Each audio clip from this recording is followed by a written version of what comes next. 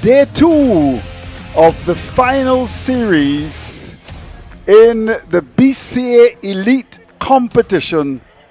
And you know what? Last night we were supposed to get rain, and more rain. And I know that Andy Payne, who joins me, would have gone to the supermarket to get his rice, his corned beef, his sardines, and all of that.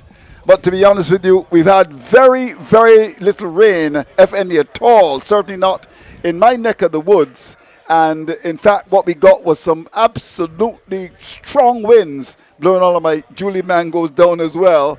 But the weather is absolutely brilliant here in St. Philip. The sun is out in all of its glory, and the stage is set for what could be an important day for both sides. Why?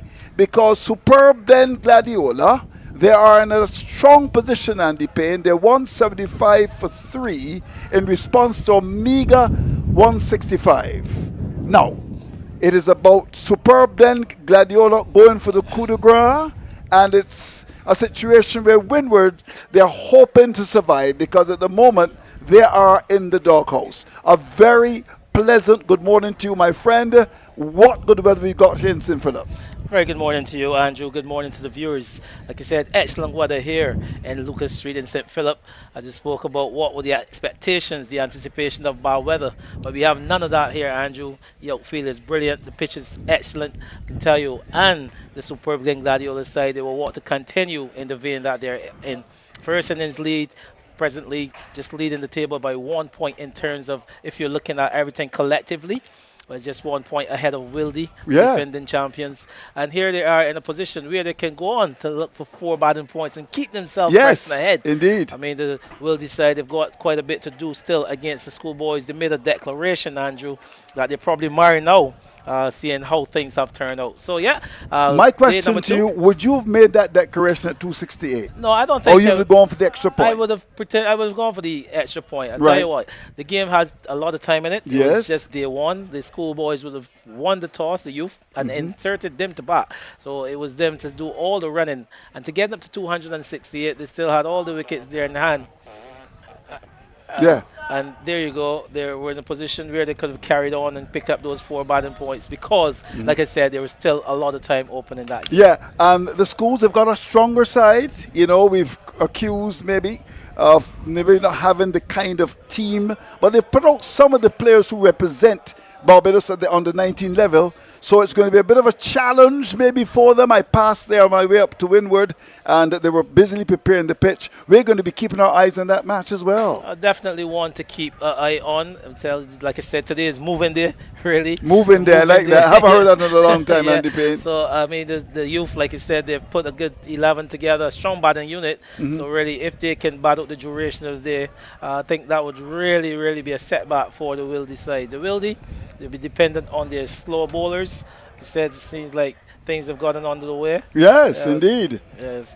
Youth 77 for 4. Yeah, that means that they've lost the wicket then, huh? Isn't that not so? Yeah, I think they would have. But there it is. It's still Justin Paris and Kilani Clark, 2 competent young players. Paris, the all-rounder, and Clark, who was a former Barbados under-15 captain and a good player in the making. So a lot depends on them. The spinners will definitely be the key. And Paris just survived a very confident appeal for leg before. I think he might have been struck with the line of the off stump. I think I know a thing or two about that. But they've got to try and do very well. Tariq O'Neill, a former Barbados under-19 cricketer, no doubt looking to be very, very good and try to wrap it up because I'm sure they're going to be keeping their eyes very much on the game, the feature game we're covering. What about Windward? I mean, they're in big trouble. They're in the doghouse. They're definitely in a spot of border, Andrew. Like I said, they're the only team after last week's play who did not collect any points whatsoever. And where they were starting the table at 64 points and they remain there, I can tell you all the other teams have made a bit of a move. They're going to try to obviously stave off a defeat here. That's the only other points they can get by winning outright. That's the only points the Windward side can get now. So they need an outright victory. But as it stands, the Gladiola side, they're ahead. They'll be pressing ahead, trying to get those 4 batting points, setting the total up. And then there's a deficit for the Windward side. So the only way back for Windward here, for them, is to come back and win this game outright. So Currency will take it up, ball into Kalani Clark, who's a player with lots of ability, and as you would expect, the situation with so much time lost in the match, the game starting early. We're going to be getting on the way here very, very soon. In another couple of minutes, the umpires should be coming out.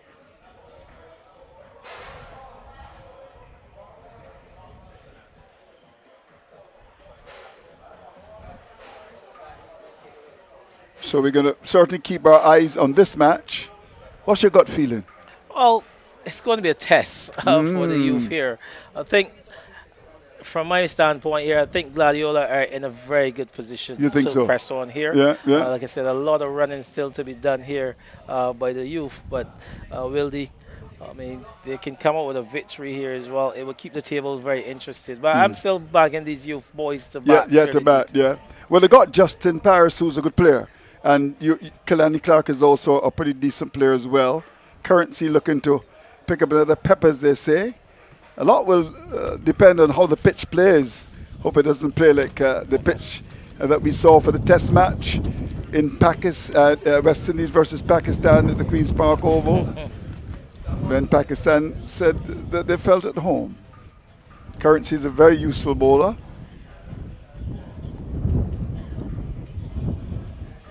Yeah, one thing about Currency, he's going to be economical. He gets through his overs quickly. So that's it for the youth. They need to be mindful that the spinners will get through the overs pretty quickly. So it's just about keeping their composure, keeping their concentration. It will be a lot of slow bowling. And just executing on those bad deliveries. Yeah. Runs are going to be important here. That was a bit loose. And stroke to cover for a single. So 268 to Wildy, and already losing a wicket because they started at 55 for 3. Yeah, they're still trailed by 190 runs. You can see there, picking up another wicket. Leacock had one last week, so O'Neill was added to his. So 2 for 28 from his 7 overs. Jerome Jones, the captain, he be another cog in the wheel of the spin department. So a lot of spin, this diet of spin really for the youth. Interesting when you talk about Jerome Jones, because he used to be a big fast bowler. Yeah, he's really transitioned from that. And now he's... I like that word, transition. Yeah, he used to be pretty sharp. Good all-rounder. Yeah, West Indies under 19 cricket as well. In fact, at that stage, people thought he might have gone all the way. Here's Tariq O'Neill to continue. Ball into Kalani Clark. As you'd expect, he's got the forward short leg. He's also got a short mid-on, and there's a slip. I like my silly point, I like it. Well, again, some different tactics nowadays, Andrew. We've got a big lead. A lead of 190 against the youth. You've got to impose that kind of pressure. I would think so as well. Speaking of. Wicket. Wow. Success for Tariq O'Neill. And that's a good wicket to get. Beautifully bowled indeed. And the youth are under pressure and feeling the squeeze. Well, feeling the squeeze indeed. And here it is. You have a case where Wildy side now have picked up a point as well. Yes. So they've now gone ahead again. They've gone ahead, yeah. So the fall of that 5th wicket, they've really positioned them back ahead here. So a good cat and mouse battle going. Points will be at the maximum. Here you have, like I said, at this game, the Gladiola trying to get up to 200 to secure those 2 batting points as well. So it's going to be that type of day, really. Well, the umpires are out in the middle, and no doubt we're looking forward to a good battle today. Already, the superb blend Gladiola players actually coming out, the batsmen, before the Windward side, so it means that they mean business. So, hello to whoever you are, and welcome to Windward. Of course, we're talking about the East, St. Philip. And the weather absolutely brilliant. A strong breezes coming across the ground as well. And we are hoping that the weather will be good and we'll get an interesting day's play. The battle for the coup de grace is on. And who will be the champions in the elite competition? The answer is I really don't know. But we shall see. Now, Andy Payne is with me. Andy, let's first start with the Windward side.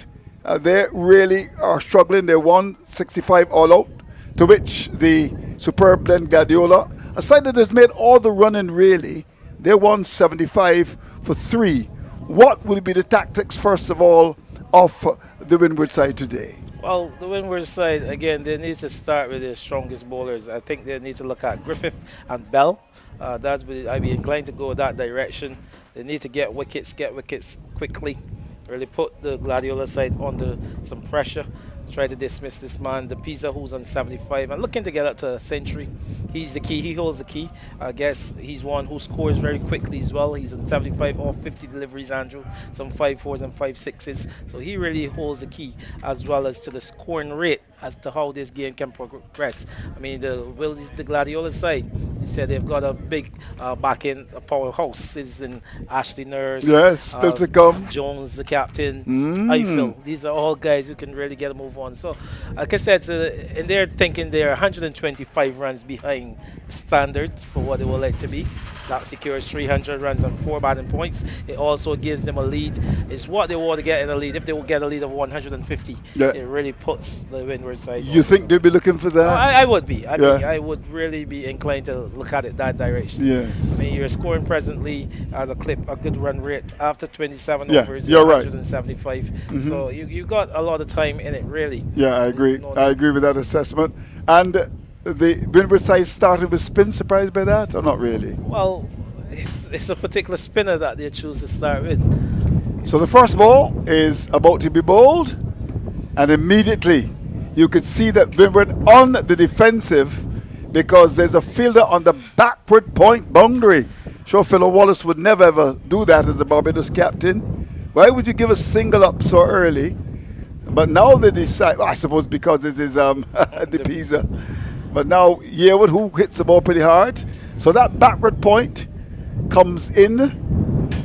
If we were playing a T20 or 50 over, we'd say he's coming inside the circle. He's coming in the circle. But yeah, giving up that easy single. Again, tactics that kind of baffling. Really, you can see the point man even coming back a bit deeper as we speak. So he's outside the circle now, Andrew. He's outside the circle. So a run is still an offer. Still an offer. Yeah. All right. He's in no man's land.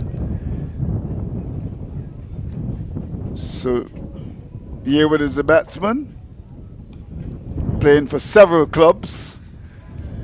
Would have played for my club, St. Catherine's, and then he went down to Yorkshire. Am I right? Yeah, he did. And did he go anywhere else before? Well, it seems like he's finding a home here at Gladiola. Yeah. This is what, second season second here? Season. Second season. Okay. Well, he's going to get away with that, and will be no doubt looking for a second here, or even a third. No, he's. They could have gone 3, but well, he was not. That really should have been 3. Yeah, I thought they was be looking for 3 there. The Pisa was a bit slow off the mark.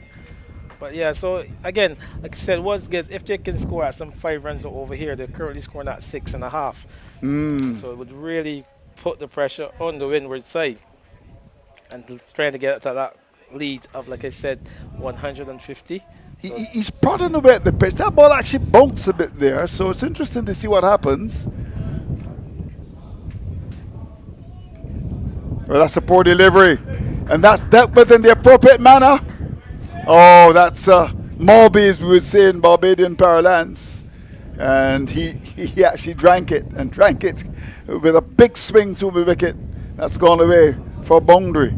Yeah, bad bowling and put away. Like I said, a bit surprised that they started with Posad. I mean, look at this, Andrew, a half tracker really. Oh yeah. No matter how the bumps of the pitch, that was a ball that really deserved the treatment. So Posad as opposed to Griffith, it's just a bit, like I said. You would have gone with Griffith. Well, I would have gone with Bell from this side. You go with Bell, I agree with that. So just strange tactics. Let's see.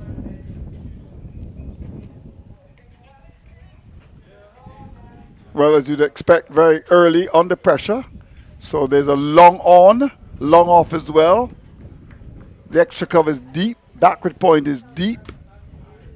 Not quite in the boundary. Well, in fact, it's almost halfway in, but it's a single and off for there.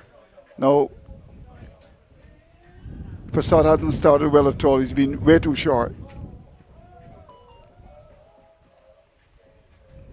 Much better delivery. Much better delivery to end the over. So the first over comes to an end. And Superb Blend Gladiola are very much on their way. They won 83 for 3. Yeah, over of just easiness. Like I said, he's got one delivery that has some bunks, but outside of that, he hasn't been treading a short pitch delivery, which was given the treatment put away through the mid-wicket region. Well, like I said, a bit surprised to see Prasad starting in the attack this morning. You see, we got the likes of Griffith, and obviously I would like to see Bell. Would be interested to see the tactics of the home side. Yeah, so it looks as if we're going to have a double spin attack, as you said. Yeah, I would have gone with Bell. He looked good. The experience of playing for the Barbados under-19 team, because you also want to get wickets as well, huh? You know, it's a matter of trying to pick up wickets and put some pressure on Superb Blend Gladiola.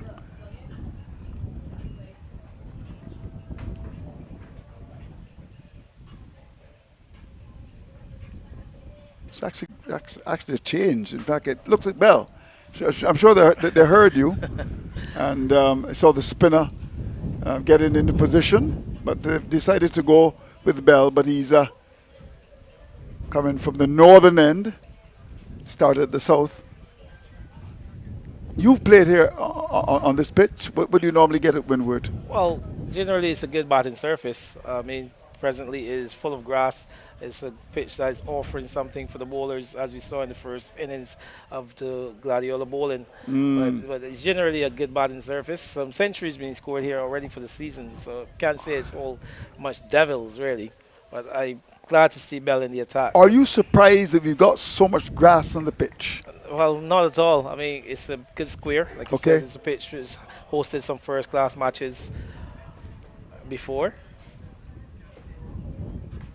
But of course, they had the option of shaving the pitch, because what you wouldn't want with it's a slender lead, you would want to find yourself up against the Superb Blend Gladiola on a pitch which is offering a great deal to the bowlers, and that first ball kicked quite nicely.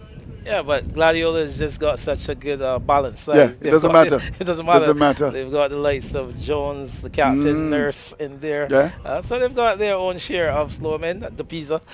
So this is a guy who can got Eiffel at the top. Yep. So it's well balanced, Gladiola's side.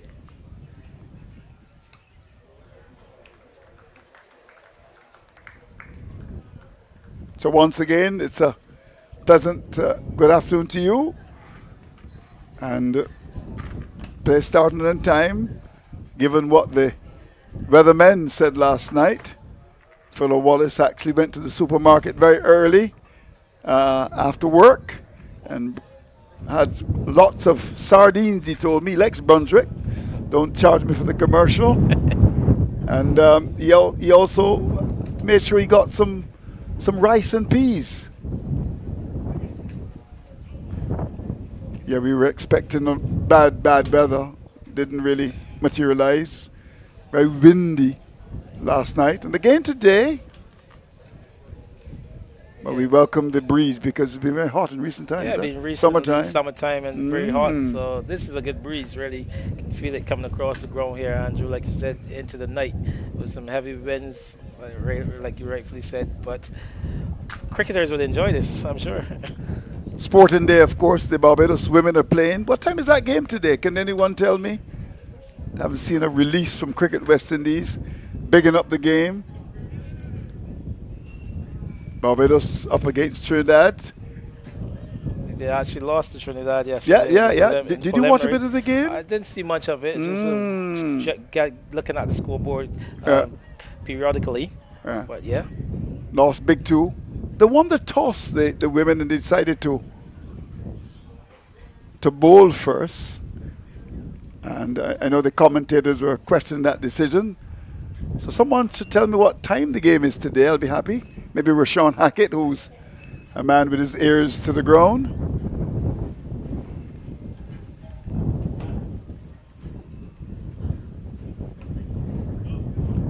I know PSG are playing against my side, Man United. That game would have started a while ago. I think it was starting around 11:45. What's the latest in that match? Can you tell me?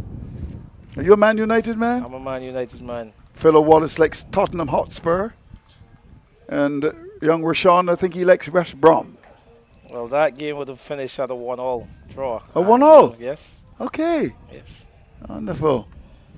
Who scored for Man United?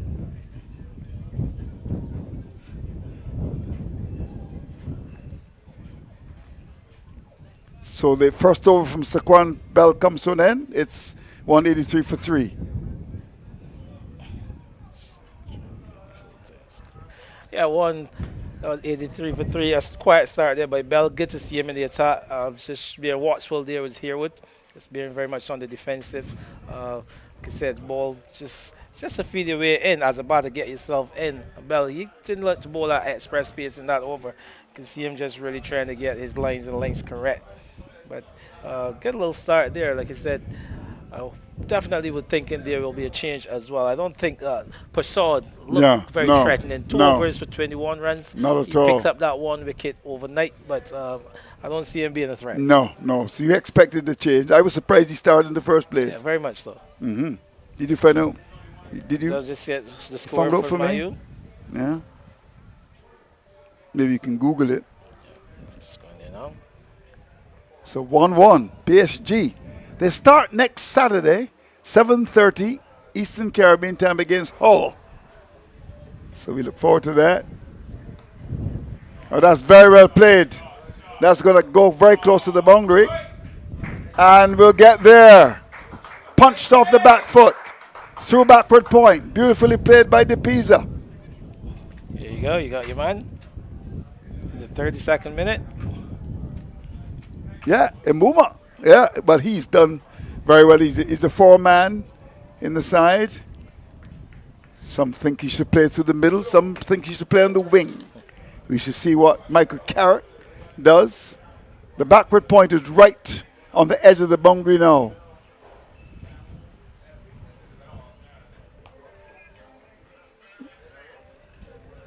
Looks very easy for superb Gladiola already. Scoring quickly, starting the day at 175 for 3.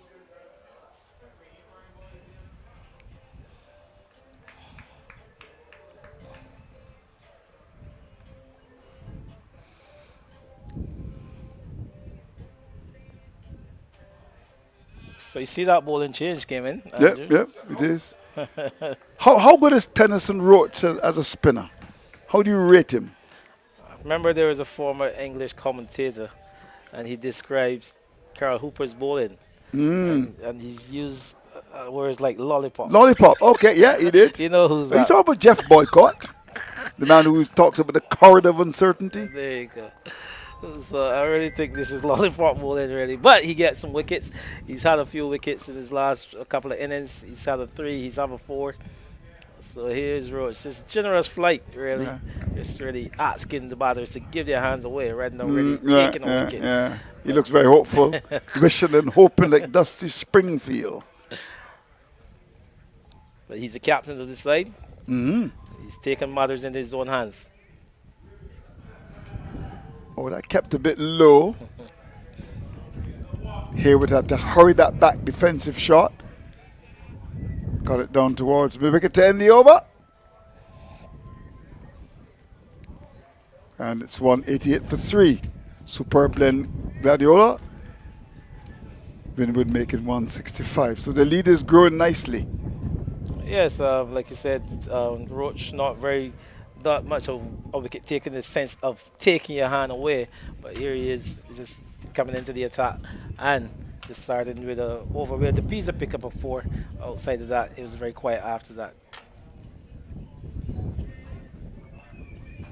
Seems like we're back here on screen at Dash Valley, Wildy.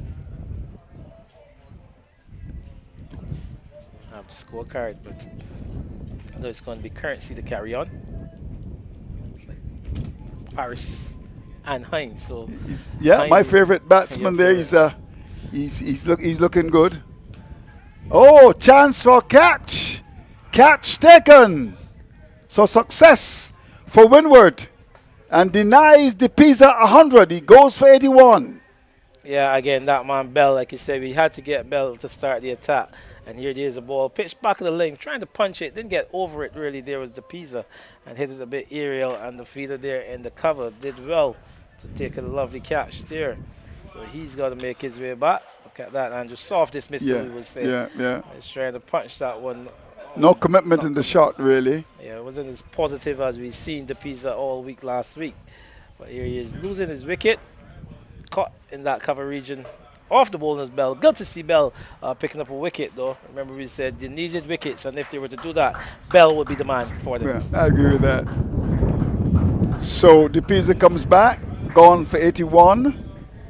Would be disappointed, really, that he didn't go on to get the 100, given how the game has panned out so far. No challenges, in my view, and today Windward very much on the defensive, runs all over the place, plenty of real estate, but he played a shot with no real commitment off the back foot and was caught at cover.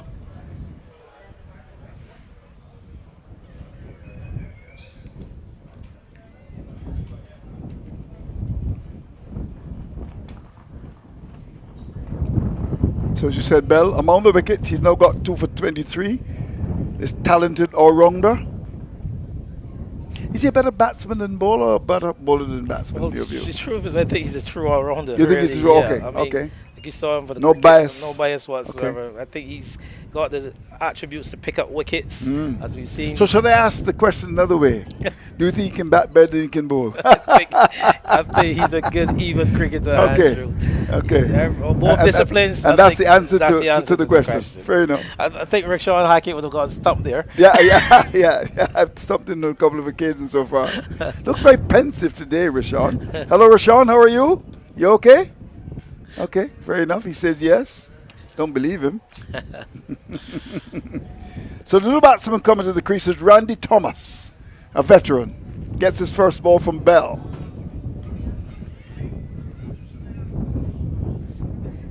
When he was around for quite a long time, the days of Owen Linderson Eswick, remember him being the president of the BCL and talking about Randy Thomas? And that would have been a long, long time ago. I think Owen is in his 90s now. Yeah. That's when he played for the BCL. Could it be, what, 20, 25 years ago? It could be. Yeah, I think so, Yeah. or even more. Yeah. But he's been around for a while, like you said, Yeah. a veteran, good enough to have represented Barbados in first class. Yeah. Solid, very solid. Solid. Generally comes in at the top. Here he is trying to hold the middle order together. Played for the BCL, as you said, and would have made Owen Eswick proud. Man who would have been the president of the BCL for quite a long time. Well, he's very much a man of the Foul Bay and the Rice's area, Randy Thomas. His dad, Romel Braffett, who knows would have represented BCL for a long time as well. They actually made a decision to go to the BCL. Yes. Several of them played there. The Braffett's of the Foul Bay, you know, we got the likes of his dad, Romel, Donville Braffett, his uncle, Adrian Braffett, another uncle of his. A couple of them made their way down to BET as it was then. Right. And the likes of his father, Romel, and Adrian. And Randy would have started at the BCL before he went on to BET, now Gladiola here as well. As we're speaking about BCL, I can tell you they've lost a stalwart, a man who's around for BCL, one Mickey Lashley. Oh, really? Condolences to his family. When was that? Only yesterday. Only yesterday. Away in New York, if I think Mickey I got the Lashley. news correct, yeah. May he rest in eternal peace. Oh, that is a soft dismissal, a big drive, catch taken, and superb Ben Gladiola. They've lost the second wicket for the day. Surely they didn't want to spoil this. Good work by Windward, however. They've gotten 2 so far in the day. Well, good work by that man, Shaquan Bell, Andrew. Like I said, you're questioning his abilities all around. I think he's got the attributes, like I said, to be a full all-rounder. Continues to pick up wickets, a good ball. Seems to be leaving Thomas, who's going for a big drive, and all he could do is get a nick onto it, through to the keeper. So Bell picks up a 3rd wicket. Good to see him being introduced into the attack, starting this attack this morning, and having a 2nd for the day. Yeah, so that's 5 down now. And they got to be careful, Superb then Gladiola, because, you want to get batting points. Yeah? Ideally, I think we would want to get no less than 3 here. And, of course, if they do that, then the lead will be pretty close to 100 as well. But they've lost 2 wickets, soft dismissals. And the veteran comes a call in now, Ashley Nurse. Must recognize that it calls for smart batting here. Yearwood is with him. So the first period of cricket so far for the day. We've had, just about 20 minutes or so? Just about 23 minutes going the way of Windward. And excellent for Windward. Here they are, Andrew, picking up those 2 bowling points, vital bowling points that they needed. So what does that do to them now in the table? They've got them up to some 66 points now. Are they still behind? Just to see where they are in terms of Wanderers. You can have a look. You've got yourself a chart with all these points. As you can imagine, Andrew Mason having all his information.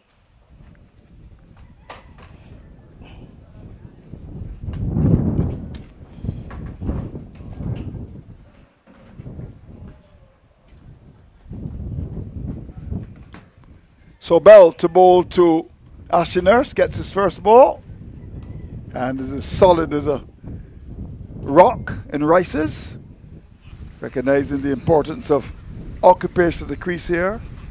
Just to steady things a bit. You wouldn't want to just give it away. Got a good advantage. It's got to work the ball around now. So coming into the second day's play, as the over comes to an end, Gladiola 101 points, Wildy 100, so Wildy just behind, Spartan 90,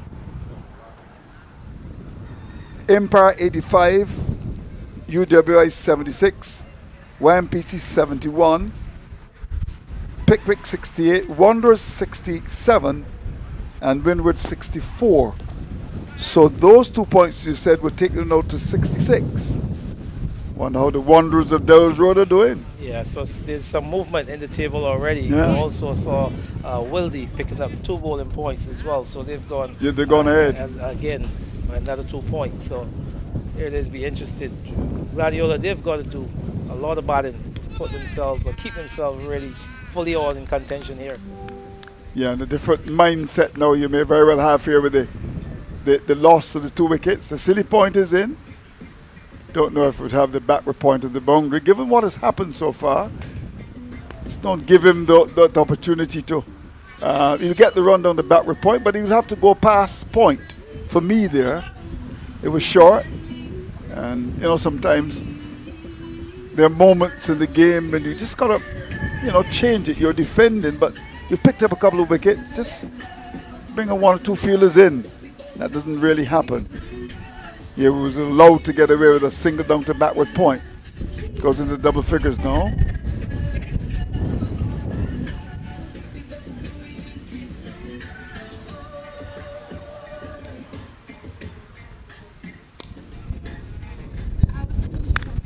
Ashley Nurse, good servant of cricket at the regional level, and of course would have played for the West Indies in white ball cricket. Still very dangerous at this level.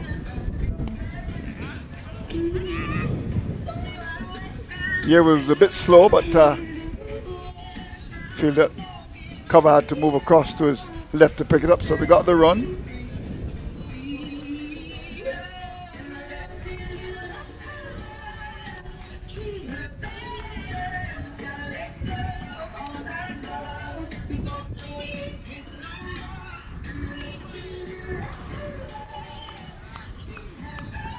Yeah, like you said, just a little quiet period here, as you can imagine, losing those 2 wickets. What would be the Captain Roach? What he needs to do is just continue to bowl some tight deliveries. Because Bell, on the other hand, he looks threatening, really picking up wickets. So you don't want the score to move along away from that. Continue to attack with Bell, and you just need someone to contain from this Saturday. You're right. So the over comes to an end. And superb blend Gladiola, 190 for 5. Yeah, look at Bell. 3 for 23 now. It's about time after it's over for a change of commentators, where Sean Hackett is having a snack along with Philo Wallace, who's promised me some fat porks today. I don't know if he got out to get those fat porks, Philo. Did you? Oh, the lady has them. So fat porks will be provided by Philo Wallace. Do you know what is a fat pork? Of course, Andrew. Do you know what is a pork?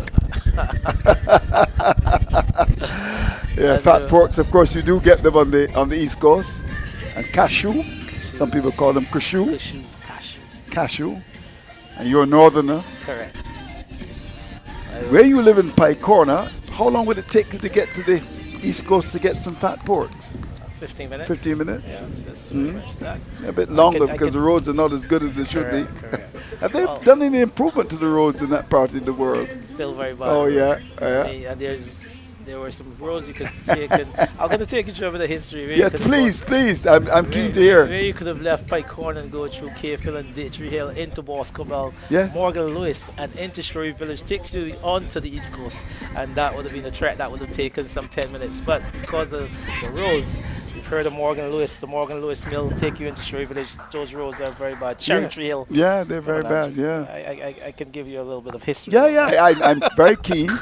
So that's the road you normally would have taken. Yeah. And that would have taken you, 10, 15 minutes to get to the East Coast? Yeah. So now can't do that. So how do you get there to avoid the bad roads? Well, there are a few options. You can go another direction from Pike Corner through Chancel, Derms, St. Lucie Church. And you head up to the Ermyborn Highway, past the Farley Hill. Okay.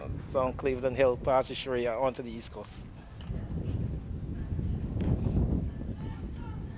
Lucky to have gotten away with that full toss.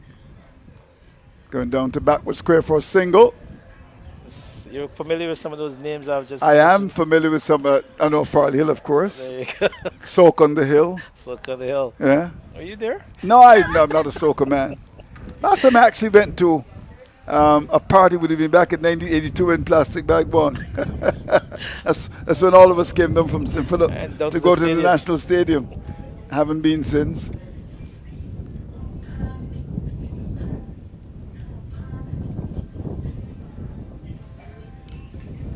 No, that's a good hit from a big man. An important boundary. That's gone down to long off. That's gone for a boundary. Well played. Ashley Nurse pitched up and dealt with in the appropriate manner. Typical Ashley Nurse shot, a ball over pitch, and he's given it the treatment down the ground, the mid-off and mid-on or end the circle, as you would say. So once he got full flow of that, have a look at it. Full pitch delivery into the slot, really, as we say, and Ashley just getting his hands straight. And his eyes open very wide there. So thank you for that, Mr. Bell. Yeah, he's that type of player, Ashley Nurse. Once it's within his arc, within his zone, he will score. Very positive player. Bell may be looking to pull the length back here, and he does, as you would expect. Bringing Nurse onto the front foot. So once again, hello to you, wherever you are. And the fellow reminds me two things, that he's up next, but more importantly, that the fat porks are there. The lady, she's got them. I look forward to that. They were very sweet. Of course, at this time of the year, you get lots of akis. In Jamaica, you call them guineps. I think in Ghana as well. Mango season is now beginning to go out a bit.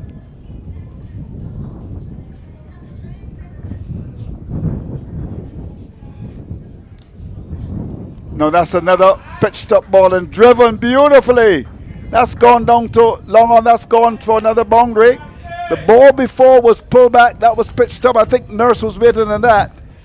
And that's a lovely, lovely shot to bring up the 200 now. And important batting points for the superb then Gladiola side. Yeah, good to the good of Ashley Nurse and the good of the superb Glen Gladiola, like you said, getting beyond that 200-run mark and picking up those two vital batting points. So how does that make the table look now? Interested again. I think they're back ahead by one. They're back ahead by one. Yeah, so like I said, yeah, a little bit of topsy-turvy, up and down. Now, what would he do with his length here now? As you'd expect, he pulls it down. Nurse, I think, expected that and was looking to turn the ball square in the onside, maybe down to backward square, but wasn't able to get away with that. So that's it. End of a good over for the superb blend Gladiola, in which two boundaries came. 201 for 5. Let me remind you that Windward made 165. Time for a change of commentator. Rashawn Hackett comes a calling, and alongside him is the fat pork man, Philo Wallace.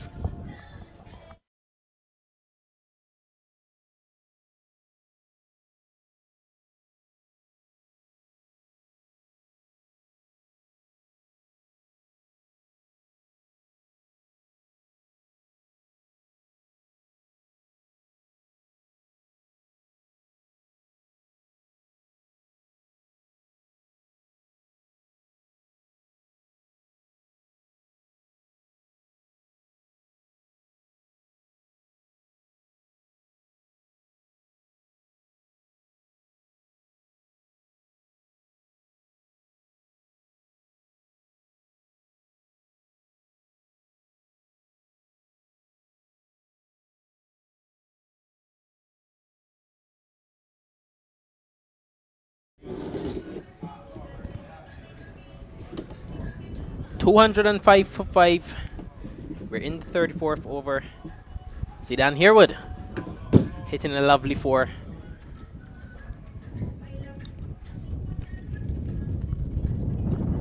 That one goes up and it drops over the ropes for 6 runs. Magnificent ball striking here from Zidane Herwood. He goes up to 19. Tennyson Roach just getting a bit too full on that occasion. Let's have a look back at it. Flighted delivery, and Herwood was equal to the task, dispatching that one into the road. So expensive start to the over here for Tennyson Roach. A 4 and a 6. Has to make some adjustment.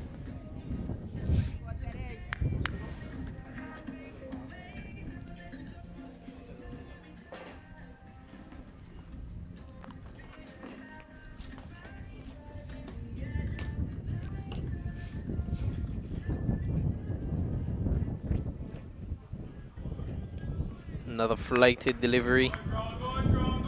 As Andy Payne rejoins me. Andy, how are you doing today? Not bad at all, Rashawn. So just enjoying the spoils here at a very sunny Windward ground. Spoke about the weather that was supposed to be. Don't think we've got any of that here at Lucas Street. Yeah, fantastic. Fantastic weather conditions indeed. Especially based on the weather forecast that we were given yesterday and today. I was expecting to come here and see floods, but it's the complete opposite. Nothing but sunshine. To God be the glory. We have a beautiful day for some cricket. We see cloudy skies. The sun is out. And there's nothing better than cricket on a Saturday, Andy Payne. I don't think that there is anything that Bajan and Caribbean men would enjoy doing more than playing cricket on a Saturday. I don't know if you could find a few. Well, added to the cricket, the Bajan men will enjoy a good rum shot with some pudding sauce, as we know to do. So, yeah, another over coming to an end. Superb blend Gladiola, 212 for 5. 34 overs completed. Ashley Nurse is the man there with Zidane Herwood. Zidane Herwood doing a good job. 22 off 30. You saw a delivery. He pulled the slog sweep out, hitting the one over deep mid wicket for 6. So he's the man doing a good job. And a good partnership between this pair after the fall of those 2 quick wickets in Tupiza and Randy Thomas.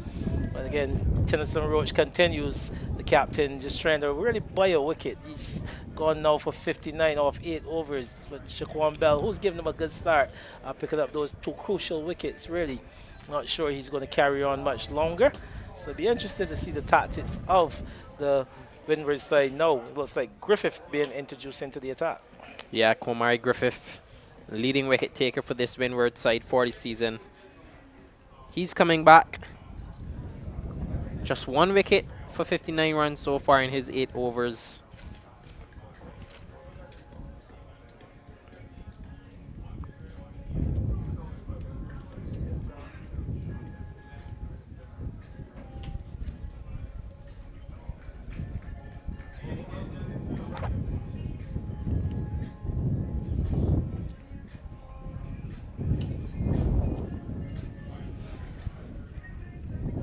Oh, good start. That's a good start there from Griffith. Oh. And a good bit of fielding, backing up from Jarion Hoyt. All to play for this weekend, Andy Payne.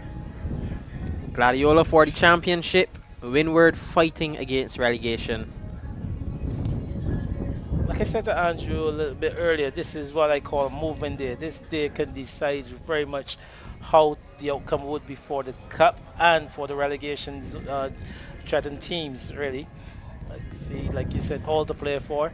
Windward managed to pick up those 2 bowling points, but still very much behind at the seller position, behind the Wanderers where they would have started. That is given the treatment. Yep, full treatment there from Ashley Nurse. Full delivery, and he pumps it down by where we are for 6 runs. We cannot bowl that. And 30 partnership comes up for these two. Zidane Herwood, 13. Ashley Nurse, 16. Let's have a look back at it. Griffith just getting way too full. And Ashley Nurse will dispatch that 10 out of 10 times. Like you said, a very threatening player, a very aggressive player. Ashley Nurse really deals with bad bowling all through his career. So a ball of that magnitude really would not threaten him or do him any harm. And he said it a long way, if you know Windward ground where the tennis courts are. He's gone well over the tennis courts and into that adjourning field, really. So Ashley Nurse just bearing out the long handle, and Kumari Griffith is not good enough with the start. He's a leg bite to start, now gone for 6 with a full pitch. But the partnership, like you said, 30 off, only 22 deliveries, moving along quickly. Also bearing up the 50-run lead, like you said. So once they get beyond that 200-run mark, they want to get to 250. And this pair, they're a pair that can hit boundaries, as you can see how quickly they're moving. So they need to dismiss one of these players pretty quickly. Yeah, I'm sure that this Windward side, they will be looking for wickets. On the other hand, Gladiola, they are looking to get to that 300-run mark. I had a chat with one of the players this week, and he told me explicitly, we are looking to get 300 and come and bowl out Windward. So they're going for the outright win, as they should. They need that win if they are to win this season. And Windward, they need a miracle.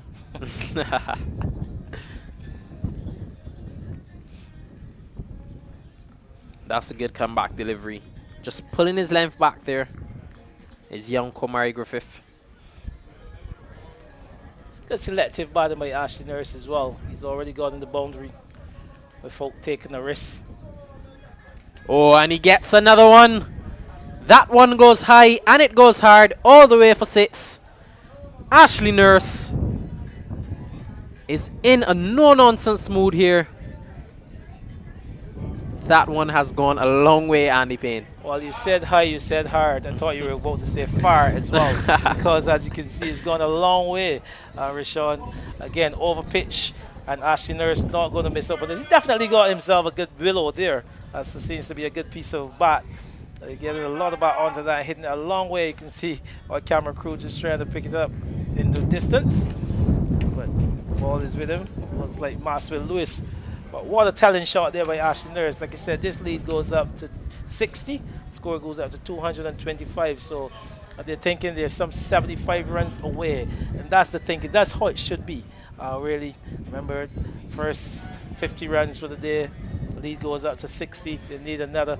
They just need to bat it from here in 10s, really. And try to get that remaining 75 to get up those maximum batting points. Yeah, I didn't even realize until the camera panned to us, Andy, that we're matching today. Viewers, that was not intentional. But the ball is back with us. Komari Griffith needs to adjust his line and length. Oh, swept. He'll pick up a single. So good scoring here from Ashley Nurse.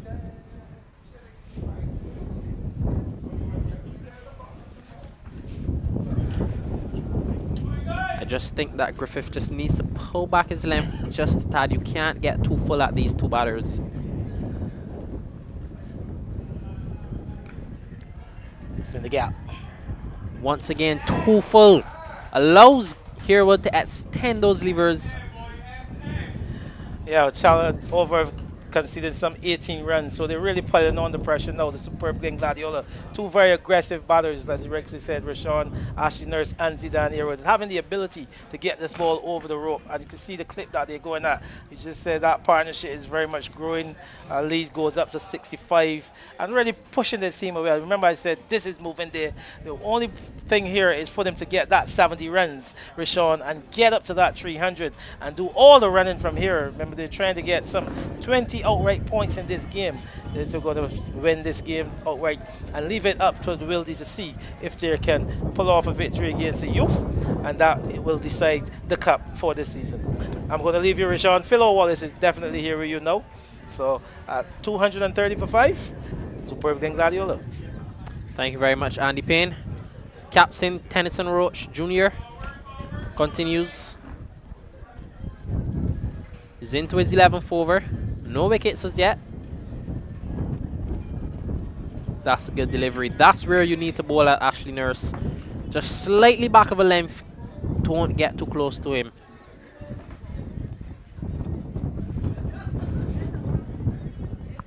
Oh, Nurse sweeping at that one.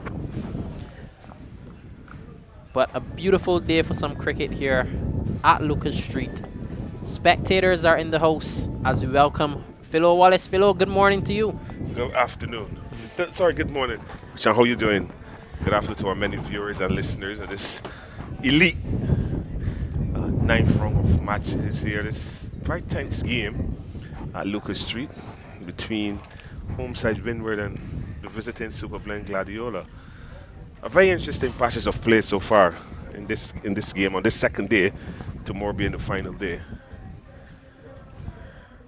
That one goes high and it's into a good area. Very nicely played there from Zidane Airwood, and it goes for 6. These two are really taking an attack to this Windward bowling. Yes, obviously Super Blend Gladiola looking to get up into a position where they can declare, and obviously ask Windward to save the game or give them something to go at. But Zidane Airwood and Ashley Nurse, they're looking to put their foot into the accelerator. Two good players, two good friends as well. I mean, you have players of this ilk, you will find that they'll feed off each other. Really nicely played there. And Zidane Airwood relishes the opportunity here to bat. Obviously, he's the big keeper, and he's been given the opportunity. He's been knocked out overnight, and he was there with Javonte De Pisa. He's pushed on to 33 from 34 balls. Unfortunately, De Pisa did not go on to convert that wonderful half century. He got out to a short ball, trying to punch it, was caught by Greenwich at extra cover off the fast bowler Bell. I thought that because the pace of Bell, it would be a little difficult to hit that ball to the offside. Maybe it would have been better looking to slap the ball through wide mid-on, but he's departed. Randy Thomas came out and played against his natural ability. He drove at 3 balls, and the 4th one that he drove at the edge, and he was out caught without scoring, and that brought Ashley Nurse. Ashley has moved on to 24 from 19 balls. The lead by Super Blend Gladiola is up to 73, so they're pushing themselves into a comfortable position, one would say. Yeah, good analysis there from Philo Wallace. At the start of the 37th over, 238 for 5. New bowler being introduced, Seth Agard. He's known for a bit of leg spin alongside his batting. Hasn't done much bowling this season, has Agard, but the skipper has called on him today. Perhaps the two right-handers at the crease.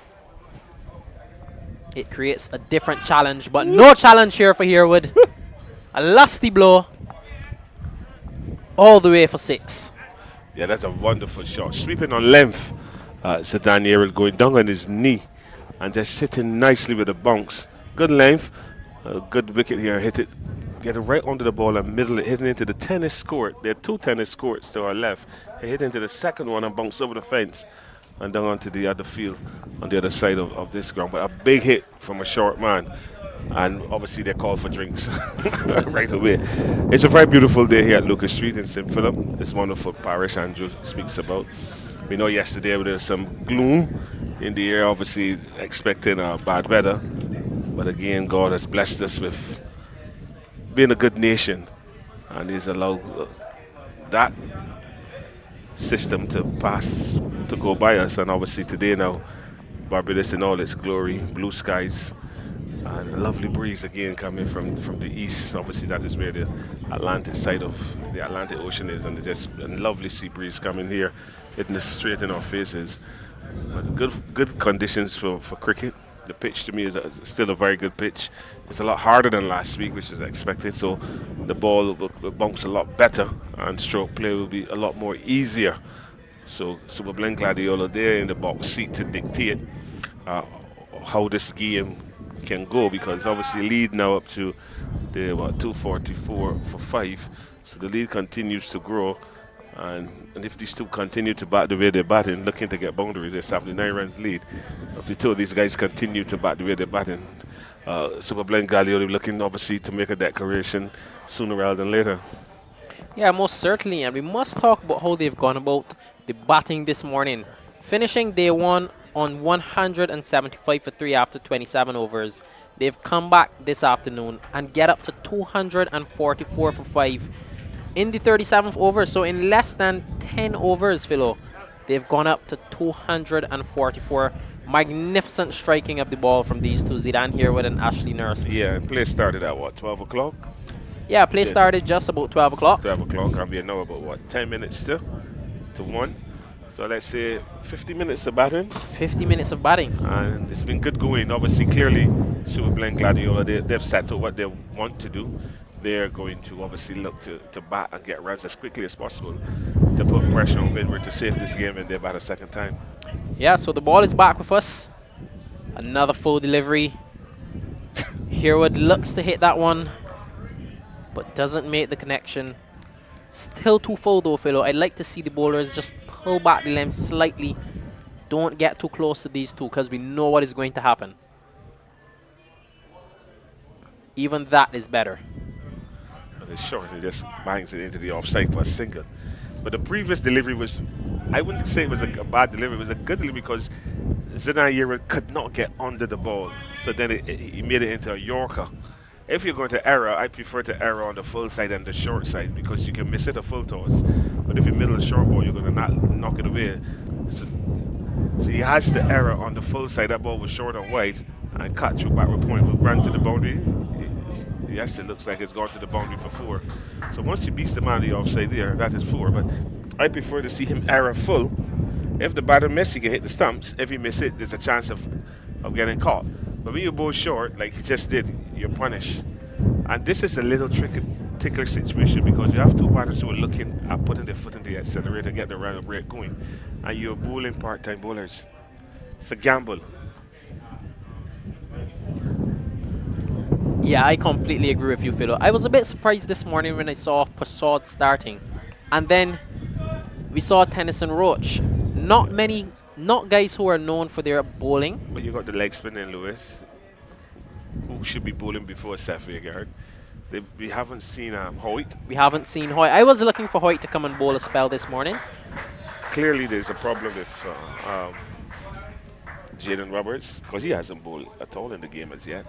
Yeah, Roberts hasn't bowled, but 250 up for the superb Blend Gladiola side. 250 for 5.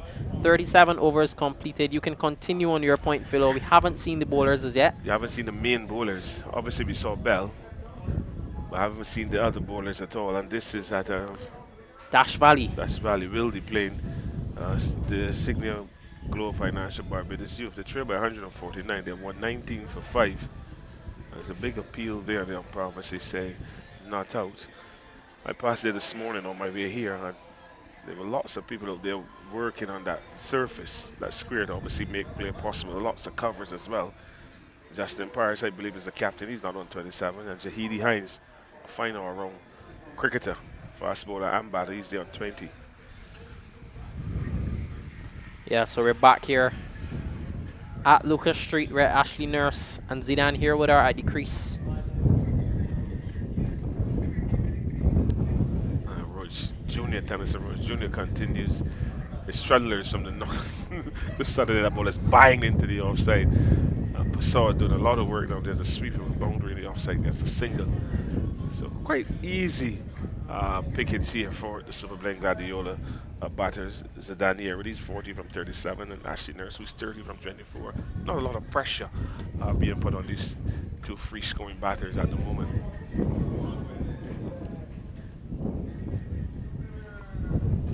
Yeah, you talked about that pressure as another quick single is run. Lack of pressure once again, fielders hanging back. But you talked about that pressure.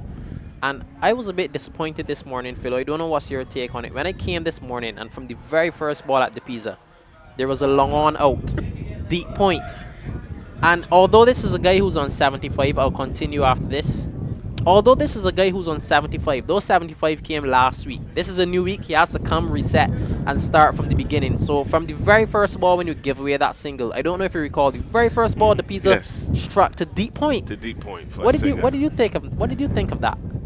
It's just again lack of intent from Windward. Obviously, a man is not on 75. First ball, the second day, we're going to defend him rather than attack him because he has to start.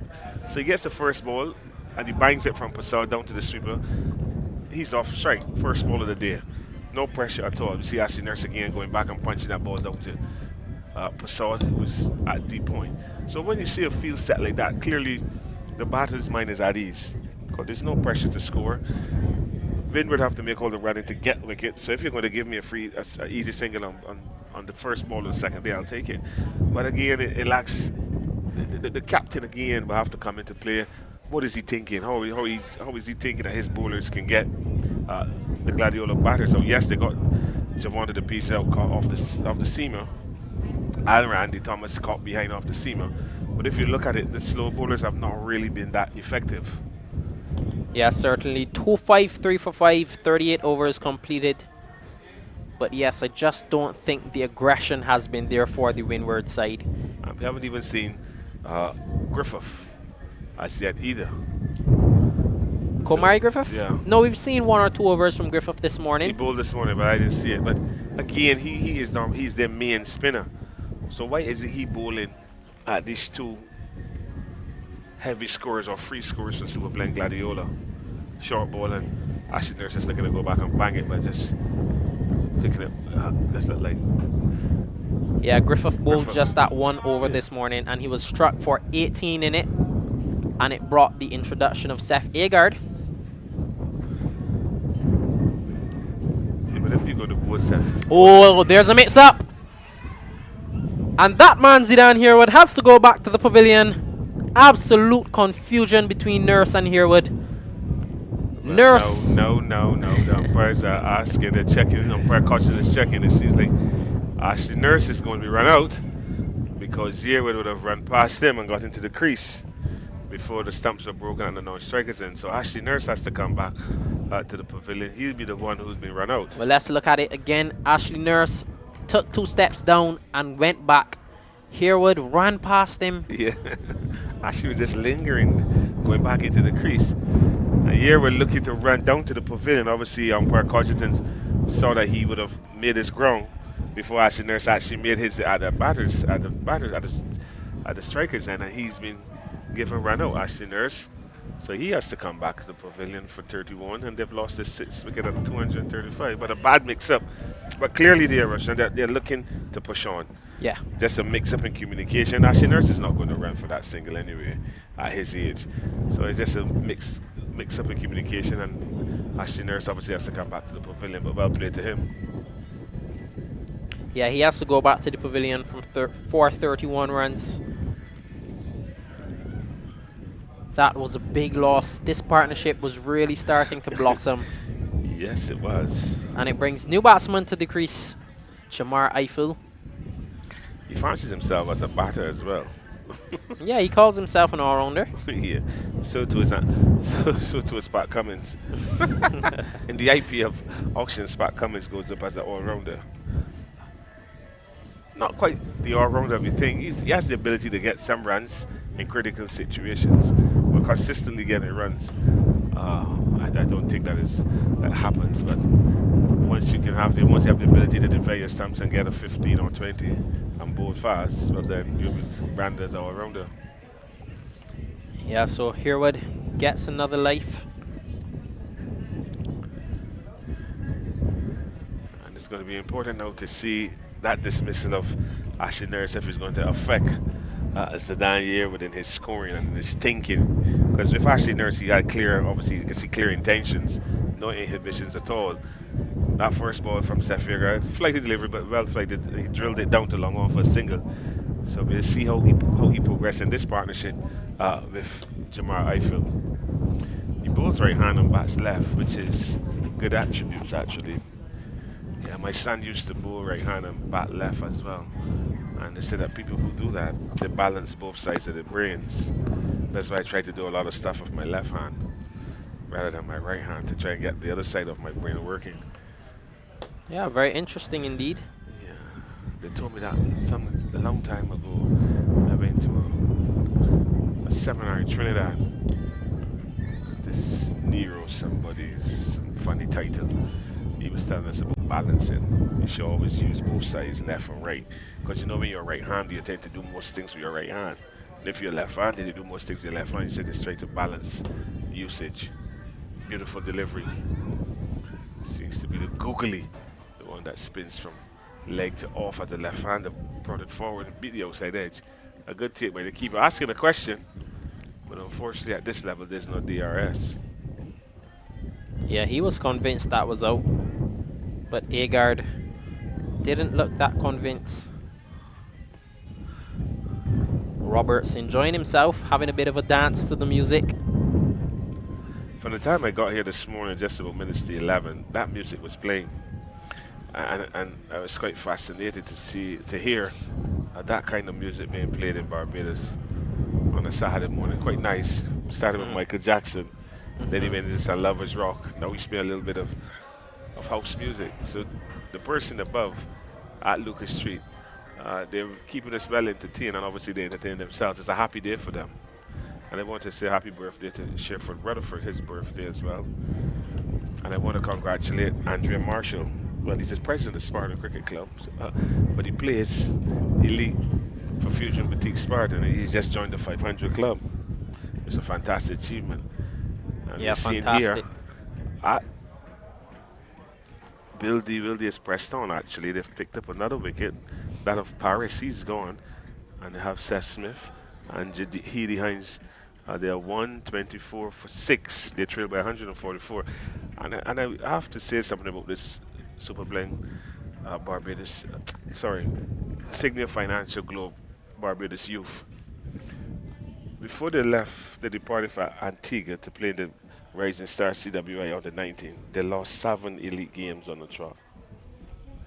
Now they return, obviously for this final round, and they're finding themselves again under the 8 ball. And this is a concern to me because obviously they went to Antigua to play 50 over cricket against their peers. And obviously we saw the differences in competition level. Now they're back playing elite. They find themselves again. This is red ball cricket where you expect them to, be a bit more cautious and bat with a bit more care. Now they find themselves maybe looking to lose this game as well, if it so happens. So they will have lost 8 games out of 9 in 3-day cricket, which to me is a concern.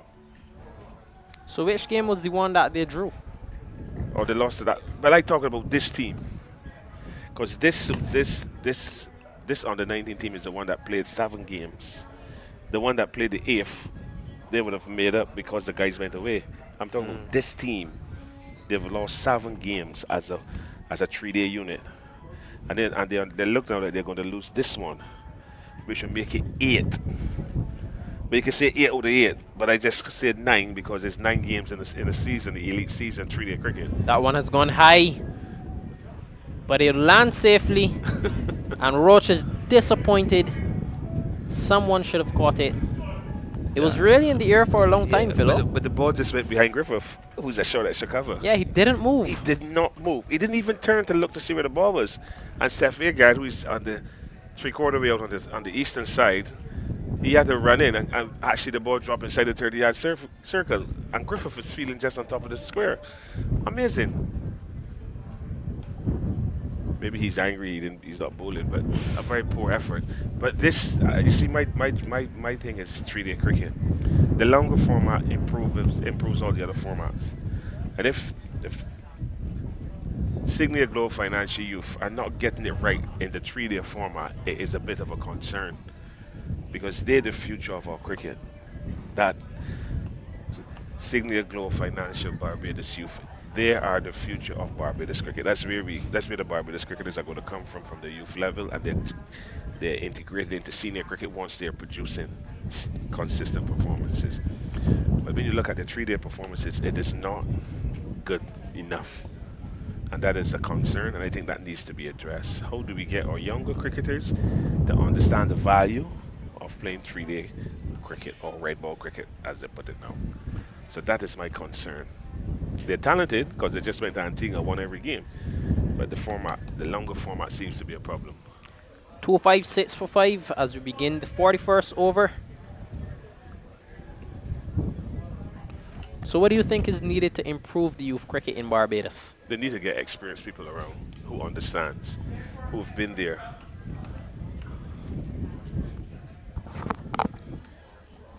Hello? I'm still. Let me call you back. I'm doing some work about Windward.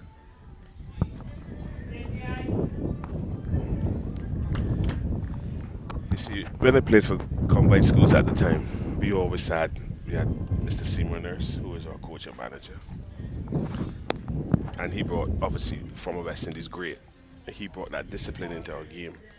I think that we need to incorporate more experienced players into our youth systems to get them to understand and buy in to what is expected of them. You have to find the right people with the experience, because not everyone that has played has the experience of working or understanding young people, because they're different kettle of fish now. You have to understand how young people think and how they operate, and then obviously you have to take into consideration the parent as well, because the parents are more visible in the younger cricketers' development than when I used to play years ago. So you have to take into consideration that parent element as well in helping them to understand what you're trying to do to develop their cricketer or their child into be a better cricketer. There's certain things that has to happen, and I don't think they're happening. And it's something that needs to be addressed. A forum, a discussion, a committee has to set up to study it.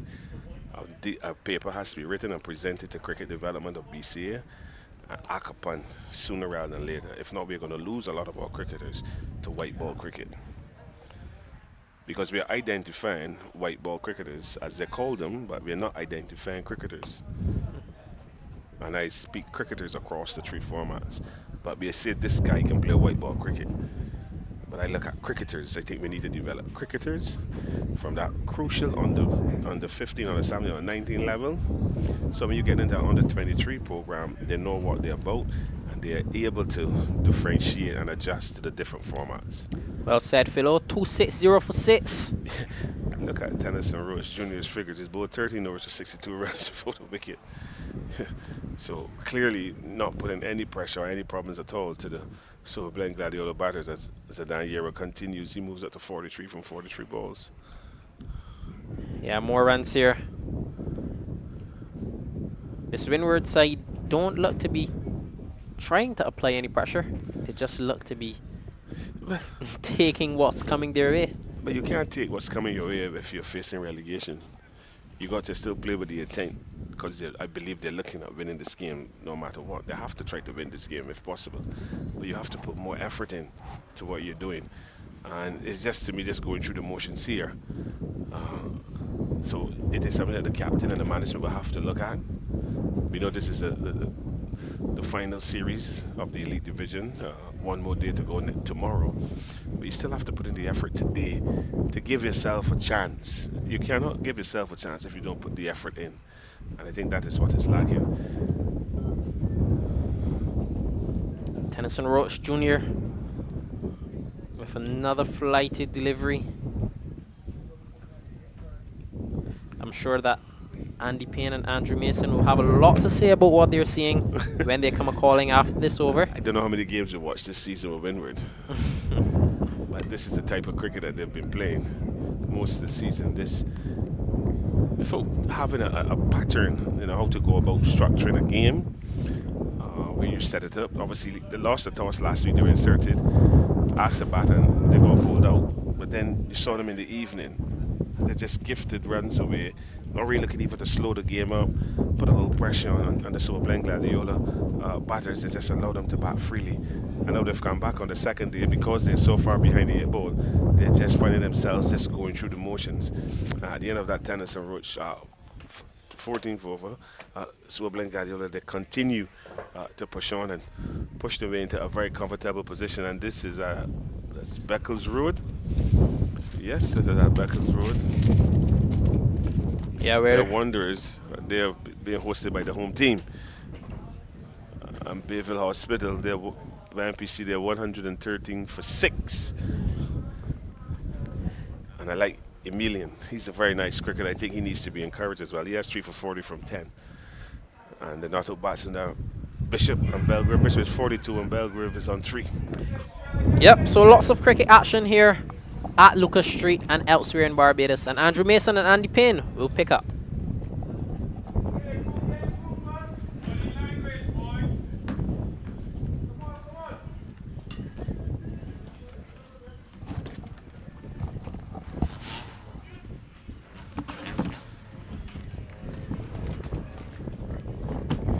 So thank you very much indeed, Rashawn. Getting his Georgie bundle, as you would say, and he's just about to leave us. Tacklets.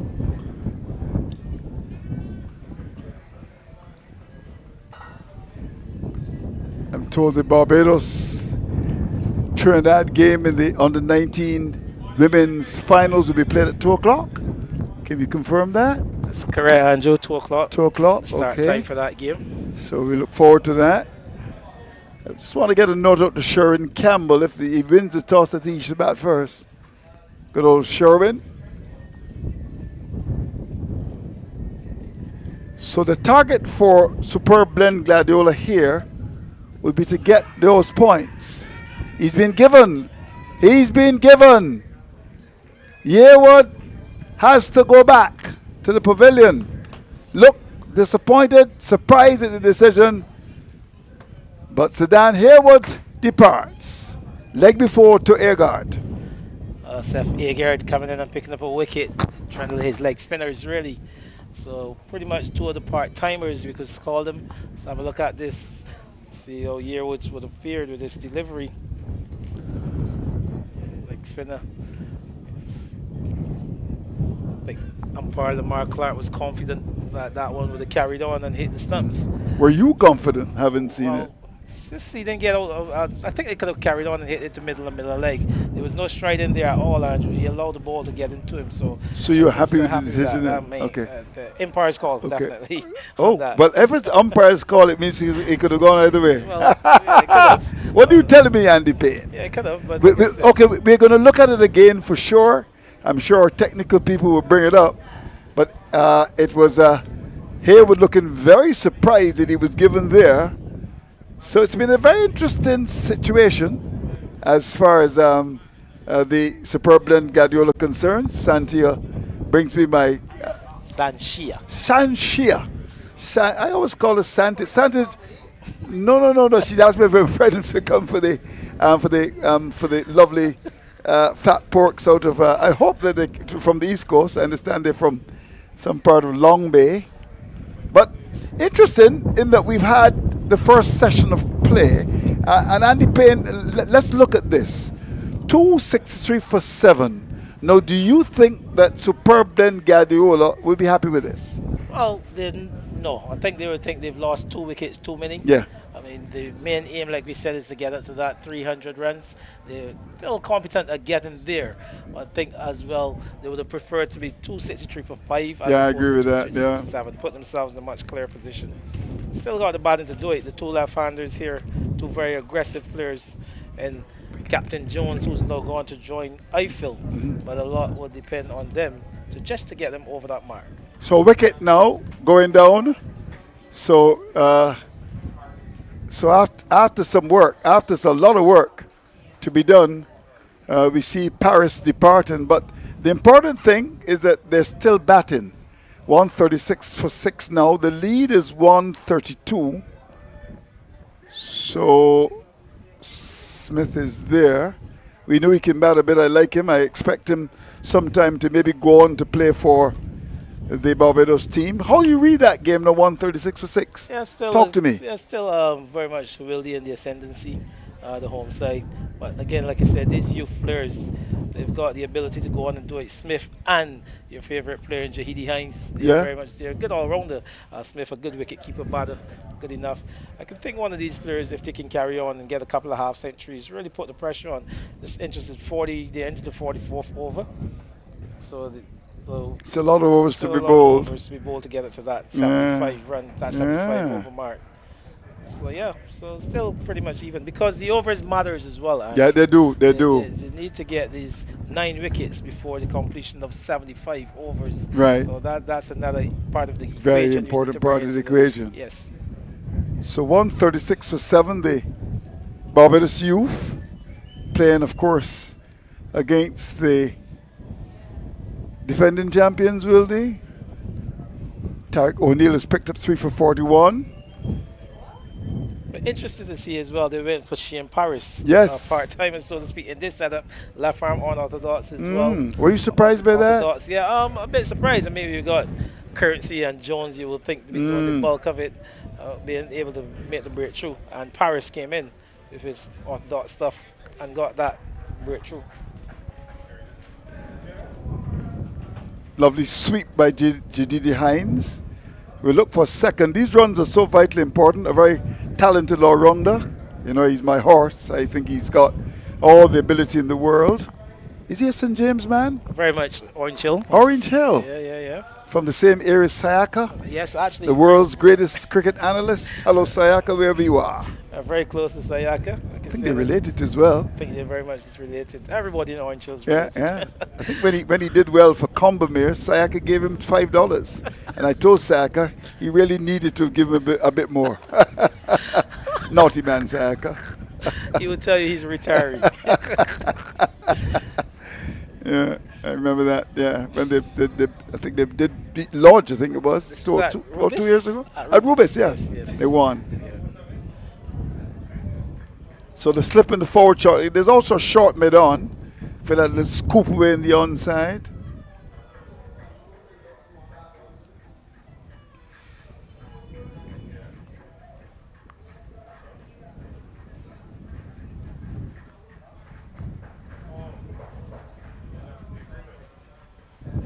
Got away with that. Hines looking to sweep it down to backward square, but got it to backward square only. O'Neill will want to attack the off stump a bit more here, I would imagine.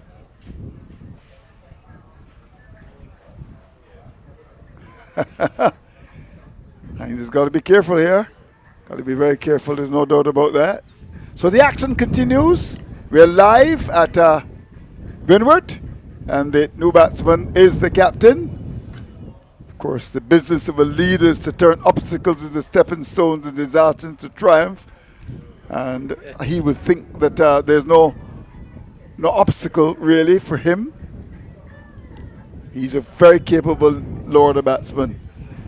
Matthew Jones. Yeah, that's the thing about the Gladiola side, Andrew. They've got depth. They've got that depth. Like you said, Jones coming in at number 9.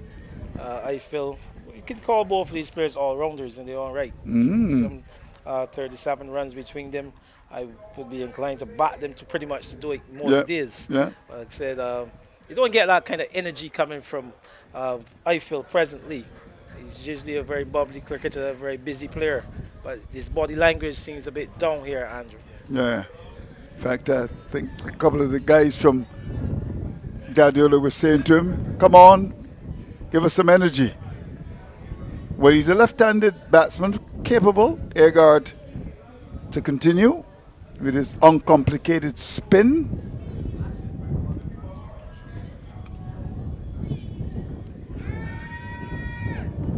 It's actually captain. Yeah, it was captain of the side. Roach. Sherwin Codrington doing duties with Lamar Clark. Now that's hit in the air and it's going to clear the boundary, an important boundary as well. It goes over mid-wicket, that's gone for maximum. Well, this is what we come accustomed to from Eiffel. Like you said, he just needs to give that kind of energy, really, because he's a man who can really get the ball over the ropes. It's like you said, that lower order for the Gladiola side, the ball, have a look, just flighted side the leg stump. And you're getting a lot of that. What's good, it's going with a wind as well. We see there's a lovely breeze coming across this outfield here, Andrew, and with the breeze, you just saw it taking that one the distance. Yeah, good shot, good shot. And would be very happy from this angle, you can see even better. Yes, well done, good work by the cameraman. Thanks to Mr. Lane, who is a better cameraman than the teacher, I'm told. 269 for 7. Sure. You know Mr. Lane is the teacher. You don't do it? I do know that. Which school is he at? He's at Good Shepherd. I've got the facts. Good Shepherd. Yeah. Hello to our friends at Good Shepherd. But Lane is also an analyst, Andrew. He's an analyst, yes. Does Okay. work for the Barbados, right? Okay. So he's an analyst, he's a cameraman, he's a teacher. Not necessarily in that order. Hello to Mr. Lane. Sure he knows I'm the type to make such a cheeky comment. 269 for 7. Is he a cricketer though, Lane? Ever used to play? Were you a fast bowler, Mr. Lane? Yeah. they represented the Wanderers, Andrew. Wanderers. They played at second division, I would think. I can't imagine him making a side that would have been represented by Prof. Edwards and Stephen Farmer. I'm sure, like I said, he's and Jason Holder. well, this is a man that's got stats. He's got stats. He's a wonderful man, wonderful man. So the action continues. The quest for Superb Blend Gladiola is to get to 300. I'm sure once they get there, they declare. Now that's going to go away, and it's gone for, is it 6? Yes, again. A lot square, but it gets over that square leg area. The fielder, for a moment, thought he was in business. So the last 2 balls producing 2 sixes. And have a look at that. Yeah. Didn't hit it as clean as the one before, but had enough on it to go over the boundary for 6. And again, just using that breeze, Andrew, into what we would call the shorter side. Just making some changes now to the fielding. Bringing a taller man into this area in Roberts. Yeah. But yes. He told me he's got a bad back, Roberts. This is why he's not bowling. A decent medium pacer. Looks as if he's been in the wars, though, young Roberts. Gonna have to do a lot of batting here. Yeah, you'd have to. The lead is climbing. It's at what, 110 now? Oh, wow. Well, the main thing is those 25 runs, Andrew. Key. So That's very key. That's very key. Very key. Very, very key. They need to get those runs. Well, he goes again. He goes again. That's going for another boundary. Over straight middle wicket. Wonderful batting by Jamar Eiffel in the sunshine of Windward. Well done to him. Superb batting from him. Superb batting indeed, Andrew. And this is where we said this lower order is so strong.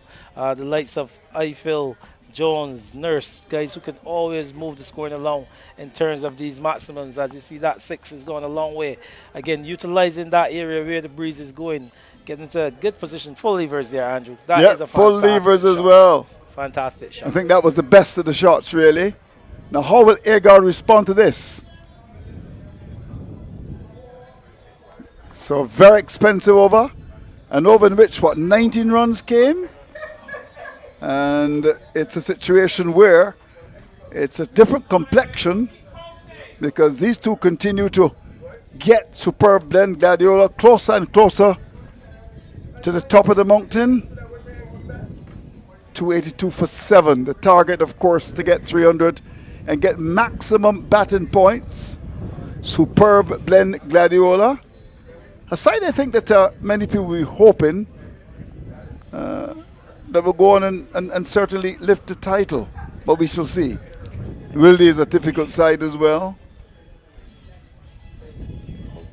Well, two of the more consistent sides in the tournament, really. See, it's going to be Eagard continue here. Another wicket is gone. Wicket's gone down. Yeah, one. Hines. Yeah, Hines goes back. So it's been a good period for Wilde. It's taken a bit of time, but you know, really that lead. I mean, if you get a lead of a 90 or so, they can bat quickly, and you could very well find the schoolboys batting again this evening. We shall see. But the attention, of course, is now turned to Matthew Jones, who gives his hand away. Very soft dismissal. That's poor on the captain's part. Driven down towards long on with no real effort. Catch taken by Hoyt. And is there another twist to this? Can they actually get up to the 300 before they're bowled out? That's a soft dismissal. That's a meek surrender by the Captain Jones, and he knows it. Here he is, just trying to get that one over the boundary rope and coming flat down there to Hoyt, who did well to hold on to it. But a crucial wicket there for the Windward side, really getting rid of the captain. Still I mean, there's no need to do that, really. I mean, the last over, the momentum with you got 19 runs. Just work the ball around. That with a wash pan of common sense and get the 300. Now he's put his side under a bit of pressure.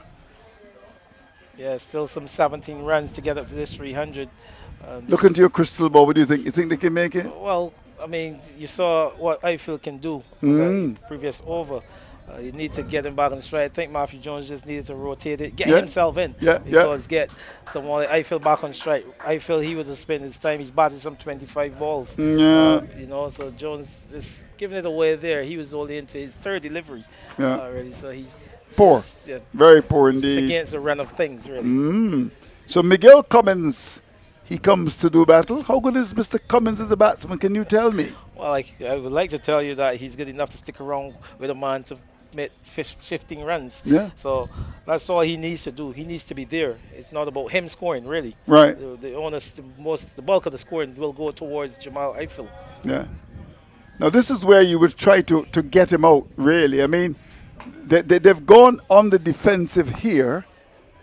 I'm not sure this is the right thing to do. I mean, yes, long off and long on, but I'd still like at this stage to stick a man maybe in that forward short leg. But they haven't done that. We shall see. Here's Eagard. And that would be a good call by you, Andrew, as well, because remembering the Windward needs these points as well. They do. So regardless, they need to try to dismiss this side. They don't want them to get the 300 runs and go into a declaration without them getting 9 wickets. That's very true. And they're offering up a single here. And it means that Eiffel will do battle.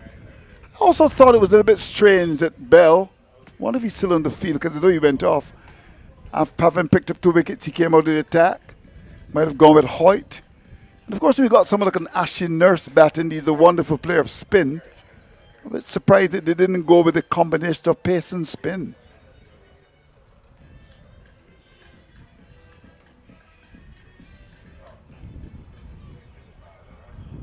Just a single. So it looks to me as if Eiffel will continue to play a shorter ball here. It's got to be calculated. Calculated indeed. He just left Miguel Cummins with 1 delivery to face up in this over. So the aim will be on Cummins to just block this delivery out, really, and let Eiffel stay on strike. I would think so.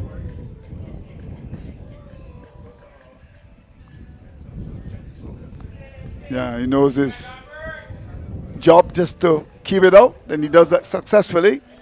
So the over comes to an end, and over in which Eagard was able to get the captain, Matthew Jones, caught down at long on. A meek surrender. It's 284 for 8. Like I said, be successful over there for Seth Agar, who's now picked up some 2 wickets, part-time and like spinner, and done good enough for his team. Like you said, you should be looking to go back to probably another attacking bowler. But tactically, like you said, the Windward side, they should be looking to pick up this 9th wicket. I don't think they would allow it an easy task for Miguel Cummins to get away with 3 deliveries. Really, you got to put pressure on Miguel Cummins once he's on strike. Yeah, I agree with you. Like I said, we can't allow Gladiola to get up to this 300 runs, risk a declaration, and you're left stranded on 3 bowling points. You need to get maximum bowling points. Yeah, you do. There's no question about that. So here is Roach to continue.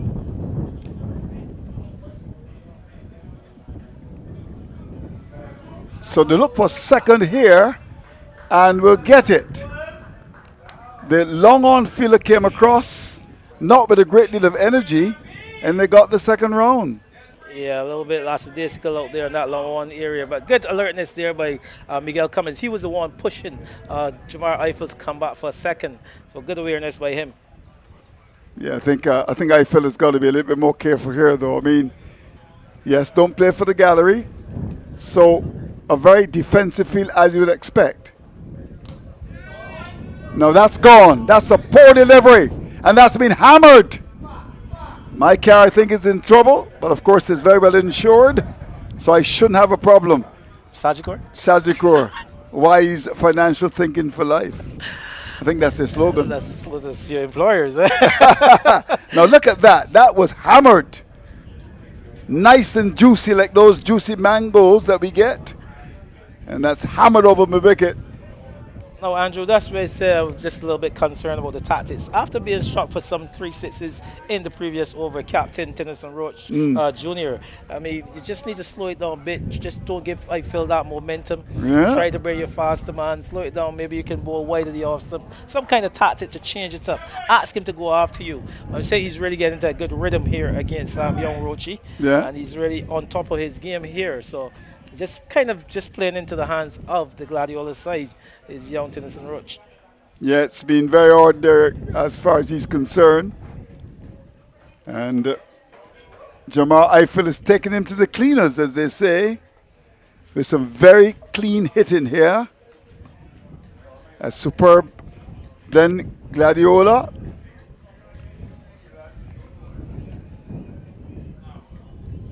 That's thrown outside the off stump, inviting indiscretion, but he decides against it.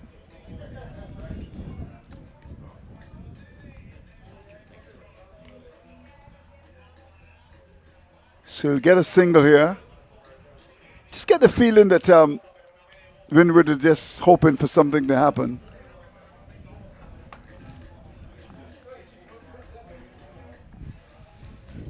Yeah, it's like I said, just playing it into the hands of superb Glen Gladiola, allowing Eiffel the freedom, really.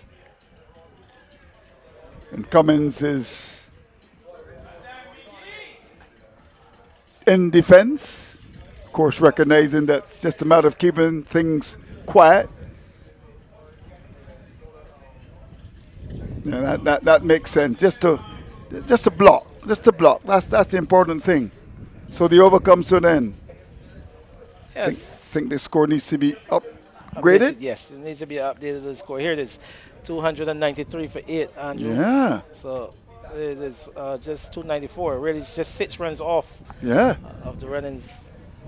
There you go. But good work by Miguel Cummins. Like you said, I thought he's good enough to at least block a couple of deliveries, get Eiffel on strike, allow Put Eiffel. the silly point, the forward short leg, and get Cummins out. He had to be attacking Cummins. Now what may happen here is, let's assume that Eiffel hits a 6, they're 300, and they may just declare. Yeah. And then they just have, 3 bowling points. Come on, Windward.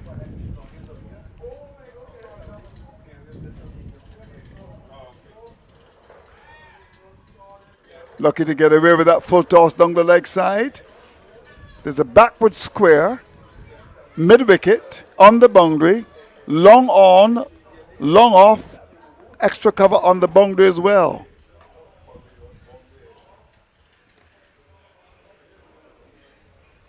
So if you're not taking any chances here, just waiting for that bad ball to come along. And that's it. You just need to be selective. You just wait for the ball to be in your area really to score. There's no need to really take a chance. No risk. No, that's gone. That's gone for 6. And what a way to bring up the 300 here for Superb Glen Gladiola. And Eiffel is saying, Captain, do I come off? They're saying no.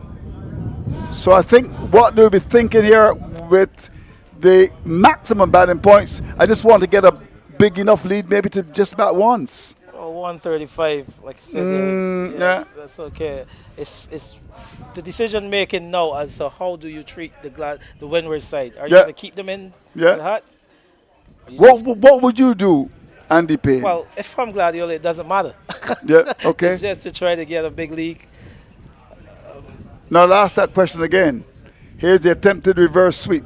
Now, let's assume you were given the job here to be captain of Superb Glen Gladiola.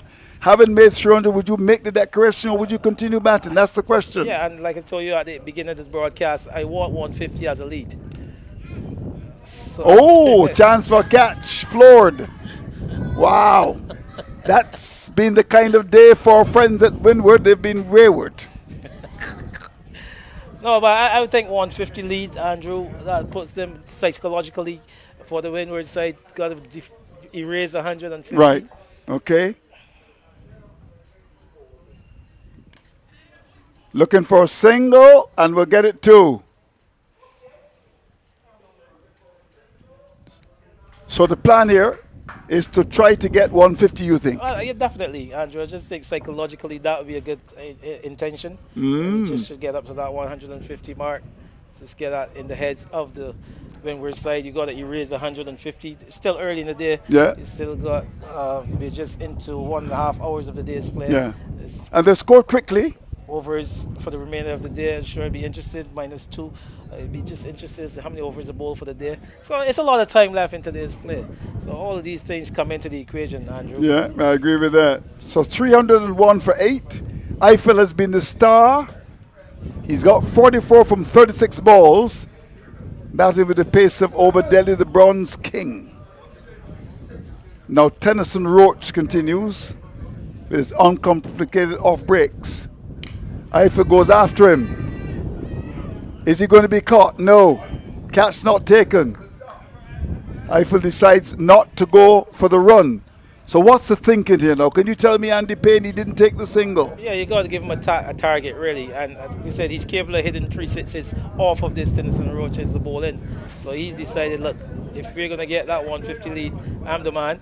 When he's down the pitch, when he gets there, that's a good one. That's gone. Beautifully played indeed. Yeah. Another 6. Good choice. Using his feet as well. Good choice, Andrew. Good selection. Like I said, he's the man. He want to get his team up to this 100 lead. He could think he can hit Roach for some 3 sixes in this over. He's got to take the majority of the ball in. Gone to his 50 as well. That's impressive batting here by the young man. Yeah. 6 sixes, Andrew. Oh, that's in the air. Will he be caught on this occasion? He is. Yes, he is. So he departs. So importantly, they get, of course, the maximum batting points, but Windward, they also get maximum bowling points. Interesting.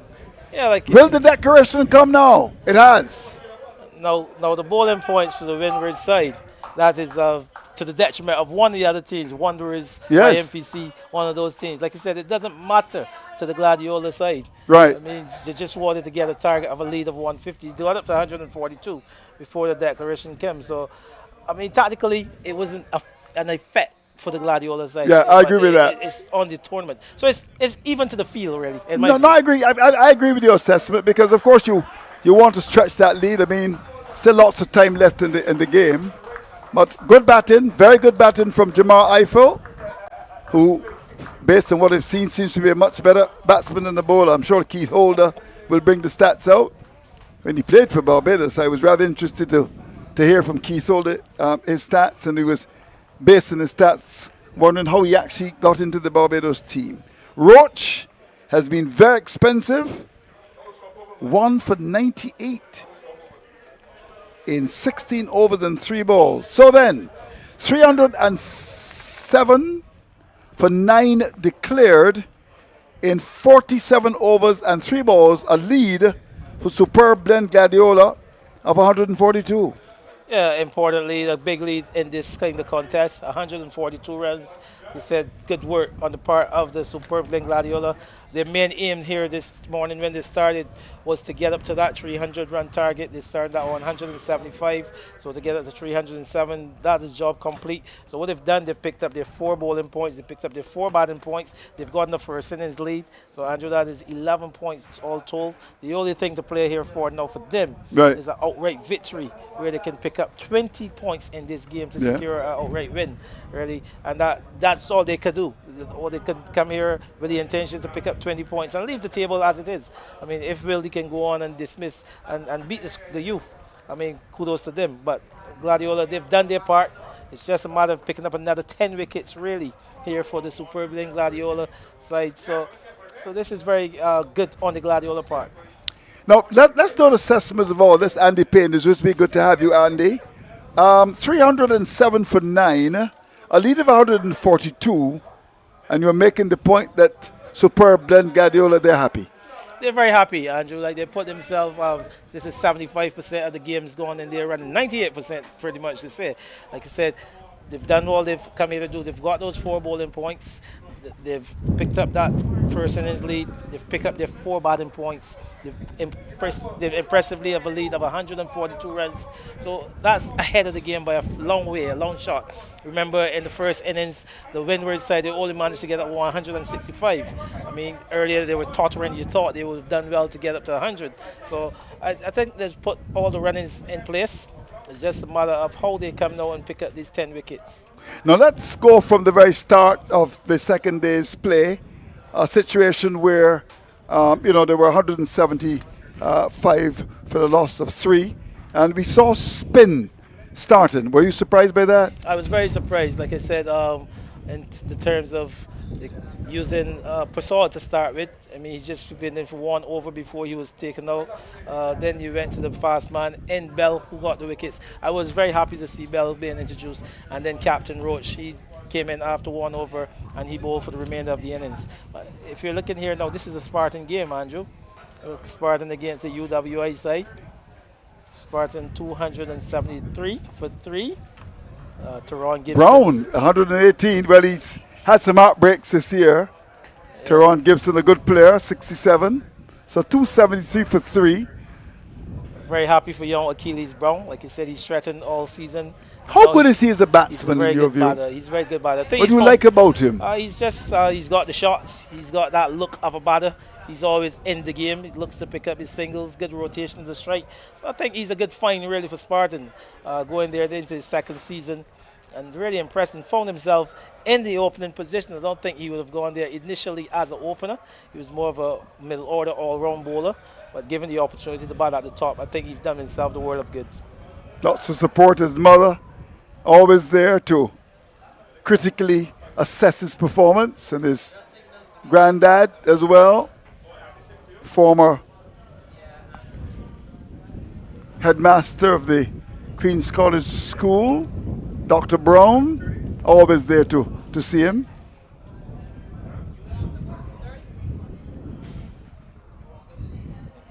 Yeah, he's got a good support cast, like you rightfully said, Andrew. And Teron Gibson, like I said, he's a man who needs to get a century as well for the season. He's had a few good knots. You saw him down at Empire in that derby. Thought he batted superbly. Didn't get to the 3 figures. But here's a chance. 274 for 3. Very much a good opportunity for him. Remember, Yui only got up to 112 in the first innings. And now here they are, 275 for 3. So excellent position to be in. For the Spartan side. Remember, they were relegated 2 seasons ago, positioned themselves right back into elite cricket after 1 season, being demolished after that first game of the season. Yeah. And then they found themselves at the top of the table, so within the top 3 of the tournament. Yeah, immediately they were back. Just like Yorkshire, down 1 year and then certainly coming back the next year. So 275 for 3. 56 overs, so they're in a pretty strong position. Yeah, strong position indeed. Strong position indeed. Fusion Boutique Spartan, they've got themselves a massive lead. Looking for an outright victory. Yui, who hasn't played as we know them to be over the seasons, So really trying to press on for a victory. Here is a Fusion Boutique Spartan. And looking to finish in that top three, Andrew. Remember we said the top three are pretty much closely jolted there for the points going into this game. Empire, Spartan, they're 3 and 4. So they will want to finish in the top three. Spartan. Well, yeah, of course. I mean, it's been an interesting season for them. But of course, the teams that would be struggling, when you look at it, would be Windward, of course. Wanderers are struggling. Why is it that Wanderers are struggling, though, in your view? Well, again, this is a team that haven't pulled off a lot of victories, Andrew. So once you're not picking up victories, you can find yourself in those kind of seller positions. Don't think they've always put together their best 11s. We know they've missed quite a few players throughout the season. Craig Braffett haven't played the majority of the games. They've no Mosley. They've also had Raymond Reefer missing for some time this season. Rashawn Primus, he's been away. So they haven't been able to put together probably their best 11. So that itself is a disadvantage to the team. Well, just about before Rashawn Hackett and Philo Wallace come calling the pitch, now being prepared as we start the third innings of this game. Look into your crystal ball and tell me who you think will be demoted. No. Well, my crystal ball don't look that far, Andrew. But I can tell you what, these 4 bowling points. Of course, you like crystal, though. Don't you like crystal, huh? Crystal is a good thing. Of course. These 4 bowling points have done Windward very good. I'd be interested to get some scores from that YMPC Wanderers game because that obviously will tell a story as well. But between those two teams, remember, starting today's play, the Windward there would have been at 64 points. They finished this innings, they moved to 68. Wanderers there were 67 going into today's play. And Pitwick there also at 68. Pitwick again a little bit behind the 8 ball. So you need to pay close attention to those 2 matches there. Yeah. The Pitwick game and the YMPC Wanderers, because that is a game that can determine how this season finishes as well. Yeah, and of course the whole question of who will win, Gladiola, very much there. And when you look certainly at the other team that is challenging, Wildy, they're the defending champions. It'll be interesting to see what they do. The schoolboys, they've been losing wickets, but they're still fighting there. And of course, we'll try and get an update on that game pretty soon to give you some ideas to what's happening as far as that is concerned. So the situation is that the pitch is certainly being rolled. Now, as we prepare to start the third innings, what are your expectations when it comes to batting now from the Windward side? Well, like I said, a lot depends on their batting. They said 165 in the first innings before they were dismissed. I think they really got to bat deep. Michael Greenwich, a player who's got over 500 runs for the season, yet to score a century. Well, here it is for him to try to get that number for the season. How good is he as a Michael batsman in your view? He's a good player. What do you like about him? Like again, another player with some good shots in his armory. He's one who can spend some time as well, but it's just his concentration powers, like I said, to carry on to get the 3 figures. He's gotten a few half centuries all season. Like I said, 500 runs before a century. So here's an opportunity for him, someone like him, to really stand out here in this innings and actually try to restrict the Gladiola side from completing a victory. I want to ask the question about the pitch. How's it played so far? Well, so far it's pretty okay. Don't see any devils in it really. With this roll, it should probably get a bit firmer, a bit more truer for the batters, as we saw in the first day's play. As it got into that roll came in, it got a bit easier for the batters. So I'm thinking similarly here with a roll, it should become a better batting surface. Yeah, one would imagine. It's just about waiting for the innings to start. That will hopefully start another 5 minutes or so. There's no question about that. But you reckon that the Superb and Gladiola, with that lead of 142, could go on to win this outright? Well, they could. I mean, like I said, so much time in the game. Superb and Gladiola, like I said, how you play this game. Coming into today's play, there was only one real target to get those 125 runs required. Here, it is about getting 10 wickets. You've got a cushion of 143 runs, so it's just about picking up those 10 wickets. I don't think they will pick up 10 wickets at the expense of 300 runs, but even with that, they will think that they're in a good position to challenge in the 4th inning. So here it is for Gladiola to pick up their 10 wickets. They've got the bowling to do it. They've got the experienced Miguel Cummins, former West Indies. He bowled pretty well in the first innings. He's got I Phil, who's played for the Barbados seniors, like you said, and then they've also got the third seamer there as well, and Stephon Griffith, the man who brings the excitement. Yeah, and pretty sharp. We're looking forward to seeing him on the surface. With a bit more firmness in the surface as from the first innings. The spinners are there. No introduction needed. Ashley Nurse, very experienced, one who's very wily, and the captain Matthew Jones, who led the bowling expertly last season. He's gotten quite a few wickets for the season. Yeah, got something for you. The STF Field trail by 204, so they've got some work to do. I said, told you that Pittwick, that you got to pay some attention to them as well. Being the Empire side, they got us 204, like you said. It was 207 they got up to Empire, and they find themselves at 3 for 2. Ooh, so then some trouble there. Trouble. A lot will depend on this man here, Kyle Hope. He's got the impressive Ivan Grant with him. So this pair, they will need to really do a lot of batting for the team. To talk to him about Grant, of course, his father would have actually played for the Barbados team. Very solid batsman, no question about that. How good is young Grant? Grant's a good batter. Obviously, he haven't gotten the scores that he was awarded this season. I think he was there or thereabout around the Barbados selection for some time, particularly in the white ball version. I think he's done well enough. He's been representing quite a few Barbados teams on the A side. He's been to Dominica. He's represented Barbados at home in some encounters. I think he went to the Bolivian games as well. But here is an opportunity for him for this season. I think his scores are not a reflection of the player that he is this season. But like I said, he's been consistent in recent seasons. Yeah, the other thing to Shaquille Cumberbatch, who has picked up a wicket, played for Barbados, but in the last year or so has lost favour. Well, are you surprised that he's not playing for the country? Well, he's been marred with some injuries as well, Andrew. Like you said, in his first season, he came onto the circuit and then exceptionally well. Young Shaquille Cumberbatch, one who is a good all-rounder, can really play as well with the bat. So saw them getting up to that 207 before they were bowled out. And here Empire 3 for 2. But Cumberbatch, good enough at this domestic level, picking up an early wicket. And I'm telling you, he's one to watch on this here in this game, Andrew. Okay, so just a couple of minutes time, we're going to be actually having the action resuming. And we're going to try to continue to bring you up to date in relation to all those matches. They're so vitally important. And when we continue with this game, we're going to have a change of commentators. We're going to have Rashawn Hackett, and he's going to be joined, of course, by Philo Wallace. That should be in another couple of minutes or so when the innings actually starts. But at the moment, our attention is turned to the Pickwick Empire game. Yeah, good. Again, here we are starting at the top of the table standings. Andrew, you saw Empire were in 4th position. But here we go over to the game, the other game that really matters. Yeah. It looks like Wildy, they've done the job at hand. They've dismissed the youth. And they're about to start their second innings. That was a swift end. Really. And they've also got a lead of 122. So what do you think the tactics will be here? It's not yet tea time.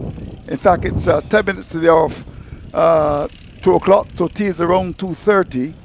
So you could very well have a situation where they can score quickly, and the schools could very well be battered this afternoon. And that should be the intention, really. You're pushing for the championship.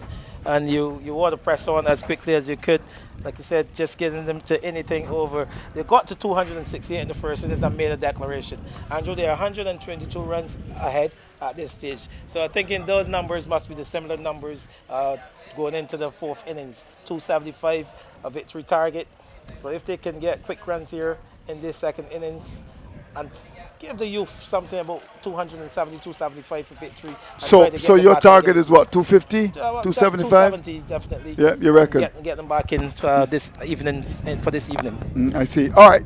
So we're going to continue to focus on that game. Of course, McCaskey and Demetrius Richards, who lost his place in the Barbados side. Both players, really. Both players, yeah. McCaskey didn't get runs, really.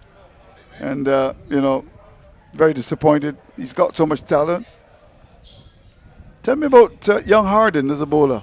Young Harden, again, good start coming out of the Colson Pride School. Obviously, Barbados on the 15, on the 17, on the 19 player. He just made his on the 19 debut. He's also away on scholarship, St. Bede's in the UK. So he's got a good trajectory going. I know his guardians really pushing him up there, giving him all the support that he required. Good athlete. Also would have represented Barbados in the 400 meter or something of that sort. Yeah. But a very good athlete, Andrew. A young fast bowler, lots of promise. Like he said, just it's all up to him, really.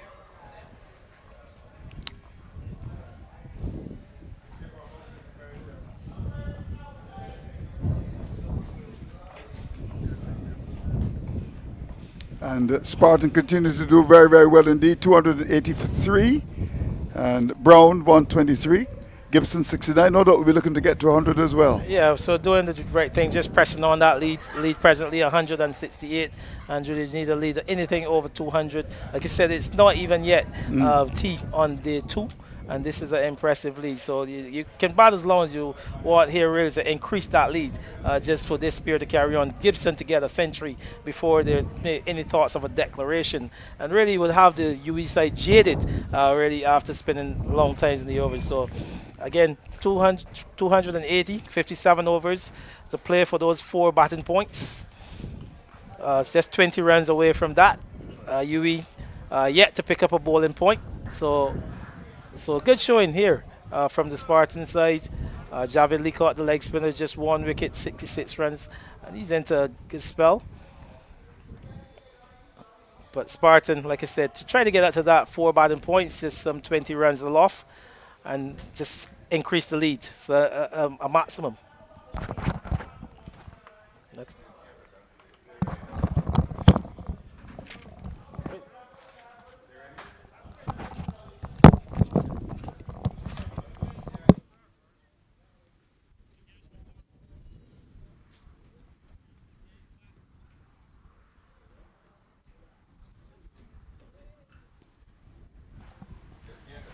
So that's the story then.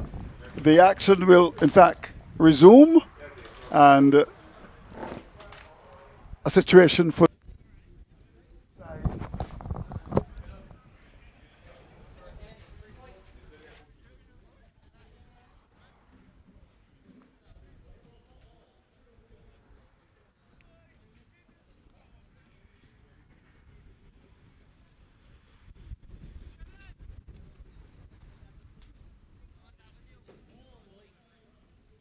So that's the story then. To take you up until the break, it's going to be the combination of Phil Wallace. He's going to be joined by young Rashawn Hackett. The situation is that the Windward side with a mountain to climb.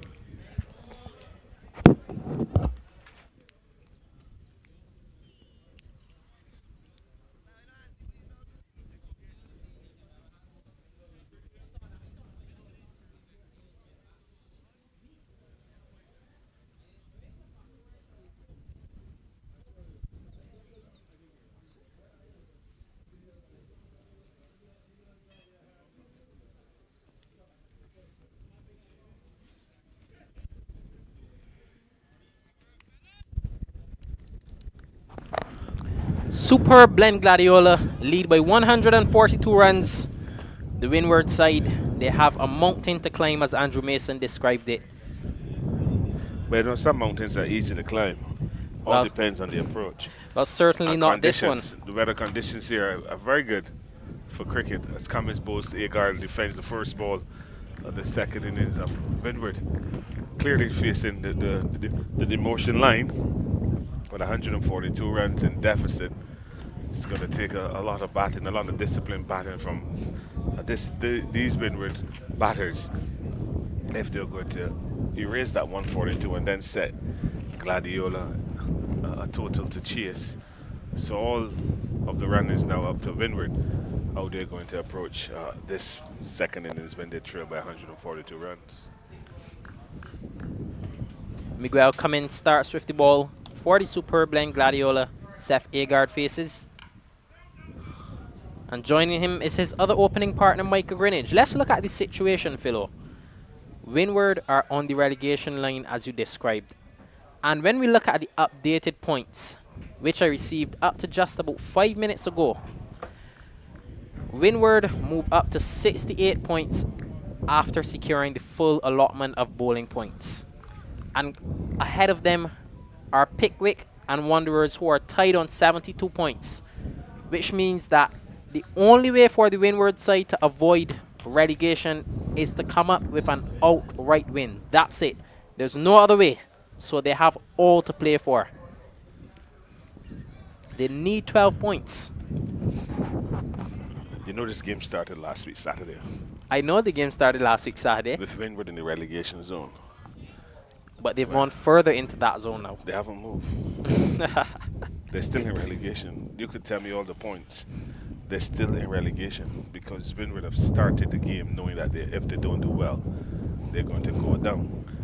And I've watched a couple of games from Windward and I have not seen the improvements in their cricket. And that is why they find themselves now facing demotion back into Division 1 cricket. Yorkshire has already won the Division 1, so they know to be coming up next season in the Elite. So it's a matter of Windward getting their act together and going back into First Division next year and doing well, winning that to come back up into Elite, because they obviously has been sitting here and they've been Elite now for a couple of years.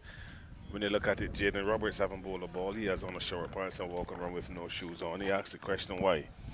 You see, people have to make hard decisions and people don't want to make hard decisions. But decisions have to be hard and fair. And for a club like Windward, who've invested so much, I think these young men should have done a lot better. It was expected of them to do a lot better. But again, they just rest on their laurels. And they find themselves now obviously facing relegation. And that is the hardcore facts. Yeah, those are the hardcore facts indeed. Miguel Cummins steams in. Greenwich leaves that one alone.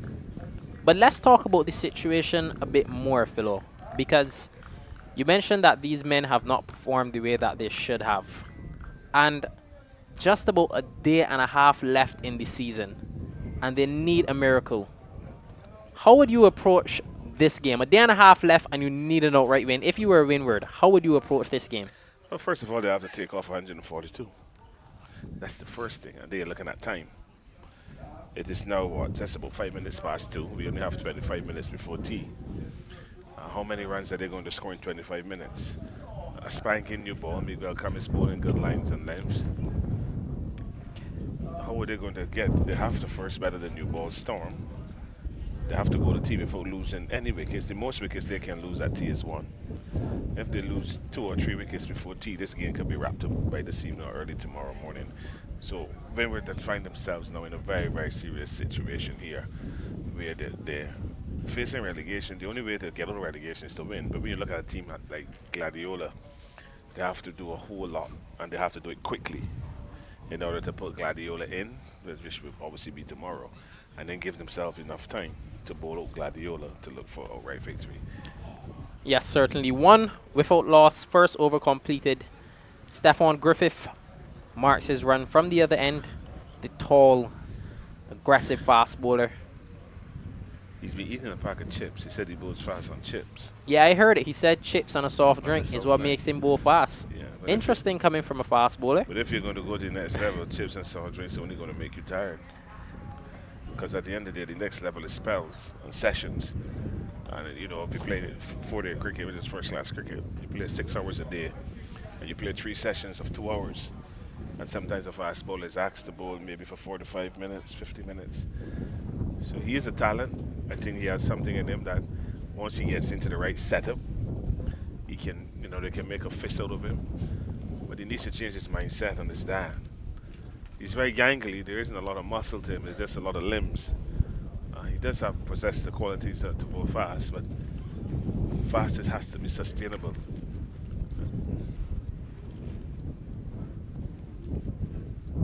Starts down the leg side.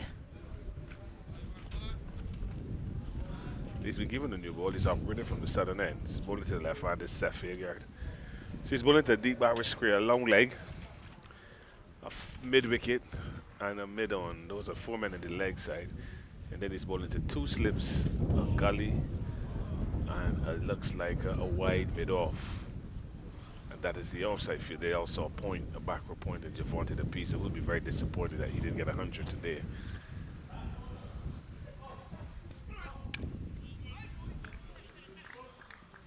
Stefan Griffith opening the new ball today, which is interesting because the last innings, Miguel Cummins and Jamar Eiffel opened the new ball. Yeah, that ball was delivered at 80 miles an hour. It's going to be interesting to watch his speeds, how he bowls. He normally operates from the northern end, apparently, but he's given the opportunity here from the southern end, which should be the end that is a lot freer with this spin. I'm going to be pushing him into the crease. It's going to be interesting to see what lines he bowl, especially what pace as well. Shot. Dispatched. Seth Agard rocks on the back foot and pulls it over the boundary for 6 runs. Authority. Yeah, super shot there from Seth Agard. One on length, ball actually coming into him, and he just wrapped going down to the back foot and just helped it over backward square. I mean, the new ball hits the middle of the bat. It makes a very, very sweet sound and flew over the boundary for 6. Just on length, he pulled that on length. A very good shot. Not a tall man in stature, Seth Agard. Very short in stature, but good balance. Watch the ball all the way onto the bat.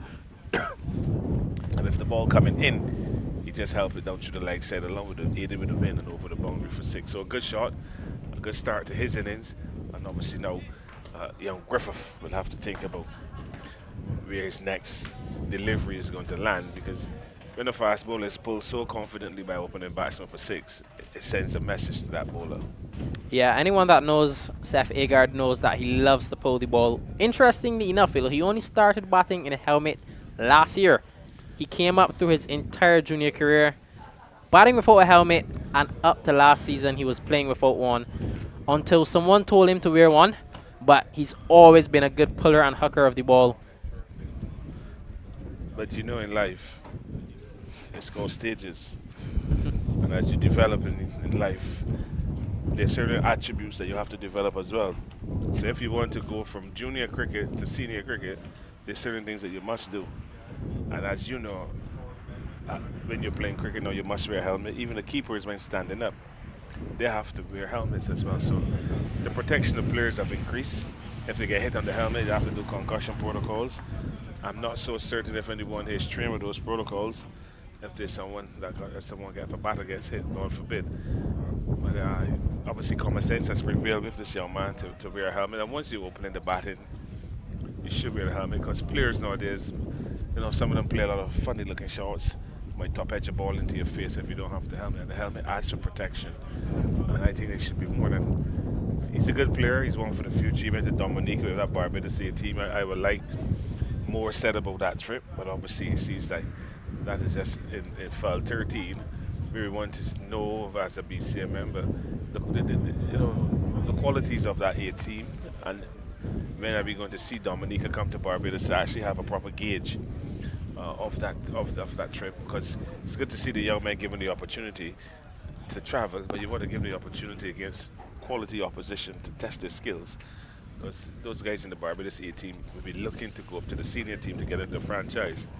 So you want the competition at that level to be keen, to be evenly balanced. You see the match referee Jonathan Blaze, who's a former umpire, now turned match referee. He's going up with a box of balls to ask the umpire to choose one. And just after 9 balls, 9 deliveries, we have a replacement ball. Yeah, so good aggression here from Seth Agard. I'm just wondering what the message would be like in the camp coming from Coach Jafari Toppin. Is there anything coming from Jafari Toppin? Well, we have to answer that question first, Philo. Yep. Thank you. Because I saw them warming up, I didn't see him out there. Obviously, he would be disappointed as well. See where his team is after 2 good seasons. Now facing relegation. But obviously, he would want to get his players to understand the importance of being consistent. I think to sustain the club at this elite level, the performances of the players have to be consistent. If you're inconsistent, it shows at the end of the season that you're seeing it here, actually, the inconsistency of play. Yeah, but we go back over to Dash Valley. We're top of the table. Wildy are going up against the Signia Globe Financial BCA youth team. And Wildy, they're back into bat again. 28 without loss. After 3.3 overs, Jahidi Hines, he's bowling 12 runs into his second over. Demetrius Richards on strike. Funny looking shot, and he's given it away. So he's caught at mid-on.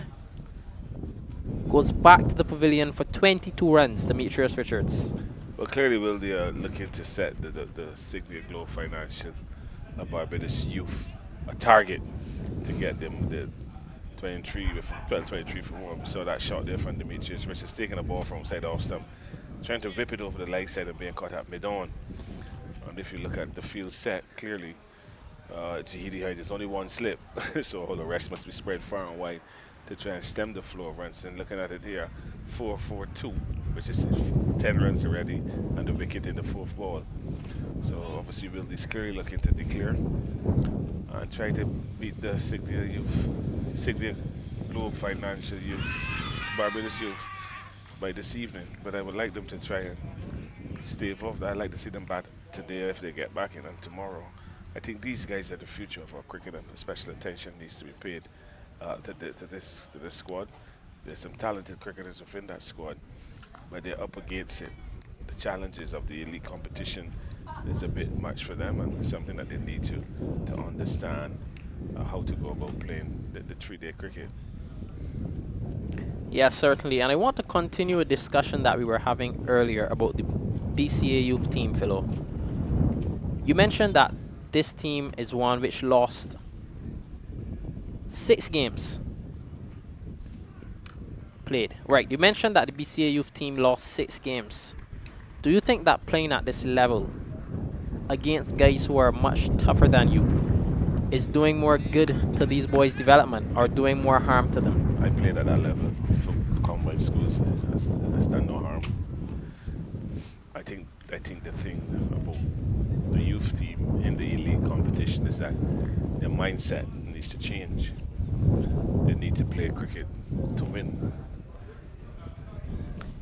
Stefan Griffith continues to steam in, and Agard looking for that pull shot yet again. 7 without loss, 2 overs completed. Naughty shot there from Seth Agard. Look at the repeat, what is done before he did a 6. But the length of the delivery was a lot shorter, this one, and quicker. And the ball would have been wider outside the off stump, so it'd be difficult to actually fetch it and hit it behind square.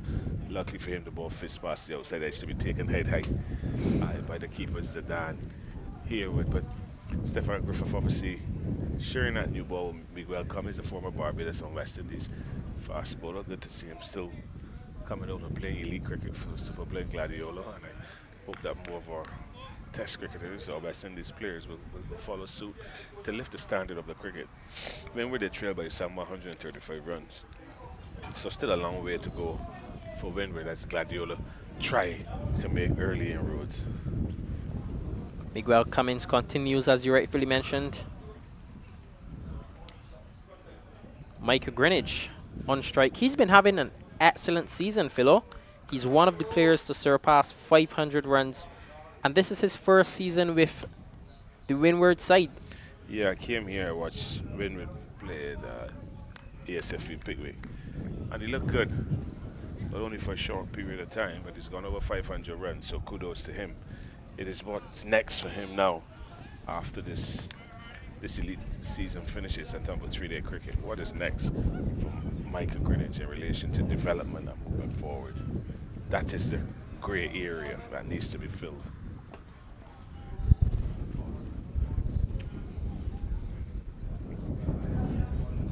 Yeah, Micah Greenwich, very talented youth player who's in his first season with Sagicor Windward side, transferred from the BCA youth team, and he's been having a tremendous season. Coming into this innings, he sat on 567 runs. But the one thing that stood out, Philo, is that with all of these runs, he's not yet scored a century. He's gotten a lot of half centuries, but that century is still missing, and that is the one thing I think that would turn this good season into a great one, a century. Well, it is now 2:15 on day 2 of the final round of matches in the Barbados Cricket Association Elite Division, and he has until 5:30 tomorrow to get 100. So it's all up to Michael Greenwich on how he's going to approach the second innings. This is last innings of the elite competition with red ball cricket. He can finish it on a high by getting 100, batting with a lot of common sense and panache and obviously intent. Or he can be a dasher and get on this team, lose the game today. It's all down to him, and that is what cricket is about now. Cricket is about how well the individual can prepare themselves to deliver on the given day and time and situation of the game. Oh, and he's put down at backward point by that fielder, Gittins. Ramsey, my apologies. It's a bad miss. A wide length ball. Michael Greenwich, no feet at all. This modern day play of just reaching for the ball. You reach for the ball, middle it, and hit it straight into the hands of the man at point. And the man at point said, I don't want to take that new ball. And he's been given a chance without even scoring a run. So he's been dropped or not. Let's see if it's going to work for him. And against Super Playing Gladiola. Very good bowling here from Miguel Cummins. I'm sure that Micah Greenwich would be very happy that he's given another chance. That would have been the worst possible way to end the season. But he's there out in the middle. Put down without a run. How detrimental could this be? We'll all have to wait and see. He's faced some 7 deliveries out scoring. And a good length delivery from Miguel Cummins. Just running past the outside edge of his bat. So he needs to settle here, Greenwich. That one is pulled very fine, and it goes into the boundary for 4 runs. That's a good short ball there from Miguel Cummins. And Michael Greenwich challenging it, not controlling it at all. Getting the top edge and the ball running down to the sight screen. And if you look at sight screens on cricket grounds, they're supposed to be directly behind the pitch, directly behind the stumps. So that means there's a top edge that went over the keeper's head, down to the boundary for 4. But he'll be happy, he's off the mark.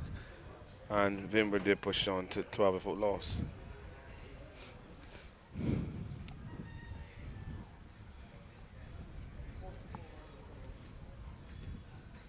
Oh, magnificent. Through the gap. And you pick up 2 runs. A lovely looking shot there, Philo. Yeah, the beauty about that shot, it was a short ball wide, no pace, just stood up on the pitch, and instead of looking to hit it, he just used the pace of the ball and get it to the left of Ramsey at point and picking up 2 easy runs. 14 without loss, 3 overs completed. The streaming is compliments of the Barbers Cricket Association. Obviously, it's a new initiative that was rolled out this year by the Barbers Cricket Association. Marketing and Communications Manager Stephen Leslie would have obviously had some hand in it, as well as CEO. And it is something that I believe that is worth venturing into. Again, I know the T20s are coming, and I hope that the BCA Division will try to stream as many of those matches, as well as the shorter format, more excitement. You'll see more power hitting, and just try to pull the people back into coming and watching cricket. Yes, certainly. Stefan Griffith comes for his second. Now it's going to be Matthew Jones, my apologies. Is going to pick up the attack from the southern end. So Stefan Griffith had 1 over from the southern end. Because I keep saying that they keep saying to me he likes to bowl from the northern end. And I don't like to hear that. Because a cricket pitch runs north-south. So you've got to be able to bowl from the north and from the south. If you're telling me you like bowling from one particular end, something is wrong with your mental. Because you cannot bowl, well, you should not play an entire cricket match and bowl from one end. I find that is disadvantage in the team. Because sometimes you want a bowler to operate from the northern end, but because this guy wants to bowl from that end, you sacrifice that bowler for the other one. So maybe he's not comfortable coming from the southern end where the wind is hitting, pushing him into the crease.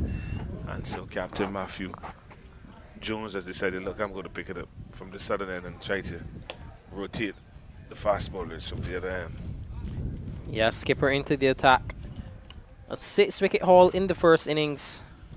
He bowled magnificent. And he's bowling with a new ball as well. because the ball is only some 3 years old. Well, they replaced the ball, so this is relatively a new ball. So it's just going to, if there's any turn, I'd be surprised if it's just going to grip and maybe hold up in the pitch. But it's going to be a good challenge for the Windward openers. Runs. It runs close to the boundary, but it won't get there. They'll get 2 runs, so a short delivery to start from Matthew Jones. Yeah, he's carrying a little injury. He's not as agile as he used to be, as he should be, I should say. Just kind of a little niggle, so it's going to be, you know, work in progress to develop and get his muscles warm before he can actually get through his action as the way he would like. Yeah, it was very impressive, Jones, last week, because he was a man on crutches just 2-3 weeks ago, and when I asked him about it in our post-day interview, he told me that he's not 100% yet, but he knew the task at hand, and he's come out to play for his team, who can potentially win a championship, and he has delivered with 658 in the first innings. So, very impressive from Matthew Jones. Another single here for Greenwich. Yeah, obviously he wears his heart on his sleeve when it comes to Super Blend Gladiola. He left Carlton and he's moved up to the east. Taking the reins of captain of this elite team, and he's done well. And obviously he is carrying a little injury, but he's decided, look, he's going to play through it to try to get his team closer to championship. That's good running there. Very, very good running from these two. Oh!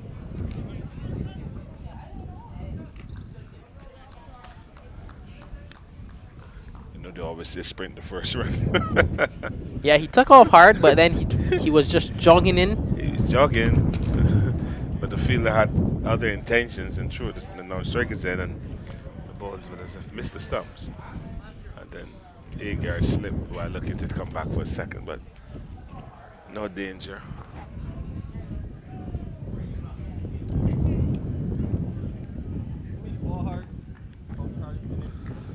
So Jones operating over a slip on a gully. There's no point, so that whole area is open. Extra cover, a mid-off, just outside the 30-yard circle, long on, deep mid-wicket, deep back red square, short mid-wicket. And he sweeps and sweeps well. Pushing Cummins to his right, who feels quite nicely. And with a soft throw. Ball up to the man that silly mid on. But a good shot there from Greenwich. Just a short ball coming back in on length, and they just hit it nicely down behind square. So good control batting from the opening pair of Michael Greenwich and Saphir, where they pushed on to 20 without loss. Saphir Gavin was dropped in the previous over. But they look settled, they look stable. Obviously 2 left-handers, so 2 different types of technique. Michael Greenwich is a tad taller than Saphir Guard. Saphir Guard more bulky. Michael Greenwich is a little slim, but a talent.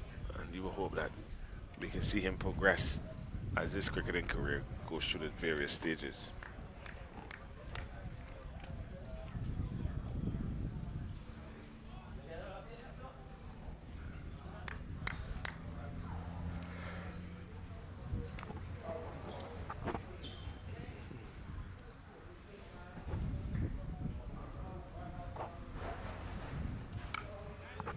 Cummins continues. Starts with a good length delivery. Yeah, he's operating around the wicket now to the left-handed Michael Greenwich. He's pulling into 2 slips and a gully, a backward point, extra cover, mid-off wide, mid-on wide, and back with square and a long leg. Traditional fast bowlers feel. Cummins, a lot of experience behind him. Having represented West Indies and played county cricket as well in England.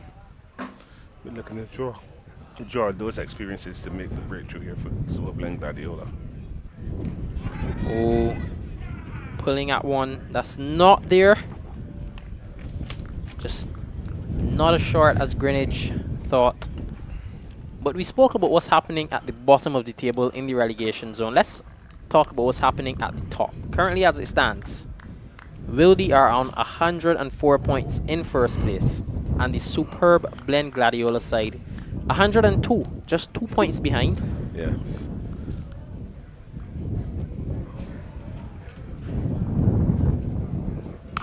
Shot.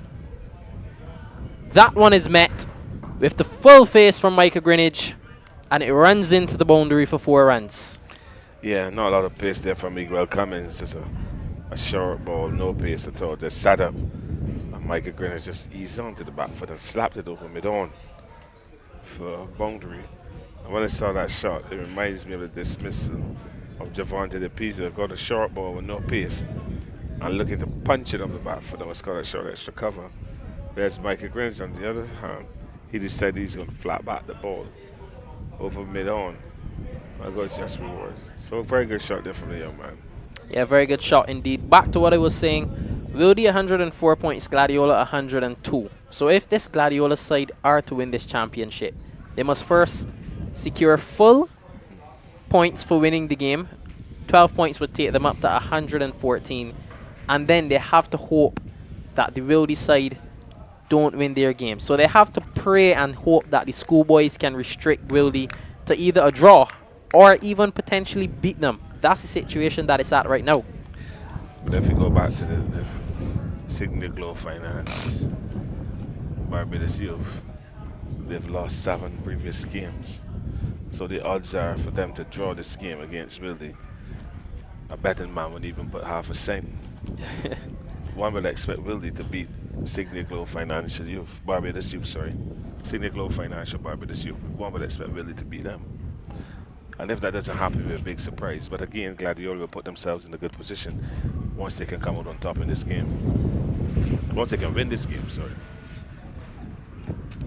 Wow, lifting delivery there from Cummins. And that one eludes everyone. 4 runs. Signal by umpire Sharon Codgington. A good short ball. Micah Greenwich looking to get his hands out of the way. The ball seemed to have hit the glove. And it's important to see the setup here of the keeper and the 2 slips, because that ball went to the left of the keeper in no man's land and down to the boundary for 4. So lucky for Micah Greenwich, unlucky for Super Blend Gladiola. Greenwich goes into double figures, 12 from 15. His partner Seth Agard is there on 11, 24 without loss.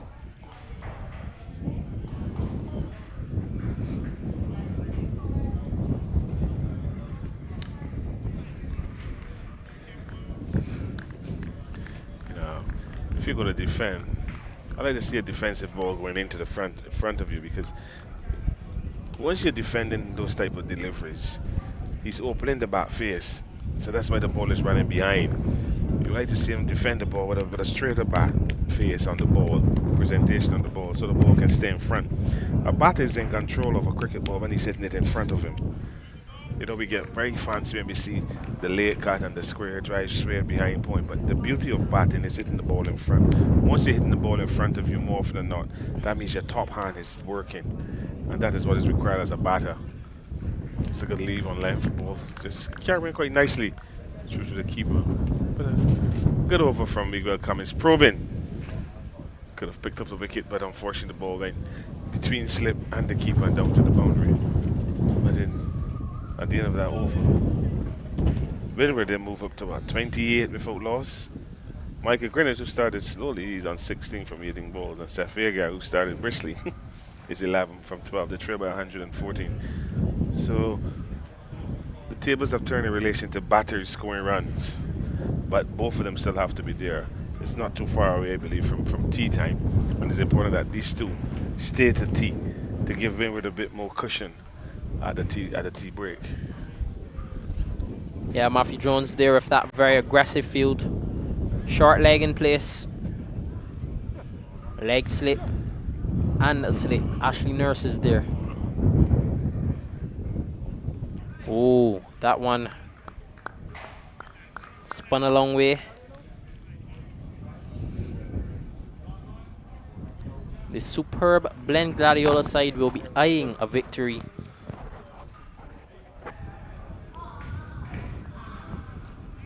And I'm just keen. I'm still very keen, Philo. I'll have a chat with one of the Windward players at the break. I'm very keen on whether they are going to back themselves to win this game and get 4 points. Highly unlikely. But are they going to back themselves, or are their intentions to not allow Gladiola to win this championship by trying their best to battle the remainder of this game? Well, we would have to bat to win the game.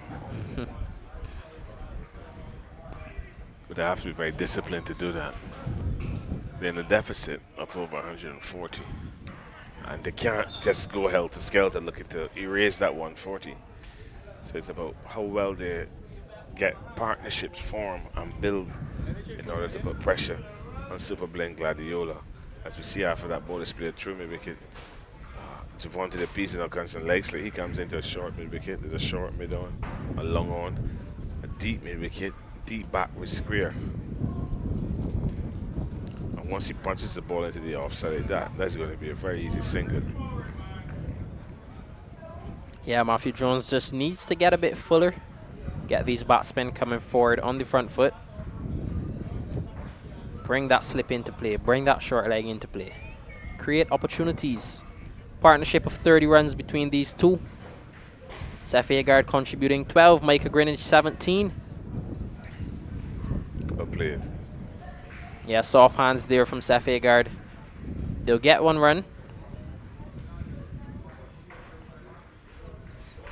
I like that shot. The ball was short, turn it into the left-handed Seth Agard, who just nurdled it around the corner on the leg side where the leg slip was, and pick up a good easy single. Good control shot because he watched the ball all the way onto the bat and swivel as it made contact. So that is good batting. Very low risk but effective. At the end of the 6th over, 31 without loss. Micah Greenwich and Seth Agard are still there, and we'll have just 1 more over before this tea break. Going by time, we'll have to await the official call from the umpires out in the middle, Sherwin Codrington and Lamar Clark. I think there's a nickname for Clark, you know. I'm trying to see if I could remember it. But these two umpires, not bad.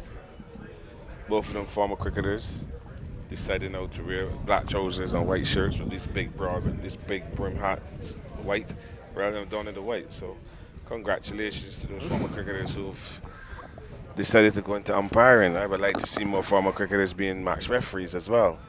That is another area that needs to be discussed as well with former players or anyone in particular who wants to be a match referee. Yes, Ashley Nurse into the attack. Comes the ball is off spin. Brings a wealth of experience to this side, played at the highest level for the West Indies, Barbados and franchise cricket. Dons that number 5 on his back. Yeah, he's a hard worker. He's a club man. Loves Super Blend Gladiola. And it's good to see him every weekend still coming out and playing.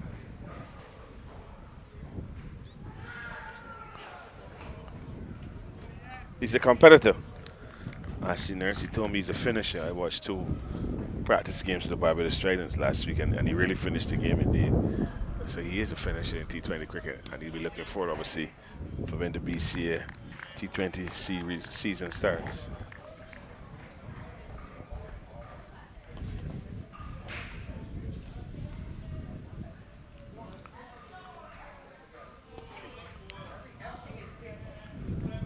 Really looking at how Seth Agard is playing those full-length deliveries.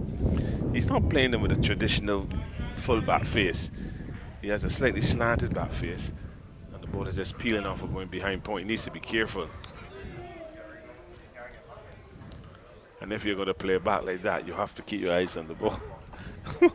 31 without loss, 7 overs completed, and that is the tea break. Windward. Good session of play for them. No wickets lost, and they'll come back after tea to look to build. They need to build runs on this board. Yeah, they need to. They trail by 111 runs. They've wiped off 32 of those 142, 31 of those 142, and they'll be quite happy to see the 2 young openers, Seth Agard and Micah Greenwich. They've batted up to tea or to lunch without losing a wicket. So they have everything to go for or build on when they return. So a good solid start from Windward in their second strike in this game. Two openers have done good, and obviously they need to have that break, have a discussion to come back and build on that 31 without loss at lunch. Yeah, so as we head into the tea break, let's have a recap of what transpired this morning. Resuming the day's play on 175 for 3, superb blend Gladiola. They finished on 307 for 9 declared, led by none other than Giovante De Pisa, who scored a fantastic 81 from 55.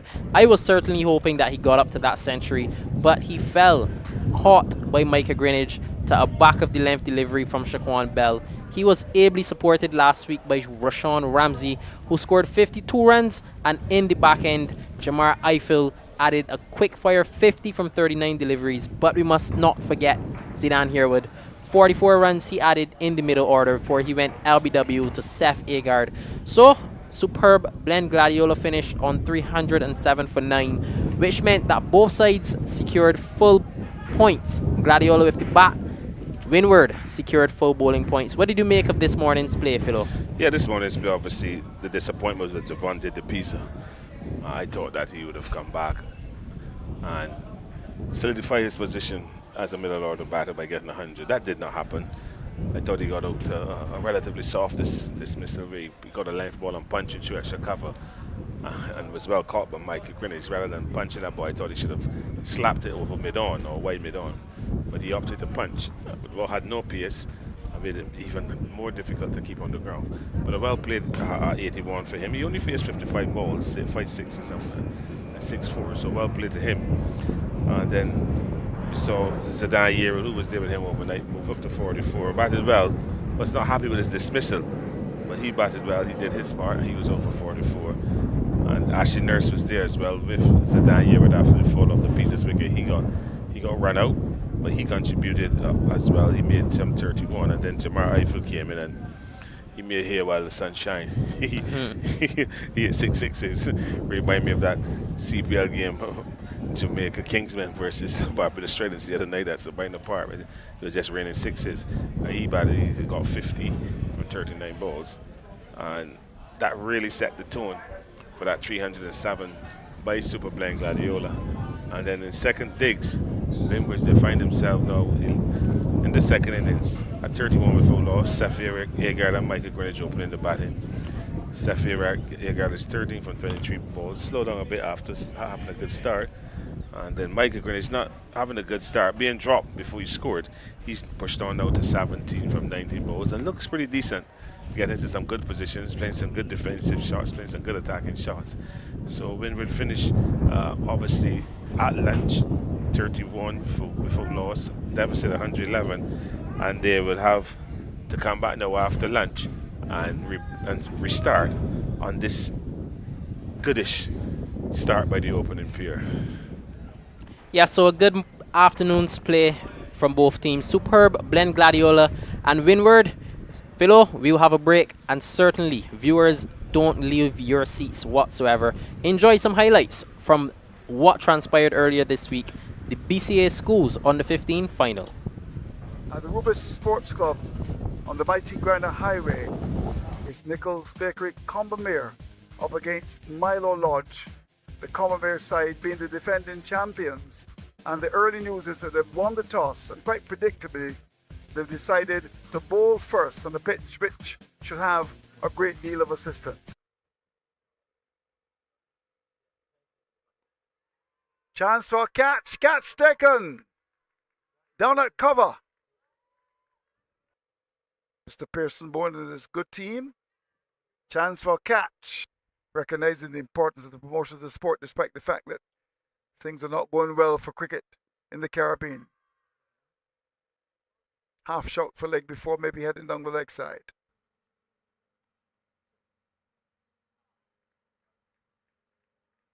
And that's gone away. Bad delivery and put away for 4.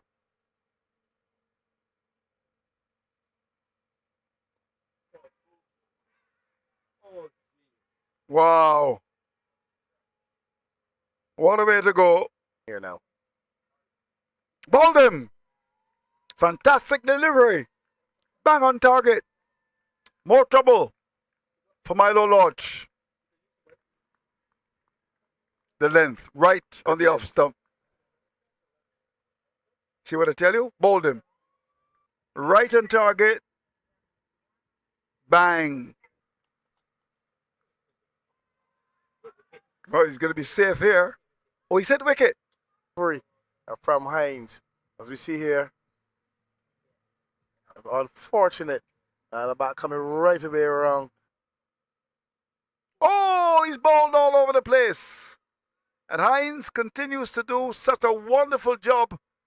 So he did the job that he was asked to do. As we see here. One bang on target, middle stump, rock back, doing the job as the strike bowler that his captain brought him back to do. And really a fine spell of fast bowling from Hines. Rounders here is roll in and first to be short and banged away. That's the first six of the game. A short ball, and that was hit with contempt. And after that short ball, I wouldn't have a man behind there because that short ball was hit further. As this delivery is in short and hit in the air, the field is under it and the catch is dropped. Here is Toppin on the way to bowl to Fort, and Fort, like he's done all day, goes on the back foot and the ball goes through the keeper, goes past the bat and down to the fine leg boundary. And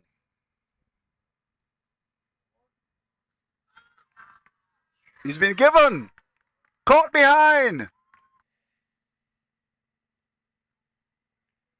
That's been put away. A bad delivery. And despite the fact that Fort is a very defensive. Oh, yes. Oh, he's bowled him. He's bowled him. Lovely high action. Lots of air. Oh, Yeah. beautifully bowled. I know you're watching this competitive game between these two sides. Chance for catch. The catch is taken. And wicket number 7 goes down with Nichols Bacon Comamere still a run shy of taking the lead. Seems to be impressed by his action and his guile. Chance for catch. Catch taken. He would love to see the end of this innings before they go in for a break. He's bowled him. And Seeley gets his 6th wicket. This has been a wonderful spell. In the air. Chance for catch. Is the catch taken? Catch it. It is. So, Sargent finishing with 4. And this has been a very good comeback by Milo Lodge because at the start of day 2, they were way behind when you look at the scoreboard. Just 97. And Nichols Bacon Comamere starting the day on 76 without loss. All up for 113. A good response by Milo Lodge. Slip in a gully in position. Backward point. Fine leg also in position. This is the bowled him. He's gone right through him. Very, very tentative. I'll tell you what. Making sure that the garrison is very well represented. They now utilize the facilities. P for leg before and given. Leg before wicket. So the ball goes for a second failure in this game. Fort steams into bowl. And the edge is taken. It might have fallen just in front of the second slip. Chance for catch. Catch taken. So here is Jahidi Hines. And this little stroked. And is caught at the cover position. Sean Sargent and bowls the delivery is pitched up. And is bowled in. Beautifully bowled.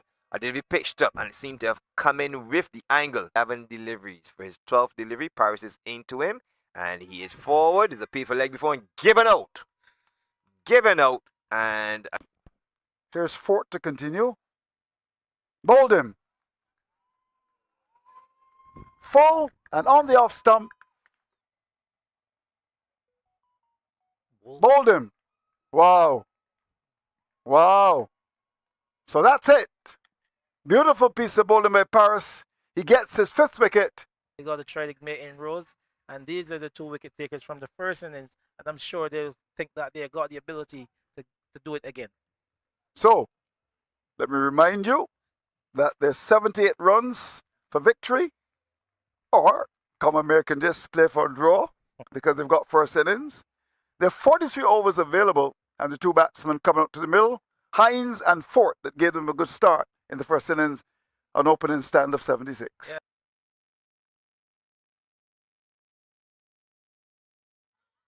Big appeal for catch on the wicket, gone, caught behind.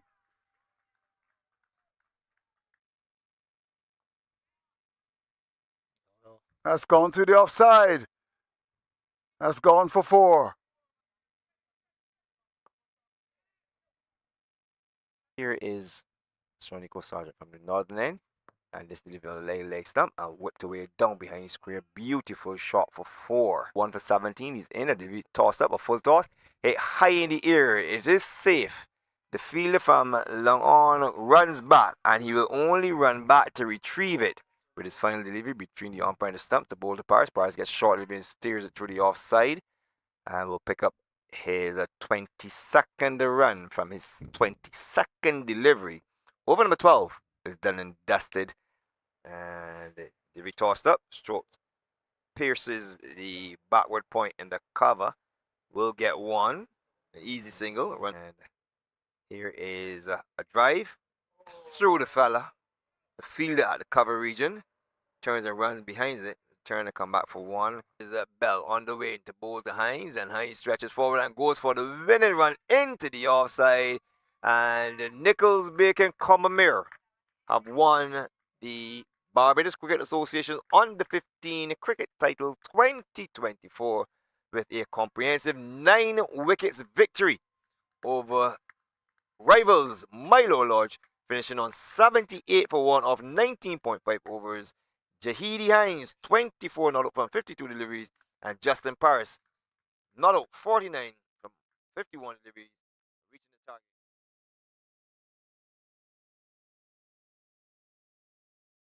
target. So there you have it. That final with Combermere victorious against Lord School at Rubis. It's an entertaining final. You see the earthing of some talents that's going around presently. You saw Justin Paris and Jahidi Hines would have led the way for that Combermere victory. And now you see these players showcasing their talent in the Elite Division, trying to keep their side, to keep the worldly side aloft for the championship in this year, 2026 Elite Division. Here we are though, we go to another final in the Under 15 division. Welcome to the 2025 Shootout Revolving Loan Fund BCA Under 15 final. In this final we have the Milo Lodge up against the Harsons College team. We have our captains with us as well as our third umpire. The third umpire, he's going to hand over the coin. So he will tell us who's going to, so Liam Seeley of the Lodge team, he's got the coin, and Javian Batson, he's about to call. So Liam? Coat of Arms is a call. Coat of Arms. So it's on Coat of Arms. So Javian Batson of Harrison College, he's won the toss. Javian? We have elected the batters. Okay, your decision for such? It looks like a good pitch, and we would like to get a base score and score early. Okay, thank you very much, and I wish you all the best to you and your team. All the best, young man. So Liam Seeley, the captain of Lodge, losing toss. Liam, if you had won the toss, what would have been your decision today? We would have done the same thing. We would have bowled first, sorry. We would have bowled first.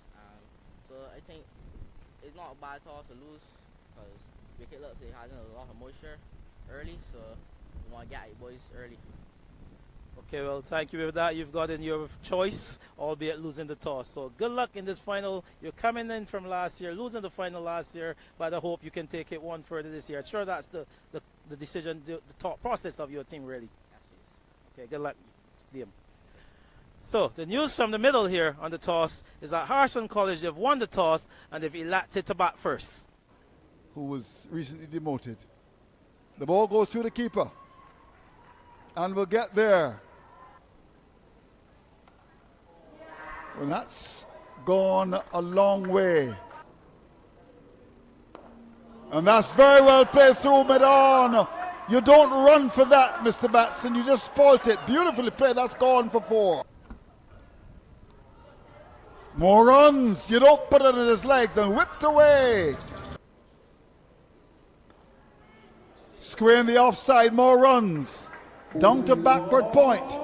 And we'll get there. Shots, and he's got a really, really good presence. In the air, catch taken. First wicket goes down. Wood departs. Lord celebrates. In the air, safely. That's a bit of a loose shot by Batson. Got to be careful. Get a boundary here. That's square in the offside. We'll have the legs to get there. The race is going to be tight. The ball wins the battle. That's a boundary. Strike he's had, so a lot will depend on him. That's gone. And he will get all the way for a boundary. That's through the gap. And it's timed sweetly.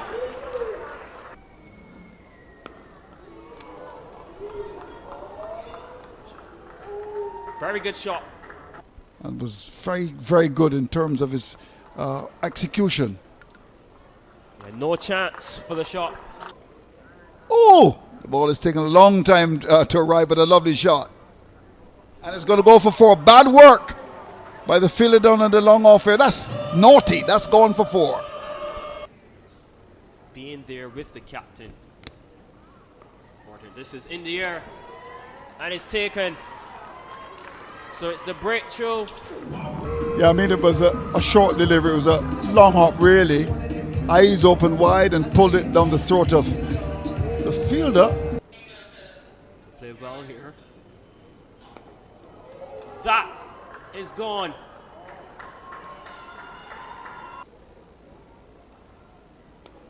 That is gone as well. So Batson really taking to Innis, and that's the 100 up for Harrison College. Justin Graves is one of the frontline bowlers for the West Indies. Oh, that's a lovely shot. That's gone for 4. Gone pretty much in no man's land. My. Interesting now in terms of the field setting. Chance for the catch, and it's taken. Sealy strikes, and it's the massive wicket. And 2 from Jordan, who's very much on strike. That's gone. Have a look at it again. Celebration. It's a good shot. And it will get all the way. Because I got this very strange message from a guy in Guyana asking me to help him send some money to... Definitely what they would have been hoping for at the start of play as a wicket in terms of taking along the score. And finally, Adam is off the mark, and it's a boundary. So he has waited some time. Amir Adam pick up another. He can. Back-to-back wickets for Liam Sealy. Bowls him. Magnificent. Absolutely brilliant. Get over that 200 mark. Being a more experienced man, but he goes. So the first runs for Milo Lodge, played down towards third man. Will have the legs to get there. It does. It goes for 4. So he's about to deliver his first delivery. That's runs for Mason. A ball. Is it? I don't think so. Oh, the keeper didn't take it. Goes past him. And it's gone away for 4 lucky runs. So first wicket down for Lodge. Have a look. A very good delivery. Pitched by on that 4th stump. He's gone into a shot. Edge taken. And here. Oh my golly. Terrible shot. No, he's going to get away with that. It's going to go down to the boundary. That's gone. 2 forward square. That's going to go fine. And gets into the boundary. Oh, that's gone. Down to the boundary. And we'll get there. Badly lined and put away by Giddens. 4 decades later. Sound off the bat. So we get back to the cricket action. Adam is on now. That's loose one, and it will go all the way for boundary. Barbados is cricket. Good player spin as well. It's a good shot. Finds the gap and will get all the way for boundary. Whipped away. And that will get to the boundary. It's a very good shot from Gittins. That's a good shot.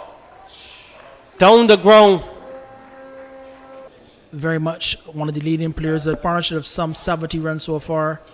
And that delivery seems to have just been played into the boundary. You're just waiting for the signal. With his bat. And that is a shot of authority from Shonico Sargent. I had the opportunity to see 3 different clubs along with the combined schools. Wonderful stroke. And that's into the boundary. Another wonderful shot by Shonico Sargent. And 100. So again, very good. And this looks like another positive stroke into the boundary for 4. Shakobi Gittins, he at this stage celebrates his half century. And he's raised his bat and he's waving to the many spectators. Too short. But he gets the wicket. It happens all the time. A long up. And full tosses from the leg spinner. You can see that one, a half tracker really. He got in there, didn't get all of it. And the man at deep mid wicket just settling comfortably under it and holding on to the catch. And Gittins has got to go. Well.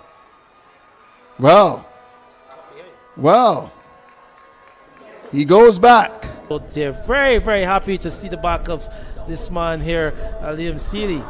Edge taken and Hines. Good glove work by the keeper. Now that's in the air. Catch to be taken. Gone. Big wicket to get. Sargent departs. Picked up 2 crucial wickets. He got the men who were very much in. He got rid of Gittins firstly, and now he's got in the man Shonico Sargent, who top edged that one. A good catch by Batson running away there from first slip down to this short fine leg area. And I tell you what, Harrison College have really pulled themselves back into this contest. That's gone through. Lovely shot. We'll have the legs to get there. It does. Full toss put away. A welcome boundary. Former Maple man indeed. Oh, he bowls him. Batson celebrates. Very interesting point you're making there, Harold. So, congratulations to him. He's badly lined here. More runs down to the boundary. Will it get there? It does.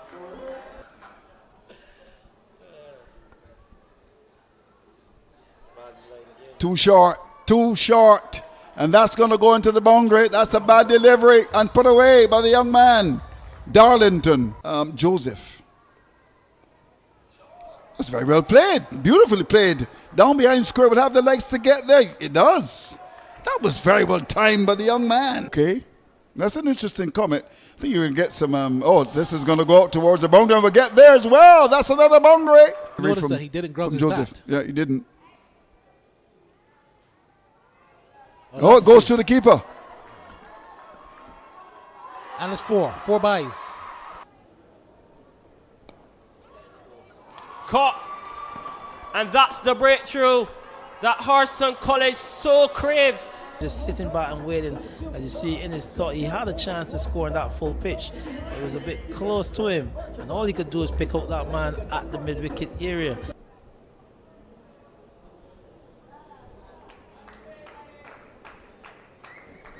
Well left. Yeah, we sit here and we speak about 2 schools rich in cricket tradition and good history coming through these 2 schools. We just saw recent young Jacob Bethel, who would have been a student of the Harrison College School, elevated to England captaincy. That is a good shot. And it's welcome runs 14. So important. In the air for a bit. Has it carried? It's going to be a bit of a discussion between the two umpires here. Has it carried? Harrison College thinks so. The batsman is not walking, so this is going to be interesting. We'll wait on the replay, but Sheena Welch is walking back to the stumps. And it's given.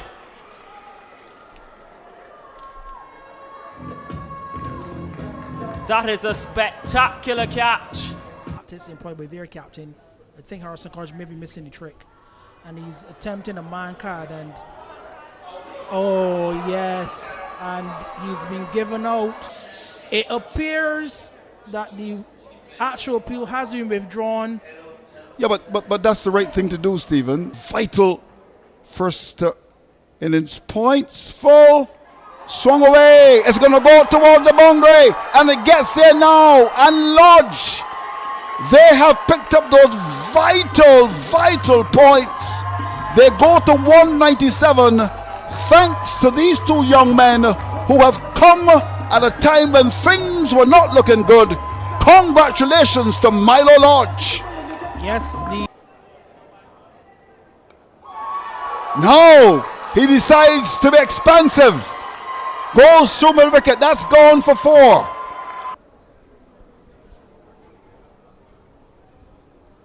More runs for Milo Lodge. Will it have the legs to get there? It surely does. This has been very good from both Toppin and Darlington. In the air, there's a man under it, but it goes all the way. 5 men on the leg side for Waterman. He's bowling a lovely medium pace. That's lovely. Excellently timed. Tell you what, quite a bit of work. Delivery. I think he's ball. He's ball behind his back, really. Trying to essay a sweep shot. And that one, he's missed it completely. Good partnership with that man, Darlington. See that one, a full delivery, beat him outside the legs, hitting the legs, and he's got to make his way back into the pavilion.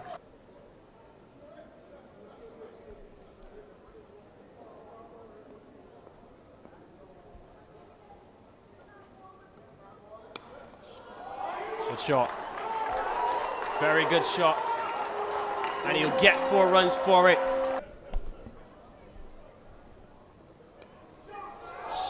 And that will be 4 more.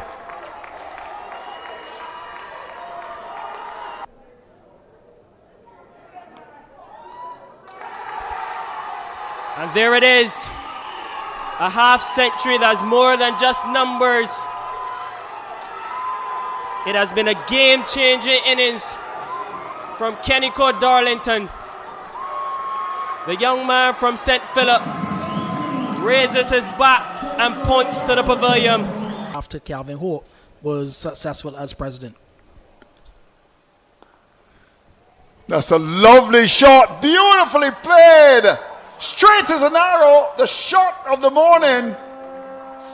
What a lovely shot by the big man Small. Down the ground. That's gone for 4. Nice guy from St. Philip.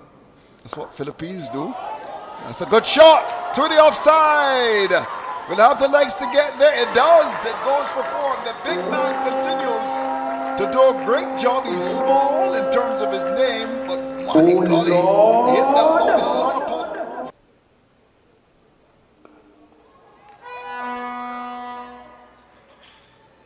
Hit well, oh dear. Misfielded.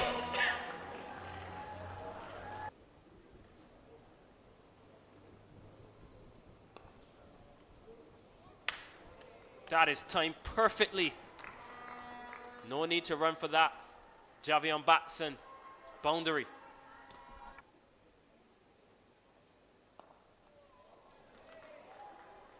That is gone.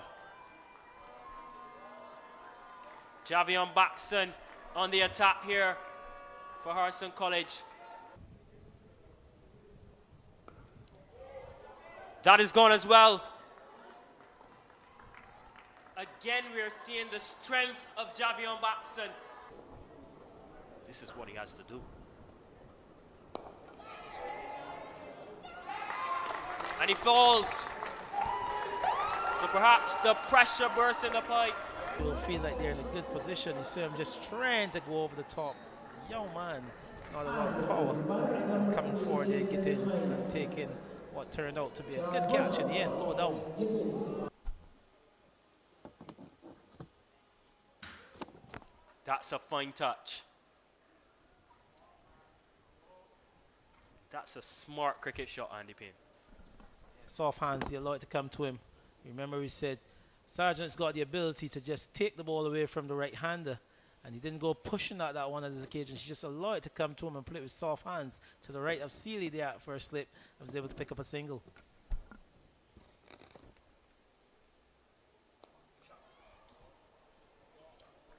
Four more. There are 2 balls left in this over, Stephen. That's badly lined. It should be put away.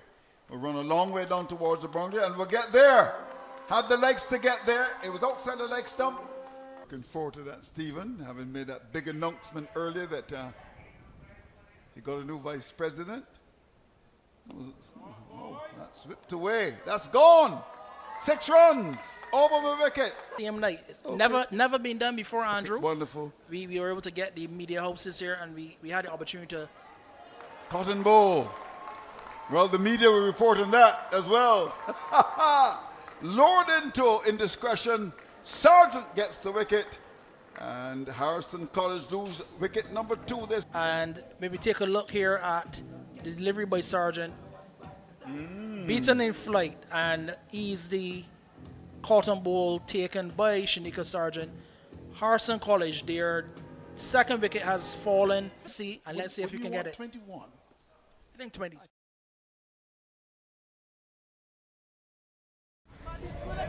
And welcome back to Windward for the resumption of the game between Windward and, of course, superb Glen Gladiola. 31 without loss, in deficit by 142. And Andy Payne joins me. Andy, 31 without loss, not bad at all, but still a lot of work to do. Good afternoon to you, my friend. Good afternoon, Andrew. Good afternoon to the viewers. Like you said, still a lot of work to be done. Just some 7 overs before the period. Just trying to find the combinations there. Matthew Jones, the captain. You see them going through some 4 bowlers in that 7 over period. Ashley Nurse, the veteran, he's just came in for 1 over before the period. And Captain Jones himself, he sent down 2. But this is the period now where it really matters. Like you said, still some 45 overs really to be bowled for the remainder of this day, Andrew. A lot should come from the spinners. A partnership that is looking good between the 2 left-hand openers, Agard and Greenwich. But like you said, that deficit is still very much playful in their mind if they're going to keep themselves in this competition, the Windward side. Yeah, indeed. And of course, we also want to pay some attention to the Barbados under 19 girls. They were struggling the last time I saw. They were 50 for 4. The big wicket of Brathwaite gone. Big old club swipe having hit a 6. And they're really struggling there. Bruce is still there. But of course, in that competition, if you get 70 or 80, you can still work with that. But, you know, I mean, Brathwaite is so very important to them. Anyhow, we're just about ready for the resumption. And as you would expect, left arm spin of a man who picked up 6 wickets in the first innings. The captain is going to start the attack, Matthew Jones. First ball after the break.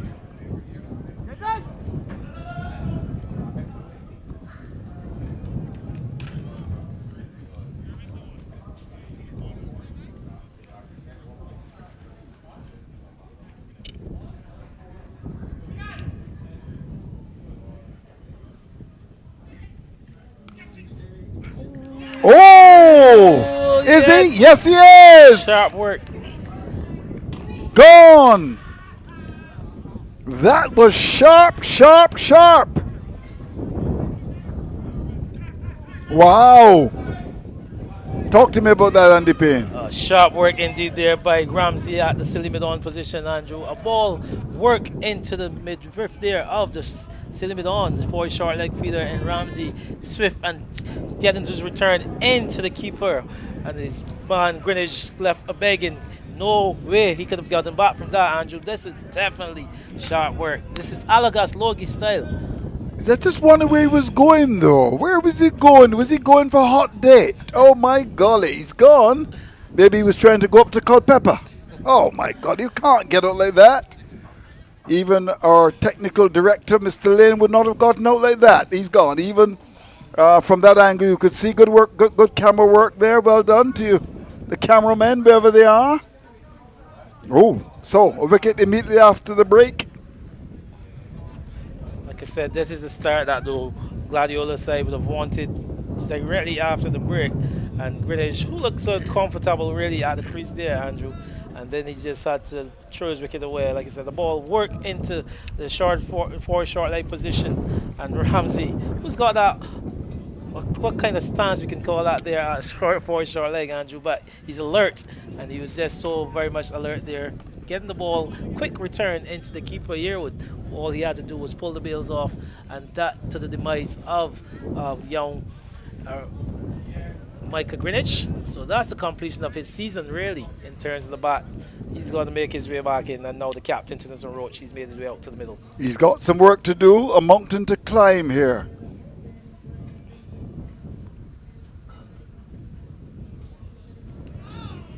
Beaten with the first delivery. I see the noted journalist Ezra Stewart, retired, and trying to maybe get some of those Windward players who of course would have been at St. Catherine's. I think there were 8 of them. I see Ed Clark as well. Of course, who might have had a hand in those players moving from St. Catherine's to Windward. Edward is a naughty man, isn't he? Hello, Edward. Nice to see you. Looking as young as ever. Ooh, aerial, Andrew. Very aerial indeed.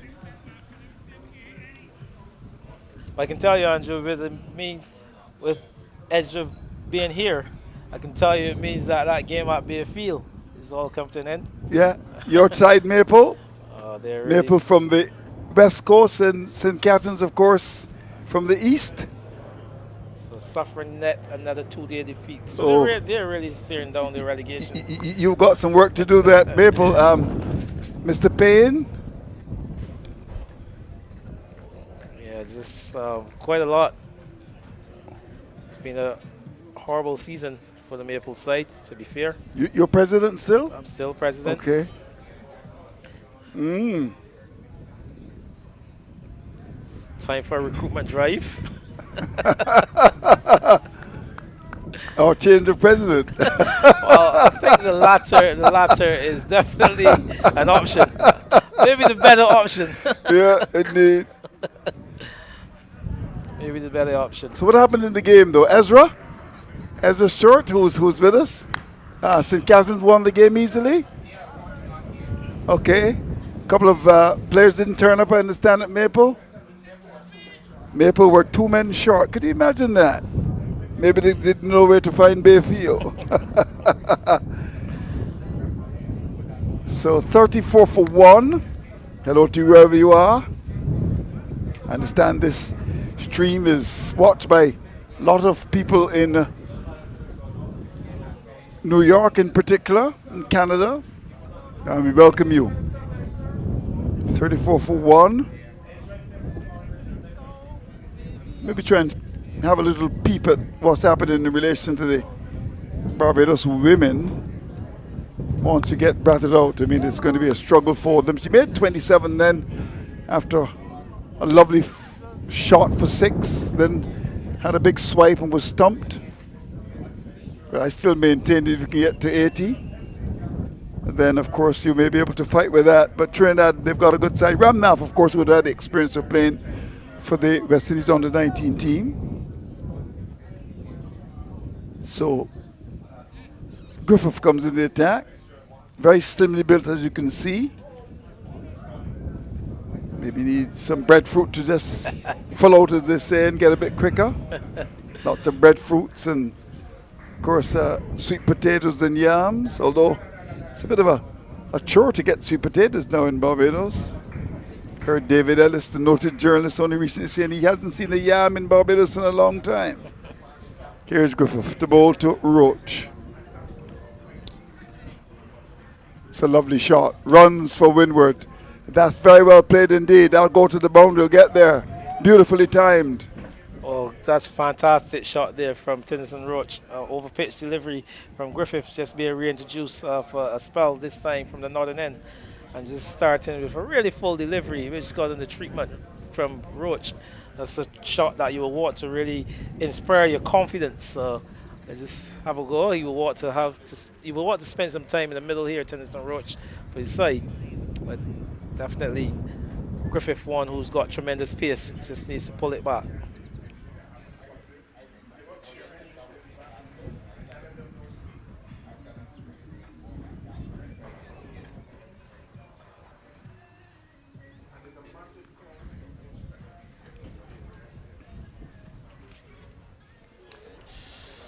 Now what a good comeback delivery. Andy Payne, beautifully bowled. Indeed, a lovely length there, follow through. After being full on the first delivery, starting his spell, here he is hitting that area, as you spoke about Jeffrey Ball caught a bit early, that chord of uncertainty. Ball just beating the outside edge. He did play at that, Tennyson Roach, just pulled his bat in after the ball had already gone through. So that's the length that he would want to bowl Stephon Griffith with consistency.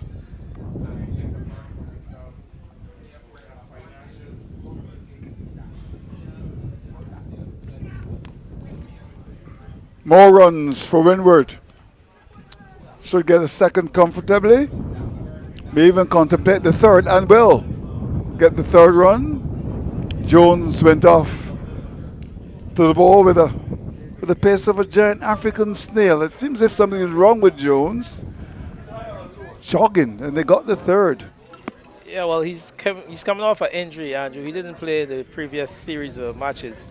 And there he is. He wanted to be part of this round. But you can see that his fitness is not quite up to par. So the ball is just played in the offside, and he's pretty much stationed. The only man in that area, really. Remember, he's got some 2-3 slips in a gully behind that. So he had to do all the running. And good alertness to come back for 3.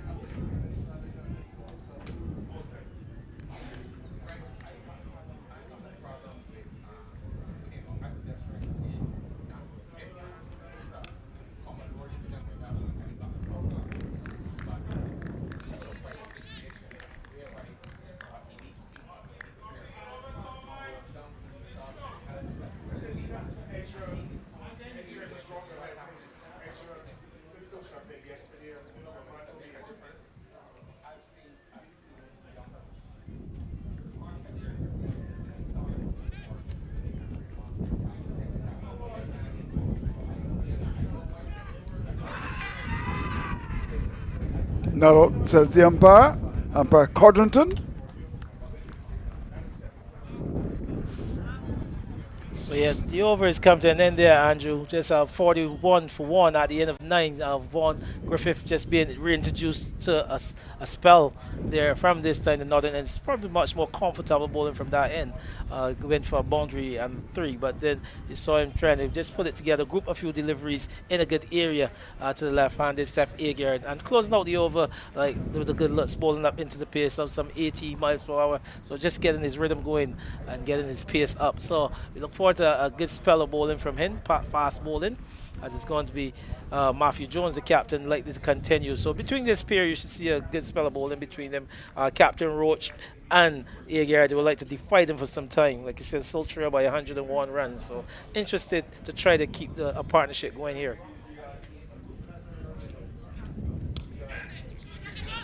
Oh, luck, and more luck. That doesn't happen very often, but the wicket goes. Caught at cover on the second attempt. Wow. Yes, Andrew, we're going to have a look at the replay. Roach seems on move there, but delivery just driven it up to the man. That short extra cover is trying to hit him pretty much on the shin and ricocheted up, Andrew. And he stuck his hand up and that ball fell right back into his hand. Like I said, that is super unlucky on the part of Tennyson Roach Jr., but very much lucky on the part of, it looks like, Gittins, the man inside that short extra cover area. We'll wait to see if it was Gittins or Ramsey who took the catch. But Andrew driven it pretty low and just getting his boot in the way, and the ball ricocheted straight back into his hand. And Roach now he's making his way back into the pavilion full of disappointment. Yeah, indeed. So, from 31 without loss now to 41 for 2.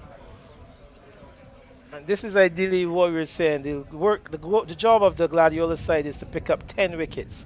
Now they've got to 2. You always say add 2 to the score, and it just looks a different scorecard. Still trailing by 101 runs. 2 of the main players going back to the pavilion.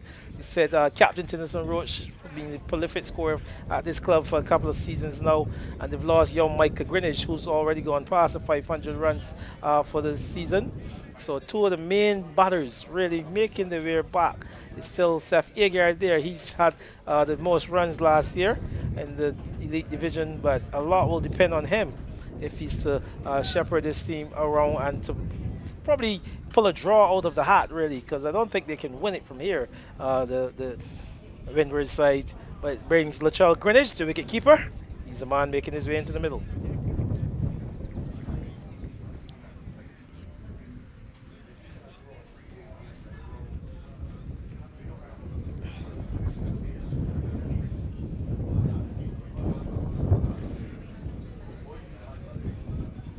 So pressure for the Windward side.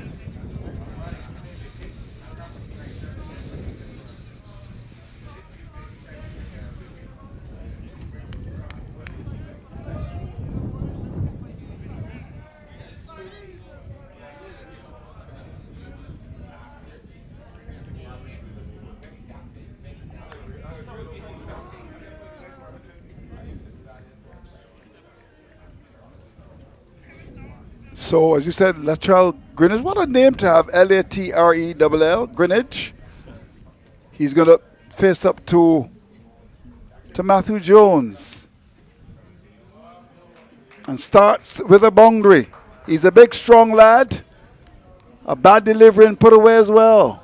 Yeah, good shot to start your innings with. A short delivery, just asking to be hit, really. And he hit it kind of wide of the man at Lawan. Actually stationed at mid-on in Stefan Griffith and picking up his first scoring boundary. I wonder if he would have been one of the 8 that would have left St. Catharines and come down to Windward. Sure, Ezra Short may be able to tell me. Was he one of the 8, Ezra, who left St. Catharines? What one is it? Oh, I said 7 and not 8, huh? I'm sure Ed Clark would have been happy with that move from two St. Philip clubs, of course.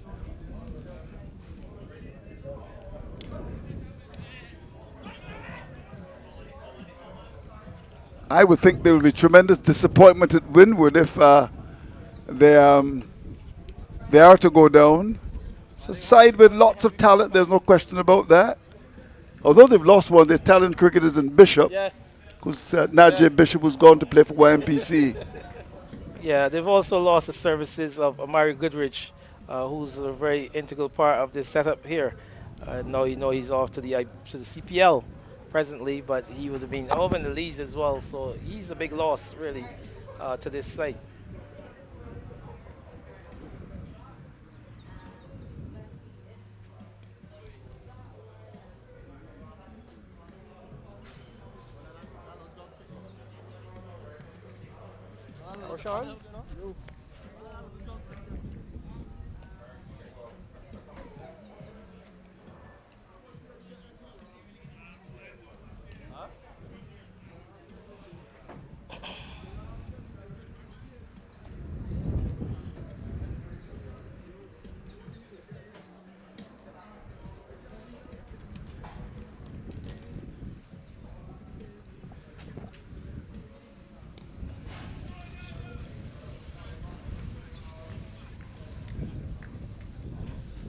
So the over comes to then 47 for 2.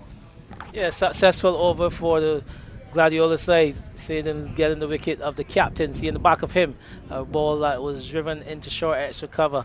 And you saw Gittins there, struck him on his boot and just ricocheted into his hands. I mean, to the disappointment of Tennyson Roach Jr. He really stood his ground there, disappointed to all. And he's had to make his way back into the pavilion. So still trailing here very much. The Windward side, the home side, still some 8 wickets in the rears. Gladiola trying to get up to a victory of all 20 points, still fancying themselves being the champions here, just paying attention to what's going on at Dash Valley. Definitely paying close attention to that. It's going to be Stefan Griffith coming in for a third over. Pace man, he'll be bowling to Steph Agard.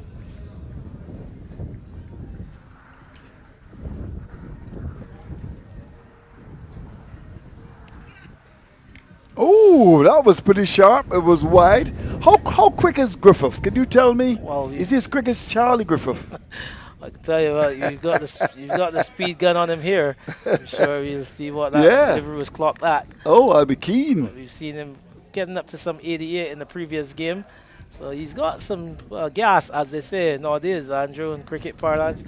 You know, Stefan Griffith.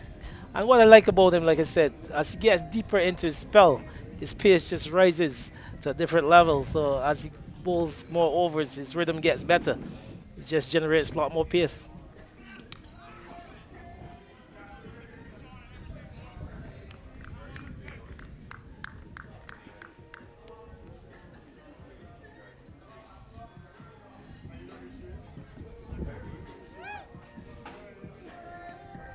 Yeah, 84.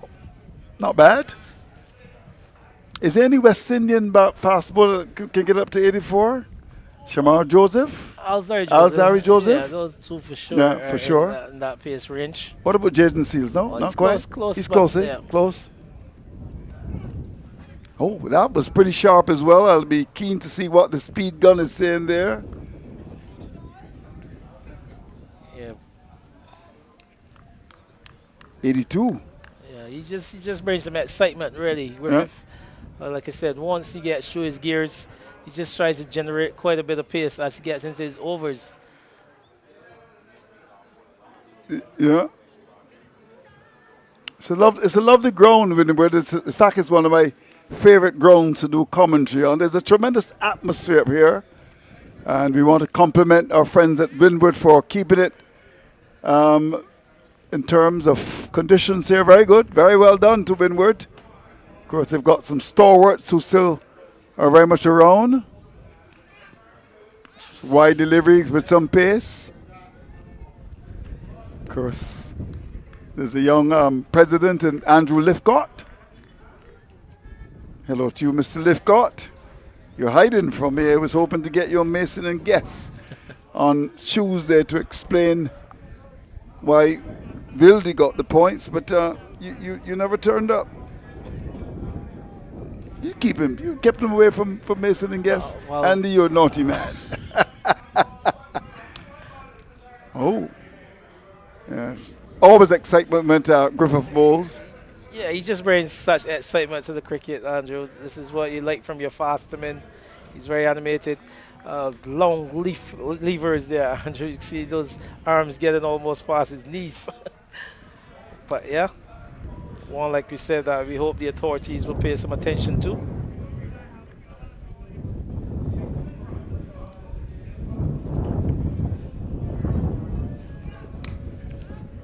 Now that was hit pretty well. It's going to go towards the boundary. And they'll get what should be a third. Well, I said well, but on reflection, in fact, it hit the top of the bat, maybe the toe end. And because of the lack of timing, the ball didn't get into the boundary. So the over comes to an end, 47 for 2. Well, a delivery, like you said, he just hang back there on the back foot, really just waiting for it. As we said, camping out and waiting for the short pitch delivery. It was pretty much on a length and hustling on for pace. So that's why he only managed to get it just high into the bat over the mid-wicket head. It didn't carry it all the way to the boundary for the timing. Actually, that brought up to 50, Andrew. So it's 50 for 2 after 11, still trailing by some 92 runs.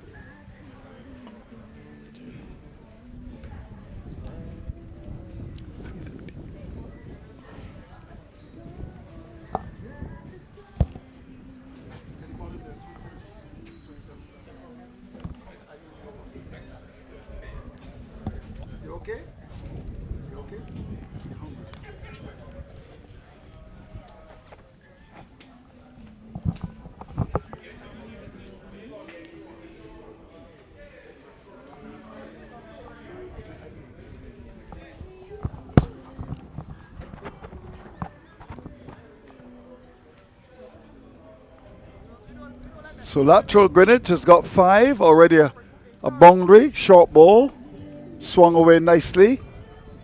Will face up to the challenge of Matthew Jones.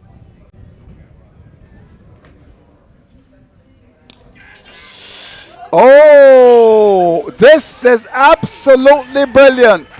Excellent, superb, stupendous. That is the moment of the day. It's the play of the day. It's everything. A catch taken at that short extra cover position by DePisa. That is the kind of catch that should be shown all around the world.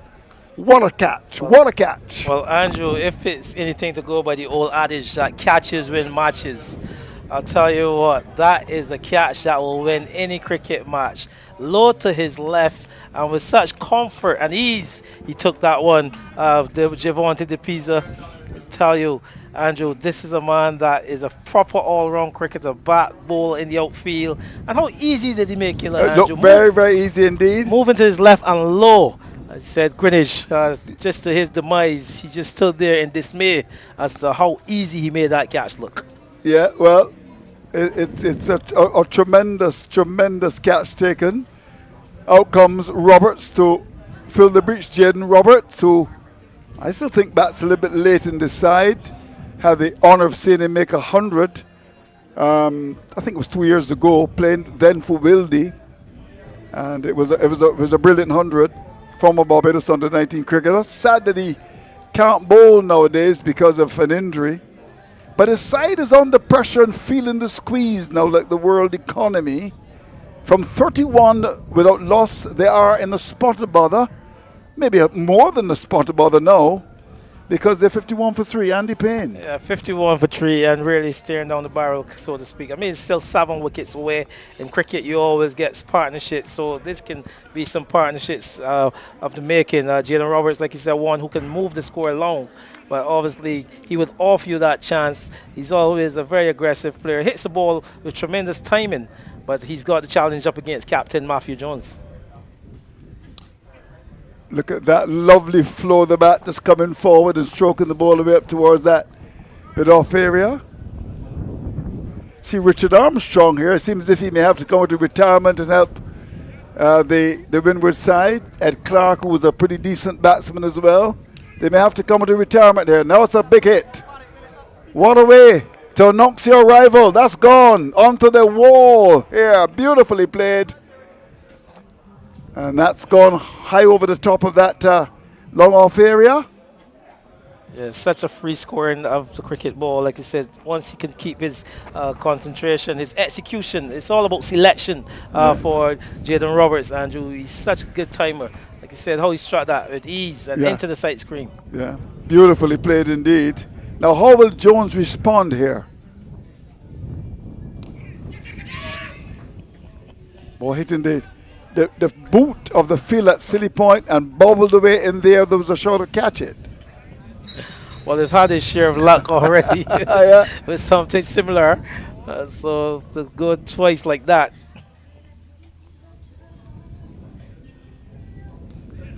Good battle here between bat and ball. Wonder how the Barbados under 19 women are doing as a short. How are the women doing? Are they doing not so good at all? Of course, when we come back, we'll be able to give you an update. The over comes to an end, and at the moment, Superb Blend Gladiola are large and in charge, with the Windward side beginning to struggle. Time for a change of commentators, that should be. We've got young Rashawn Hackett. He's going to be joined by the very experienced Philo Wallace.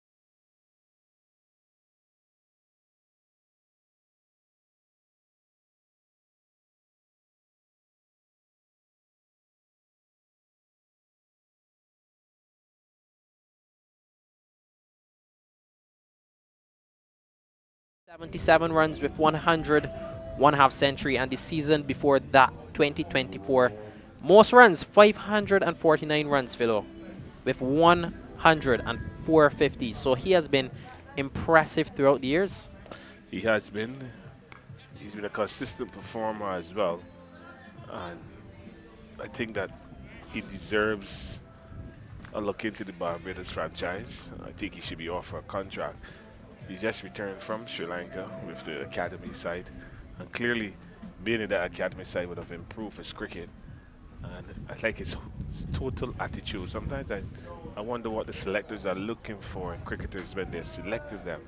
But clearly this young man is an asset to Barbados cricket. Because I can see him batting at 3, 4, and 5. He's 3 cricketers in 1. I think that time the time is right to get him into the franchise setup and get him onto that first class stage so he can go out there and showcase his talents and look for higher honours. Yeah, I certainly believe that Javonte De Pisa is a young man with so much potential ahead of him. Dot ball to close out the over. 61 for 3 after the 13th. Yeah, Super Playing Gladiola continue to enforce their way here at Lucas Street, having the home team Windward behind the 8 ball. One would say at 61 for 3. Matthew Jones, the returning captain, he's been the thorn in the bush for the Windward team. He picked up 2 wickets, so he's gonna match figures up. He's got 8 wickets already in this game, and he's coming off an injury. He's not 100%, but he's putting in the effort for his team, obviously to gain maximum points here, to set up any chance of winning the Barbados Cricket Association Elite Competition of 2026. So a good effort so far by Super Playing Gladiola, and all the pressure is on Windward. That one goes up. It'll land safely though. Roberts just splicing that one, almost gave it away, but he lives to see yet another day. Yeah, flighted delivery by Matthew Jones. Roberts not using his feet, just using his levers. He's a tall man, 6-footer, 6+, long arms, and just looking to use all arms and not getting enough bat on that. But because he opened the bat face on contact, the ball just went to the left of the long off field, looks like Eiffel, and he jogged through for a single.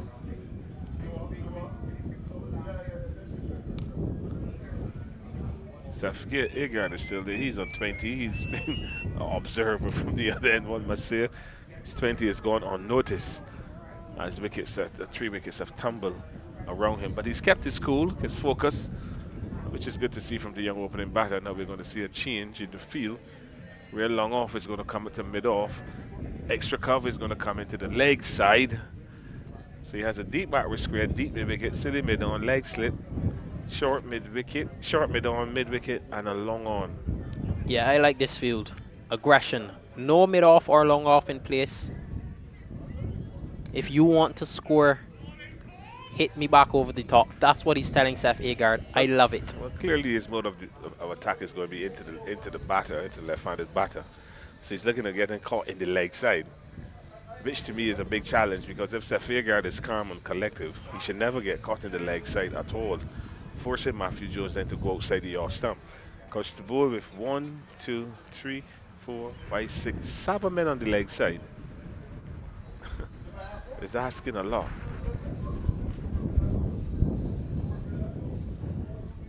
But the only 2 men on the offside is the slip and the man at short side cover, as that ball is down the leg side and they jog for 2 where that should be pushing for 3. Very, very poor running by this pair. Yeah, this Windward batting attack, they've lacked the urgency. Like they're afraid to face Matthew Jones. That ball is trickling all the way down the fine leg, and they only jog 2 runs. That is very, very poor running. But Jaden Roberts, you know, obviously he is a talent, but there's something need to get into his brain to find out what is wrong, what he's thinking, because he hasn't bowled a ball in this game.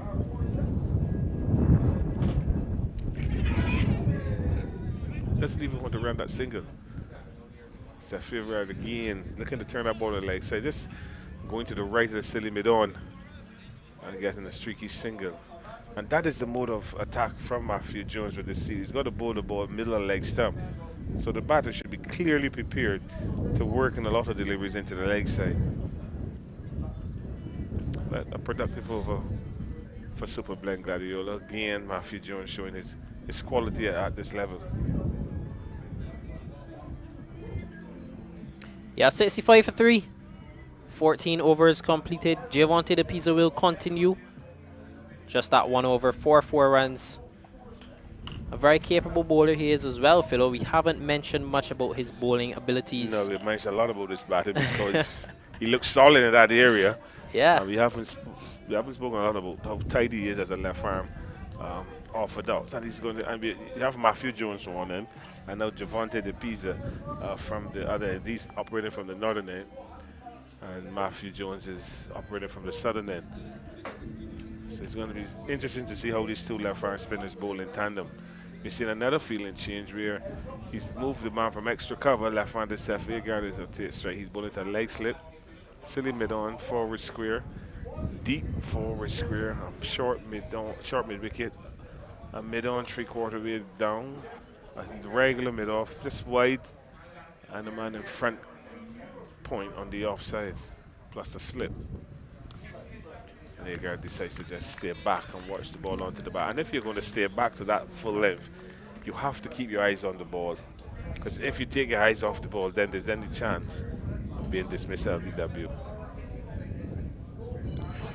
This is good bowling. I really love this bowling here from Javante De Pisa and Matthew Jones. They're really bowling in partnership, Philo. Both have similar feels, just those 3 men in the offside, slip, cover, and a short mid-off. And they're bowling very straight, asking Agard to hit into the leg side. This is good bowling. This is going to frustrate Agard as well, because the ball is coming into him on length, not giving him the room to use his arms. So he's merely on the back foot defending, not scoring.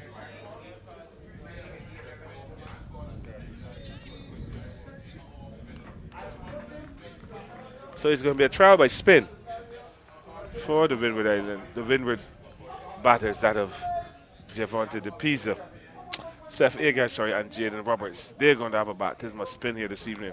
Lovely flowing drive from Agard, but in the way is Miguel Cummins. So that is a good change of length from De Pisa. Just bowling a little fuller, asking the left-hander to come forward in the appropriate manner, and he has done that.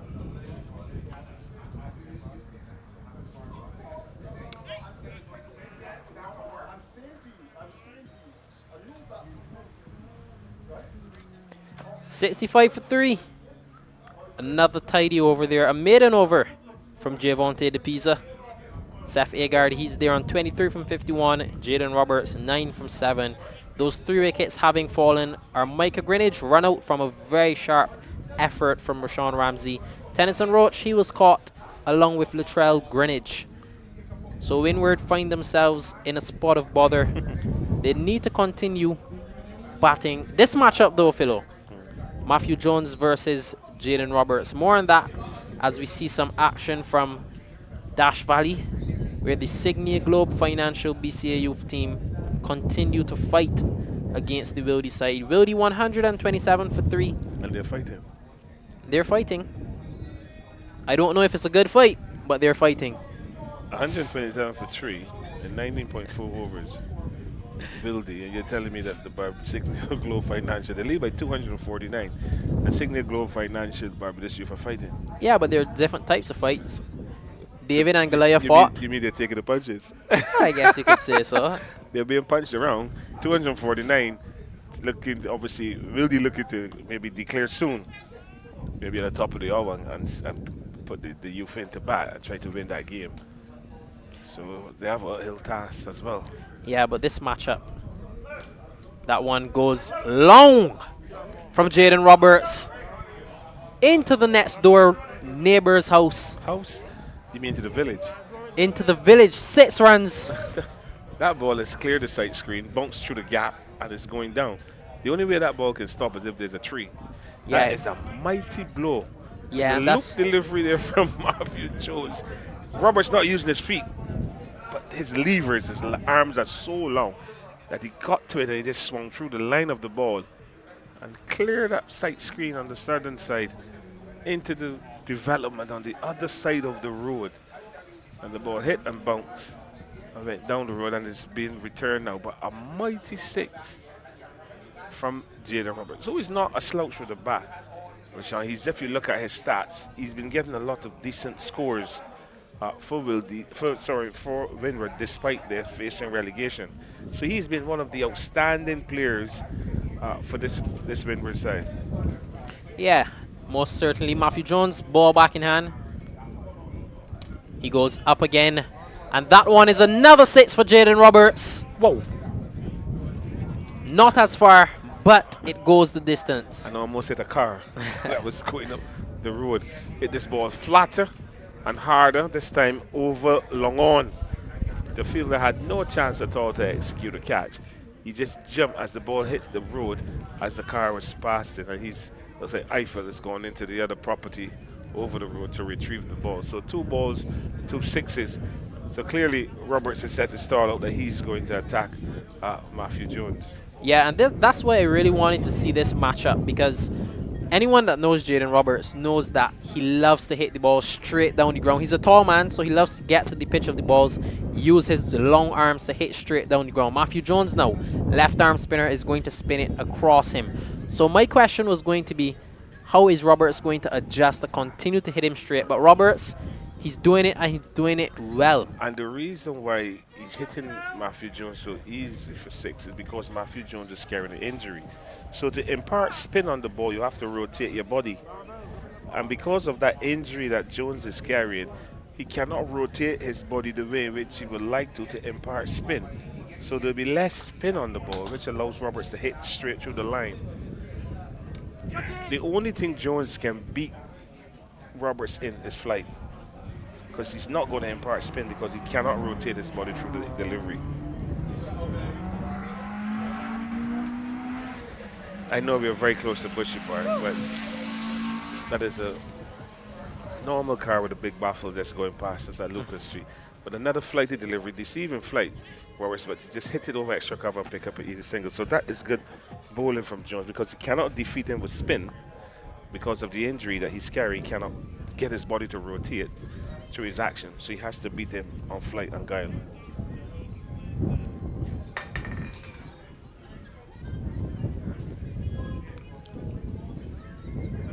Another single here. An expensive over this one from Matthew Jones. Something that you rarely see.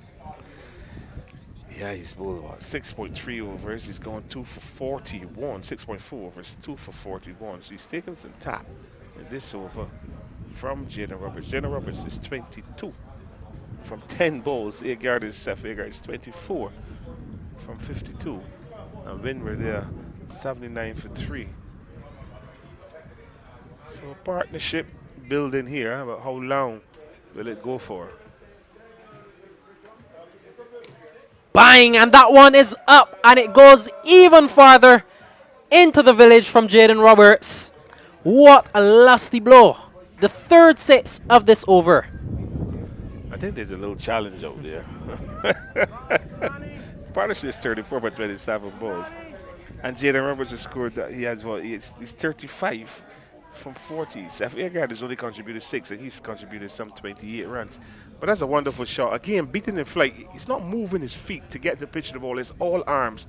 But he's getting there with his arms. He's reaching it. And with that lovely bat, he just hits straight through the line of the ball, which tells you the quality of the surface, the pitch. The ball clear long off, and again into the adjacent development. So 3 towering 6s already in this over for Jaden Roberts. But you know, as the saying goes, if you keep hitting, soon from now you're just going to hit out. Yeah, it's true. Let's see how Matthew Jones comes back. Flighted, and that one goes up and over the boundary for another 6. Jaden Roberts continues to dominate Matthew Jones. That's the 4th 6 of this over, and it brings an expensive over to an end. 4 6s in that over. Wow. Jaden Roberts took Matthew Jones to the cleaners. 34 from 12 balls. Yes, that's another good shot. Matthew Jones this time slower but straighter. And Jones not looking to hit anywhere but straight. Clear the sight screen another net and over the boundary for 6. And then after that over that ball, we saw Matthew. We saw Ashley Nurse, who's at slip, just telling Matthew Jones, just bowl the ball wider, not straighter. You want to bowl it slower but wider, because as you said, you can see that Jaden Roberts' strength is hitting the ball straight. So you need to pull him away from his strength and see how good he is. Yeah, certainly. What I found about that over though, Philo, is that although he was hit for those sixes, Matthew Jones continued to persist with the same delivery. Was he hoping that he got caught on the boundary? I think he was hoping for that, you know. Yeah, but Hope is playing for the Amazon Warriors. Yeah, Hope is playing for the Amazon Warriors. He's not here at Windward today, but I don't think that as a bowler you should be hoping. And I'm just getting the impression that Matthew Jones was waiting for a mishit from Roberts, but this isn't primary school cricket. It would work in primary or secondary school cricket. Javonte De Pisa continues though. Seth Agard, he's been so quiet on the other end. 24 from 52, and then the other batsman is 34 from 12. Yeah, Seth Agard obviously played the anchor role here, looking to finish the Barbers Cricket Association Elite Division 2026 season on a high. Yeah, he's been really struggling this season. Seth Agard had an excellent run of form last year, getting over 500 runs. Last year he finished with 577, but this season he hasn't found that form, hasn't gotten many scores under his belt. Consistency is lacking this year, and that is something that he has to look to better in 2027, because 2026 season is going to finish tomorrow. So he has to obviously look now to 2027 and try to start well and then continue to be consistent throughout 2027 to get those big numbers in. Wow, this man, you can't stop him. Jaden Roberts goes over the trees yet again, and he just stands there. Mark your authority, Jaden. He goes up to 40 in 13 deliveries. Yeah, that's a wonderful shot. You can see the piece actually slowing his arm down to get the ball to come out slower. Yes, it was slower, but the length is what Roberts picked. I hit it straight over long on for 6. You can see it. Slower delivery, waited for it, but he got very low on it, get under the ball, and he smashed it over long on for another 6. What a wonderful shot by Jaden Roberts. Yeah, he just does not seem to miss hit them. Everything is coming out of the middle of the bat. Well, he has a good bat. The bats of the modern era are quite good. But so Glenn Gladiola wouldn't be disheartened by this at all, because once Jaden Roberts continues to throw his bat at the deliveries, it gives the Super Glenn Gladiola bowlers opportunity or a chance to take his wicket. He's batted well, he's gone up to 40. He's only faced 13 balls, and he's hit some mighty 6s, but the opportunity to get out is still there. Yeah, 40 from 13 deliveries. I'm sure that if he can get to this 50 with the way he's batting, in another 2-3 deliveries, it would be the fastest of this season, and we'll have to check with Keith to see the fastest ever in the Elite Division. Yeah, we'll have to check. It certainly will be up there, Keith, though. He claims to be the stat guru. So Javonte De Pisa, how will he come back after being struck for a 6? The field is spread. Long off, long on, deep mid-wicket, and there's a deep cover. More adjustments being made now. Short leg comes out. He'll go into short mid-wicket. And they're putting another man into the leg side at a cow corner position. Oh, interesting. There's a fielder directly behind the umpire. So you could call that a straight fielder behind the umpire. Straight on. I don't know what exactly you would call that field. Oh my days. Jaden Roberts. You can't do that, Jaden. Another 6. He's done it.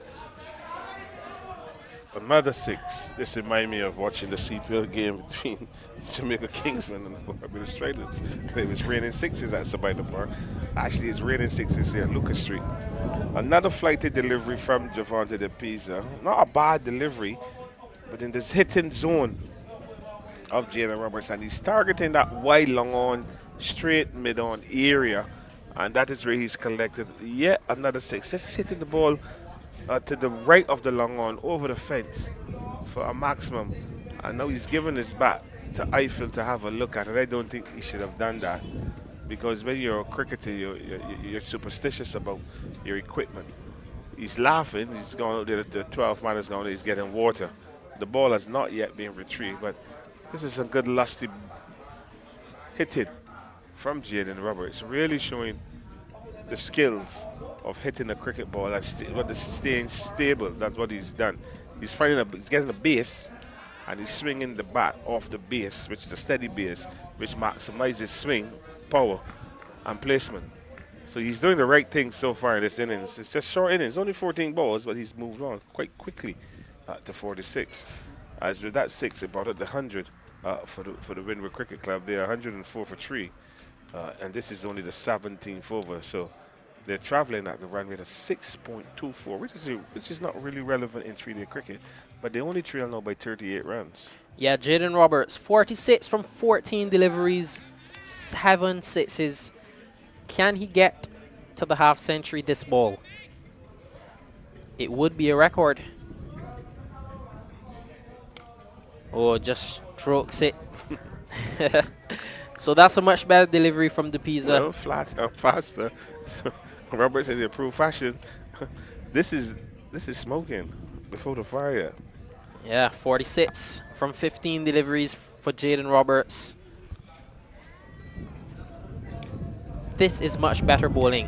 104 for 3, 17 overs completed, 13 from that one. Yes, 2 dot balls there to end that Javante the pieces. Over Roberts is 46 from 16 balls. Windward 104 for 3 in 17 overs. And he's only faced 16 balls. Safir is still there. He's the opening batter, 25 from 54. And he's playing good support. The pieces bowl, 3 overs for some 17 runs. But I like the contest here between bat and ball. One team's trailing by a 38, team looking to take advantage. They know that if they can pick up another wicket here, they're going to be well into the Windward Cricket Club middle order. Yeah, I just love the confidence of this man, Jaden Roberts. He's not one of those batsmen that counts balls, Philo. He doesn't say, I've hit 2 sixes. Let me just cool down and stroke the ball along the ground. He says, I've hit 2 sixes. If the ball is there, I'm going to hit a 3rd. So I love this from Jaden Roberts. But what I like is also he's playing his ball as merit. Yeah, absolutely. 2 dot balls were good deliveries and he respected them, which is important when you're batting. Especially when in a zone like the zones Jaden Roberts is then looking to hit 6s once the ball is flighted. Yeah, it shows that he's watching the ball. Matthew Jones to continue. To Seth Agard. You would forget he's there with the way Jaden Roberts is batting. But he's best. But the thing is that you have to have a pair. So there's somebody there at the other end with him. And that is Seth Agard. Look at the sweep. Still has to be careful. I mean, we're not out of the woods yet. There's still 38 runs in deficit. And he just needs to stay there with Roberts and continue to build on this partnership. Yeah, really nice partnership building between these two.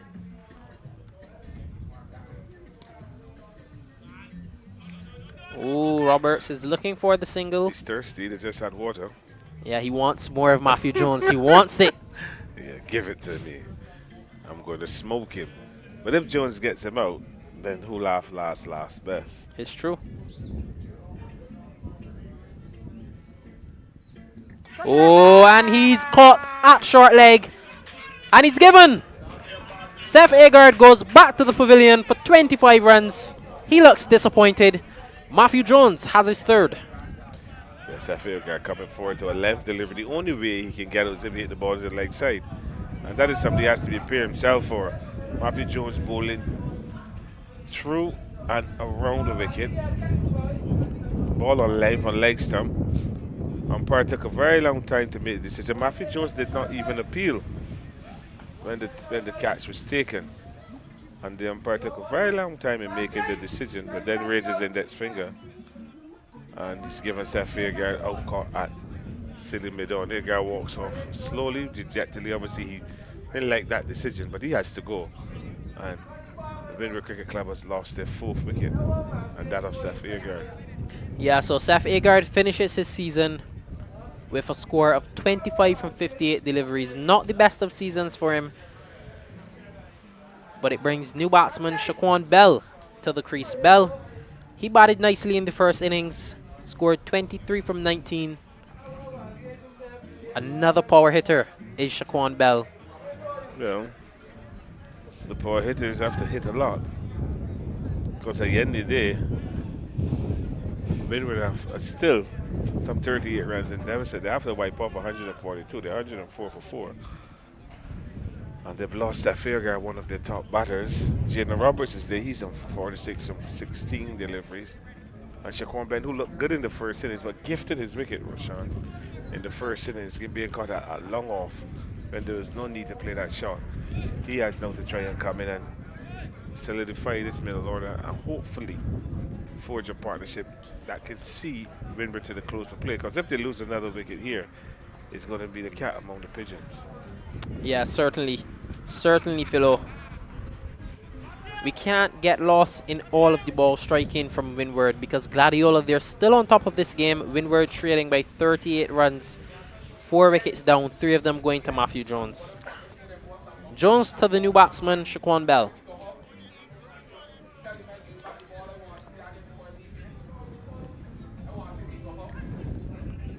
Quicker delivery first up.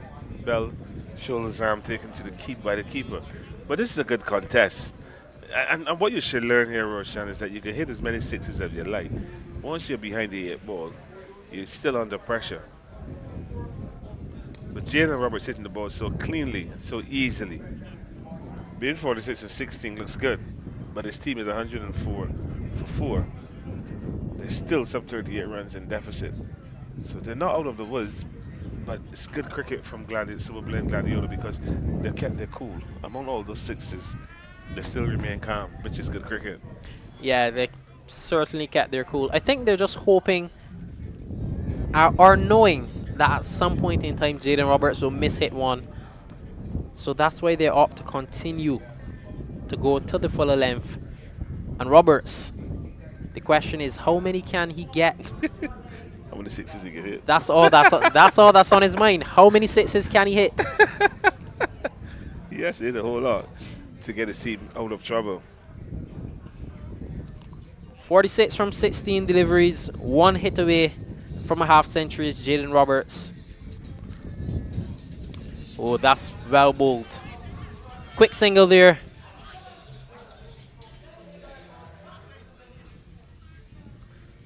That is very good cricket.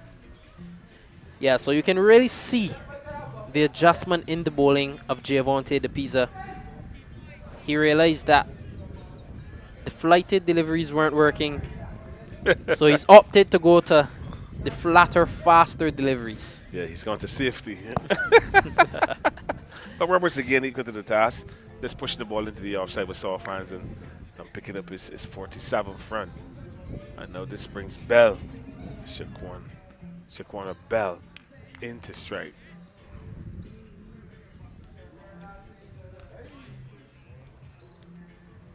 This is a good contest building now.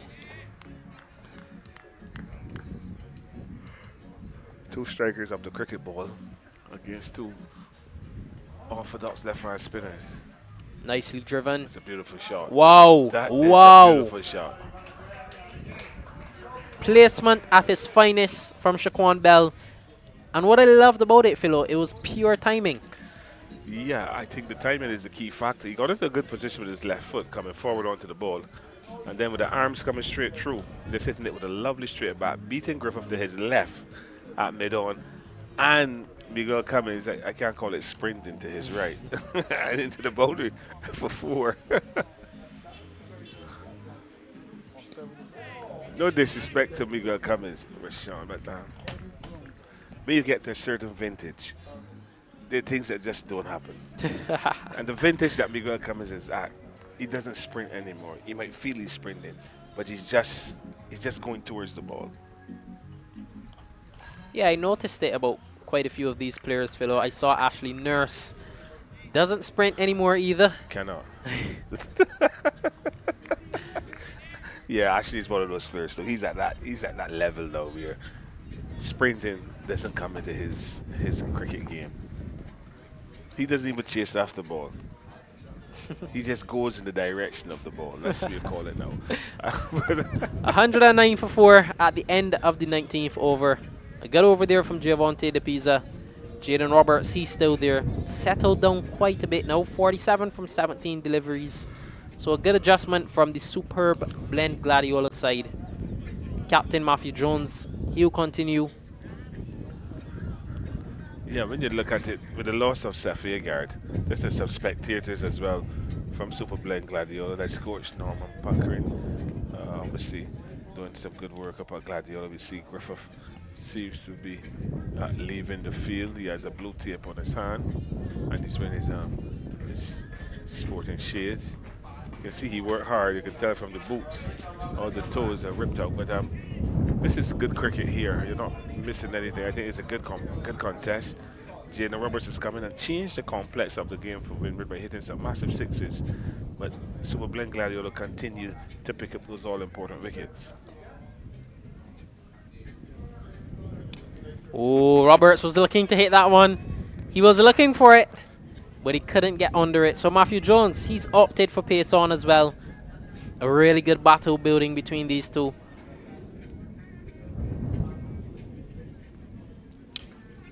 Gone for 6. And that is 50. That is 50 for Jaden Roberts. 50 coming up from just 19 deliveries. An excellent knock. One of dominance, one of authority. A knock comprising of 8 sixes. 53 from 19 deliveries. Jaden Roberts, what a show you have put on. Yeah, take a bow, Jaden Roberts. Wonderful innings of hitting. Some 53 runs from 19 balls. Given Viv upside the off stump, and this time he dragged it over long on. Griffith jumped, but just jumping in vain. The ball sailed over the ropes for yet another maximum to move him to 53.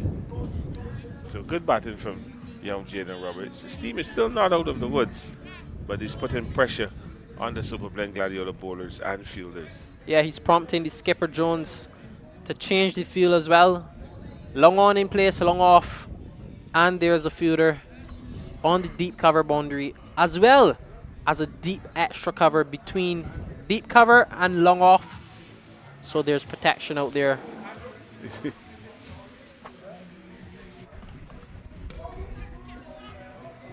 He finds the gap. Jaden Roberts continues. Placement at its very best. That is a wonderful cricket shot because he has a long on, a straight man behind his head, a long off, and he hit the ball between long off and extra cover. Long off moving to his left, and this is heading towards the northern side of the ground.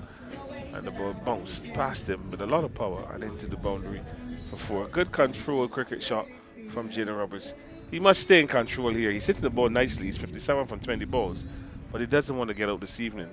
Jaden Roberts getting out this evening would have obviously dent the Windward momentum. He's the one that's come out and played quite freely, taking the opportunity to score and putting the challenge to the Super Blend Gladiola bowlers. Oh, went for another one. They should get 2 from it, or even 3. Yeah, that certainly should be 3 runs here. The thing about Jaden Roberts and his ball striking, Philo, is that a lot of these balls aren't even that full. It's just because he's such a tall man with such a long reach. Balls that the typical batsman would normally defend. Roberts meets them with aggression and hits them for 6. Yeah, because you have reach, one will say. The execution is good. He's staying his balance. He has a good base on which to swing off. And he's keeping his eyes on the ball. He's enjoying the reggae music played by the gentleman to the east of us. He's been playing that music all day. And obviously he's playing reggae music, which Roberts likes. Yeah, Roberts is certainly enjoying himself out there. So he's dancing to the tunes. He's dancing. Can you imagine? You're bowling your very hardest, and there's a batsman just doing this, having a dance. But he's having fun. 60 from 21 deliveries. It is the last 3-day game.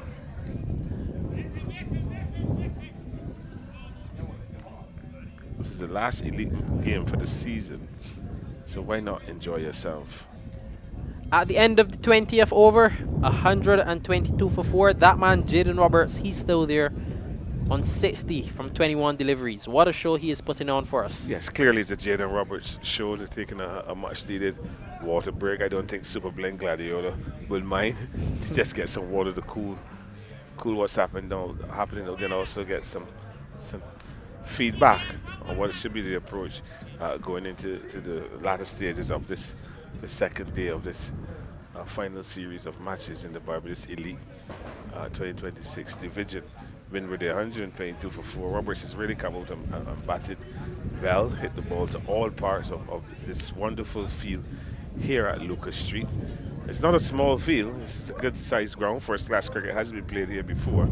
So to clear these boundaries takes a good effort, and Jaden Roberts has done that quite well. And as you see, ESFA Pickwick, they trail Empire by 111 runs. They're 96 for 4. Kyle Hope, the experienced Kyle Hope, he's on 43 from 89 balls, and he's there. His partner is Craig Holder, a good young chicken farmer. Right, he supplies you with chicken. He doesn't have chicken until the 25th of this month, so I'm chickenless for the next couple of weeks. And he's there not out on 5. Jaden Edmond with ball in hand. An expensive over here from Jaden Edmond. 2 fours, 2 no balls. Pickwick trailing by 111 runs as the 33rd over comes to an end. 97 for 4. Grant struggled again. Those three Simmons without scoring. Antoine Morris no score. Hope is 44. For the keeper, he got 39. And Craig Holder is not out on 5. So a bit of a stutter here by ESFA Pickwick. But again, it all hinges on Kyle Hope. Yeah, and that man on screen giving some advice. Well, I'm not sure if it's advice, but he's having a chat with Kyle Hope. Kevin Stout. Yes, we haven't heard about him scoring runs in a little while, have we? Yeah, we haven't heard about it in a couple series now, but he has been magnificent. You can't take away what he has done this season. No, you cannot erase it either. Yeah. So he's done wonderfully well, Kevin Stout. Obviously he's the leading run scorer in this Barbados Cricket Association Elite competition for 2026. Kudos to him. Yeah, he's amassed 705 runs, Philo. That's a lot of runs. It just goes to show the quality of Kevin Stout and his experience as well. Yeah, let's go back over to Queen's Park, where there was an absolute masterclass from young Achilles Brown. 179 runs he scored against the UWI. Yeah, I'm happy for Achilles Brown. Actually, I know his mother, Desiree Brown, quite well. I'm the one who encouraged her to send him there. So I'm quite happy to see that he's got 170 odd, because he's opening the batting, which I think he should have been doing. And I'm happy for him that he finished the season on such a high. Let's hope now that the Barbados selectors would honor his performances by including him in the trial squads, if there are any, and hopefully he'll take the opportunity. We're seeing Andre Marshall, the 500 member club. He's bowling. He's picked up, but he got the only wicket actually. He has 4 for 17, and he's in his 5th over. He has to do a lot of bowling for Spartan. UWI trailed by some 212 runs. So the Mel Evelyn, the batter with first class experience, is there, and that was Jai Clark.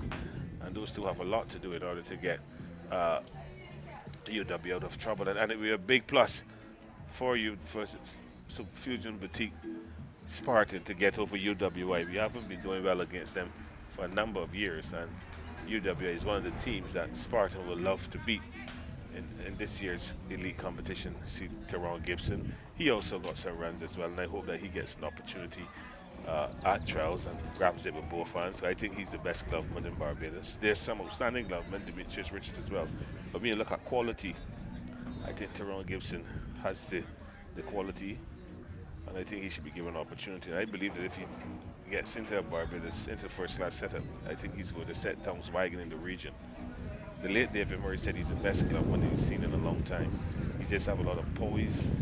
He's clean about what he's doing, and he's a reliable gloveman. And it's always good for a team, particularly a team that is heavy bass on slow bowling, which is Spartan, to have that reliable keeper. And I think he's done wonderfully well over the years, and I do wish him all the best going forward as we come back here at Lucas Street. Yeah, we're back here at Lucas Street, where Giavonte De Pisa continues to Jaden Roberts.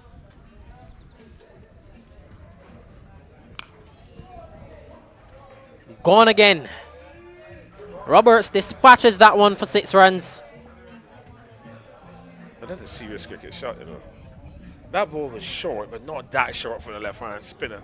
Devontae, the piece as you're looking here on the replay, not that short, but because he went deep into his crease, lower his height a bit with his back foot to get under the ball, to hit it to the left, to the right of mid-on, long on to the left of mid-wicket, who didn't even move, and over the ropes for 6. As Coach Dexter Toppin graced us with his presence. He's done a lot of work at his facility there in St. Philip. A lot of young cricketers are going up there and fine-tuning themselves. The ball is short and bang into the offside, down to the sweeper. Looks like Randy Thomas down there. And picks up an easy single. He moves on to 66. Jaden Roberts from 22 balls there, 129 for 4. So good batting. He moves to 67, sorry. Jaden Roberts from 23 balls. So still trailed by 13, but they've moved quickly along just because of Jaden Roberts' positive intent. Yeah, this is excellent batting from Jaden Roberts. Shaquan Bell, he's there as well. New to the crease.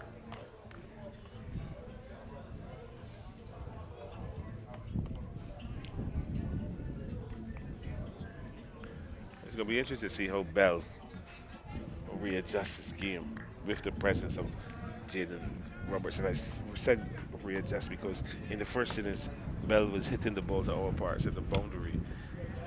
And now he has a man who's doing it. He's come to join him.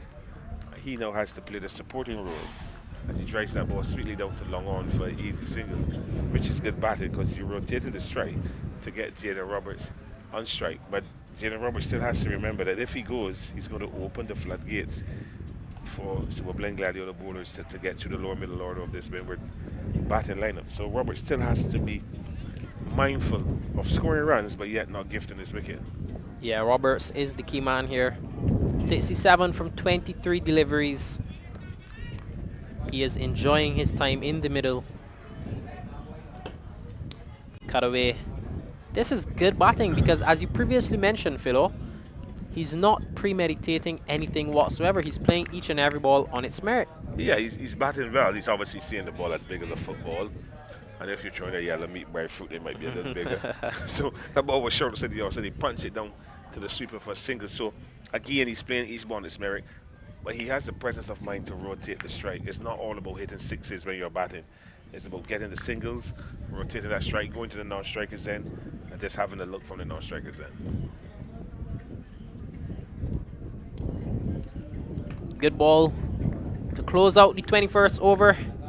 Philo, I will leave you now in the good hands of Andy Payne. Well, thank you very much, Rashawn. It was a pleasure all day. Your revelation. Andy Payne is going to join me.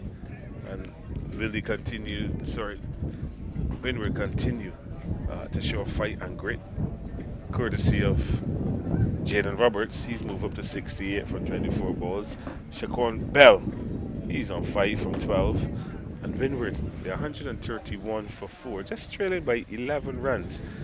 As I welcome Andy Payne. Good afternoon, how are you? Good afternoon, Philo. All is well on my end. Yeah, I'm solid as a rock and smooth like silk.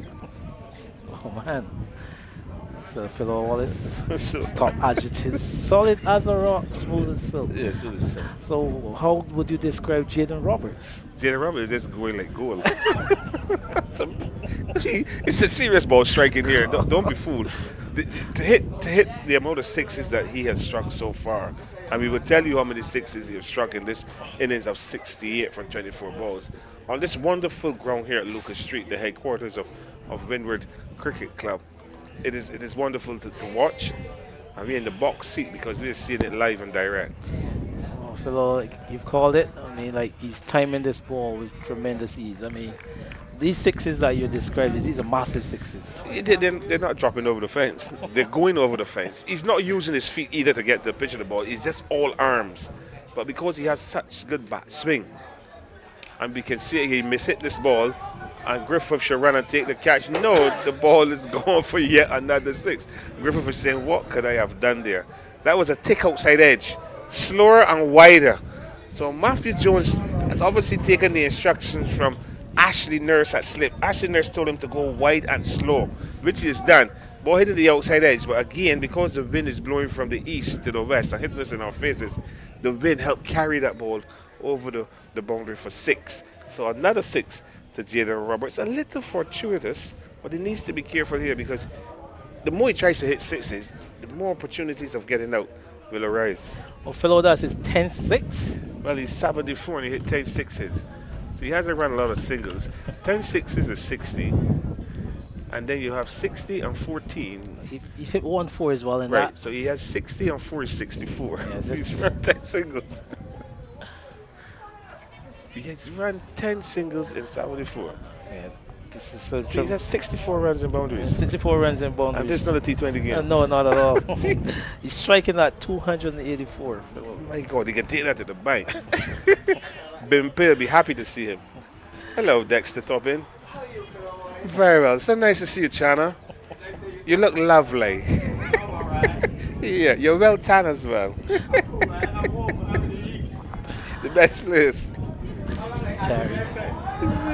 Oh, Philo Wallace, that's the 11-6. Made that 11, Philo. That's gone well over the road for yet another towering boundary from this man, Jaden Roberts. I'll tell you what, this is some impressive ball striking.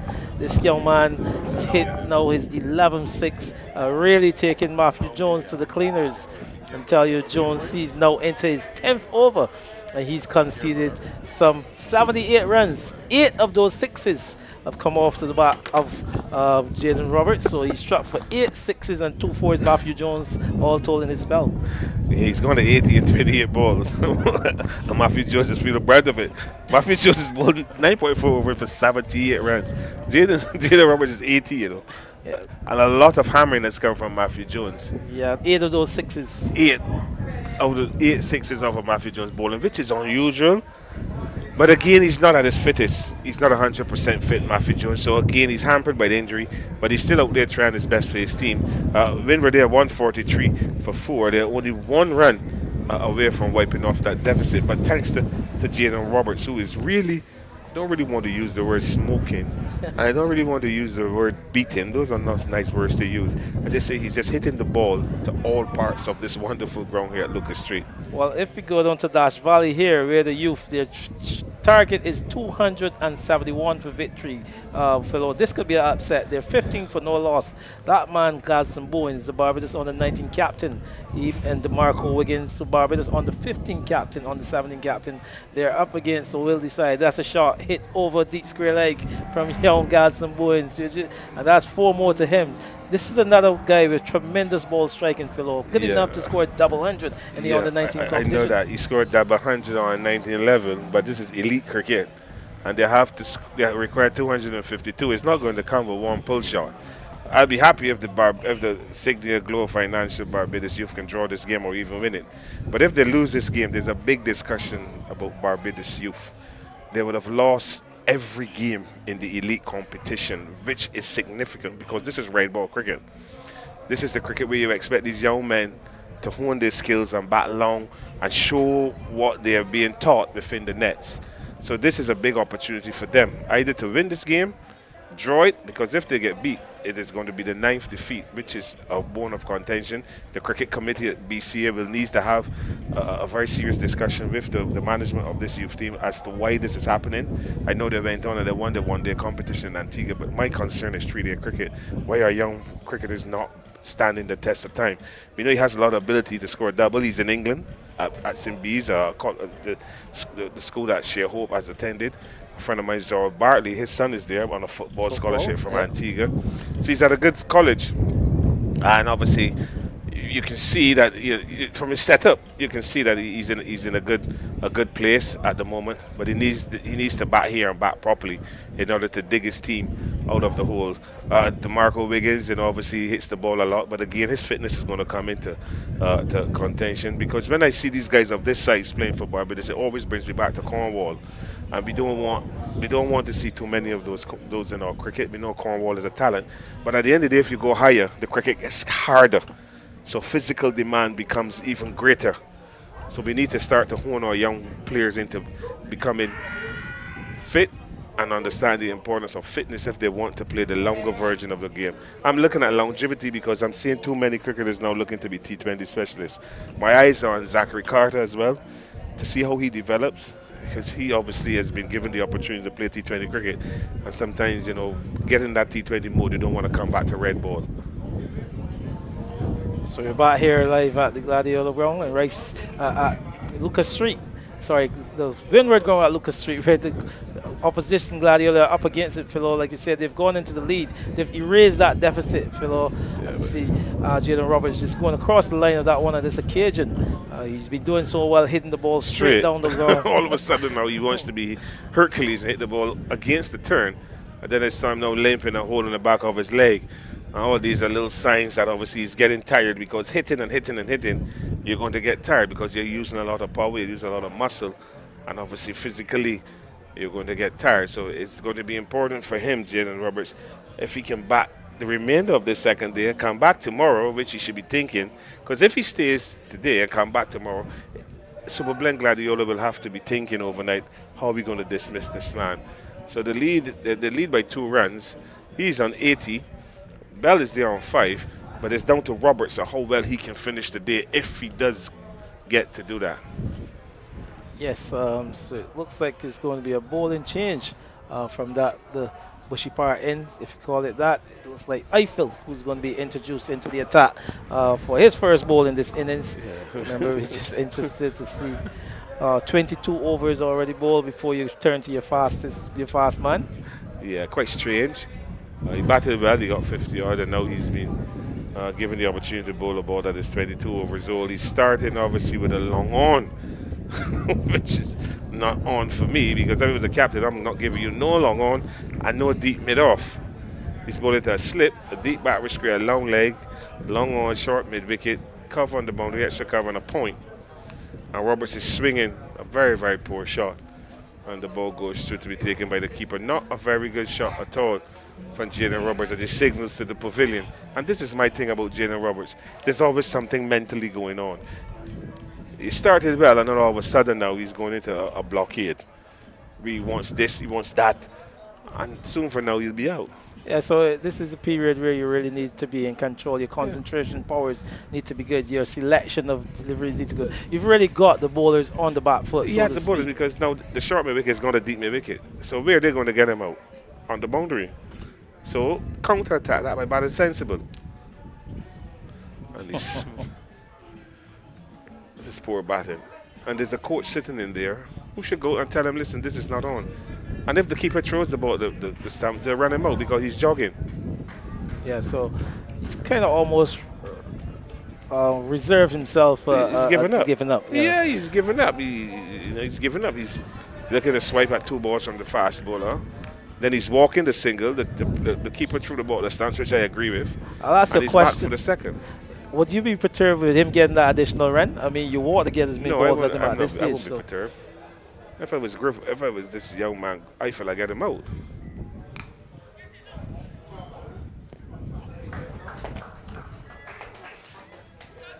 So there's a delivery. Just await the signal from the umpire. Short in length. Just looking. It's probably 1 bounce before the rope. It's 4.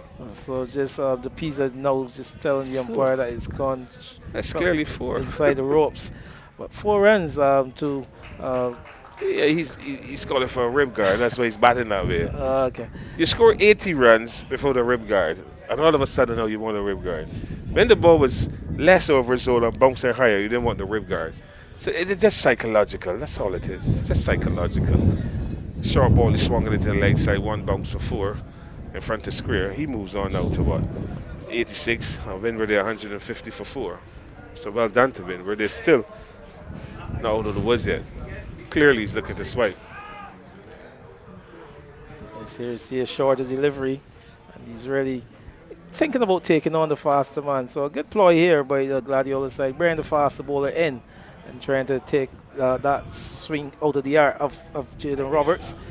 You see, brings Shaquan Bell into strike. Bell, very accomplished batter as well, a good all-rounder in the making. Would have good enough to play at the West Indies on the 19th level in the last World Cup as well. Yeah, we hear these players are good at this level and the next level, but when we see them at the next level, they're not producing. That's my bone of contention. I want to see consistency running through our cricketers. We've saw many of our young cricketers dominated at the junior level, but when they make the next step up, we don't remember their names. And that is my fear. My fear is the young man called Joshua Dorn. That is my fear. These are things that I would expect our cricket committee at the BCA to be discussing. How do we help these young, promising and talented cricketers at the under 19 level? The Gaston Bowens, there are a whole lot of them that just returned from Antigua as well. And how do Kimar Dixon, how do we help these young men to move to the next level seamlessly? That is my bone of contention. Another single. Full length delivery from Rifle and just dug out, get Griffith moving to his left, and a single to give Bell the strike, I think, which is good, to take Roberts away from it for a few minutes. Just let him go to the non-strikers end and allow this lovely breeze in the east to cool his brain. He's just looking to be a bit overheated at the moment, and you don't want it to run hot. So good single. Windward continue to claw their way back, and up at 4 square oval. ASFE Pickwick, they were 105 for 4. Craig Holder is on 9, and Kyle Hope is there on 48. So a lot of attention will be centered on this game. Hope will be the key, as we see Holder just punching that ball off the back foot and getting no runs. Holder, consistent performer over the years for ASFE Pickwick. It's been around the trials, not been called of late, but opportunities are still there once he continues to play. Jim Edmund, he's brought into his 4th over, done for 17. And Andrew Empties, I passed there this morning, he was rolling the pitch. He does everything up there. So ASFE Pickwick the trail by 102 runs. Kevin Stout, from the start of the season, was at slip. I haven't seen him move from that position yet, not even on television. But like you said, Kyle Hope, some 102 balls faced for his 48. But he will be the real foil for the Pickwick side. Yeah, Pickwick has played this very dull cricket over the years. And Hope would be the man that they're pinning there. I don't want to keep using Hope, but they're pinning their strength on in order to get up to that total. And back here, Lucas Street is going to be the Pisa, who's operating from the southern end now. He switch ends. Javonte the Pisa. Captain Jones is tired. 6 years have been struck, and the Pisa now has been asked to take up the role from the southern end. Good to see him given the opportunity to bowl more often. Good delivery there. There's just something about Javonte the Pisa that tickles me. My favorite color is pink. The president of the BCA, Calvin Hope, is wearing the pink short pants with a lovely white shirt and some burgundy shoes. And he's always carrying himself quite immaculate. He's hairless, just like me. And if you ask him to give you the Cigar Sober's walk, you might think he's alive. Colors up. Colors up. But a good period, really, in terms of Bell. He's taken the strike away from.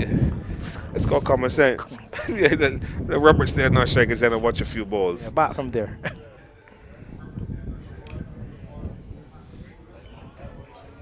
But he doesn't want to give his hand away. He still want to bat and bat sensible. They need to close out this day. But if they can close the day 180 for the same 4, it will give them a little breathing space going into tomorrow's final day.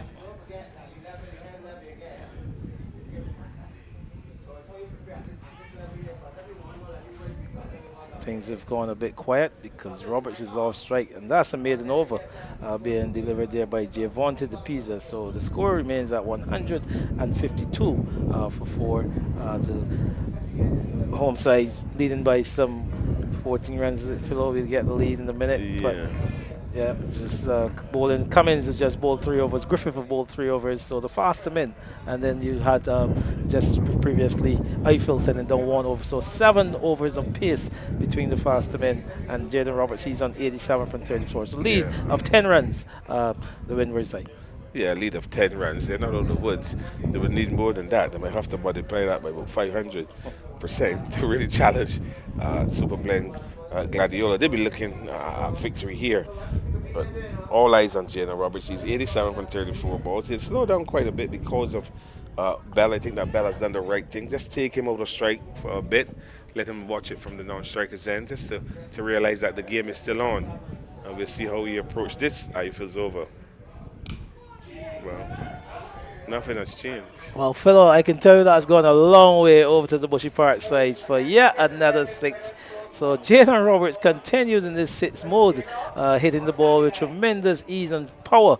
It's fun to see the replay here, Philo. Just again extended these levers, staying in a good base and hitting this one all the way through for yet another match. The key to his hitting is that he's picking up a nice solid base. And once you pick up that base, then you can swing your arms and the levers from, including the bat.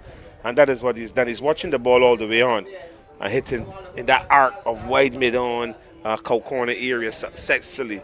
He's moved up to 93 from 35 balls there, 158 for 4.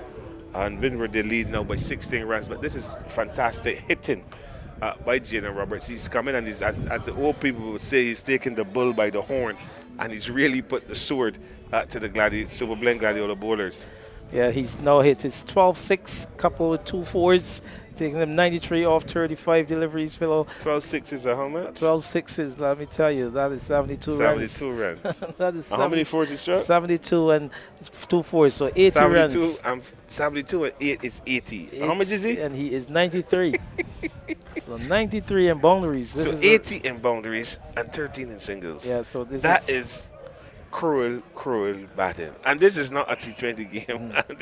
So that is a full meaning of a boundary-studded innings. You better believe it. I would even say stud. I would just say boundaries. Because there's no stud in it. I mean, he's hitting the ball with tremendous power.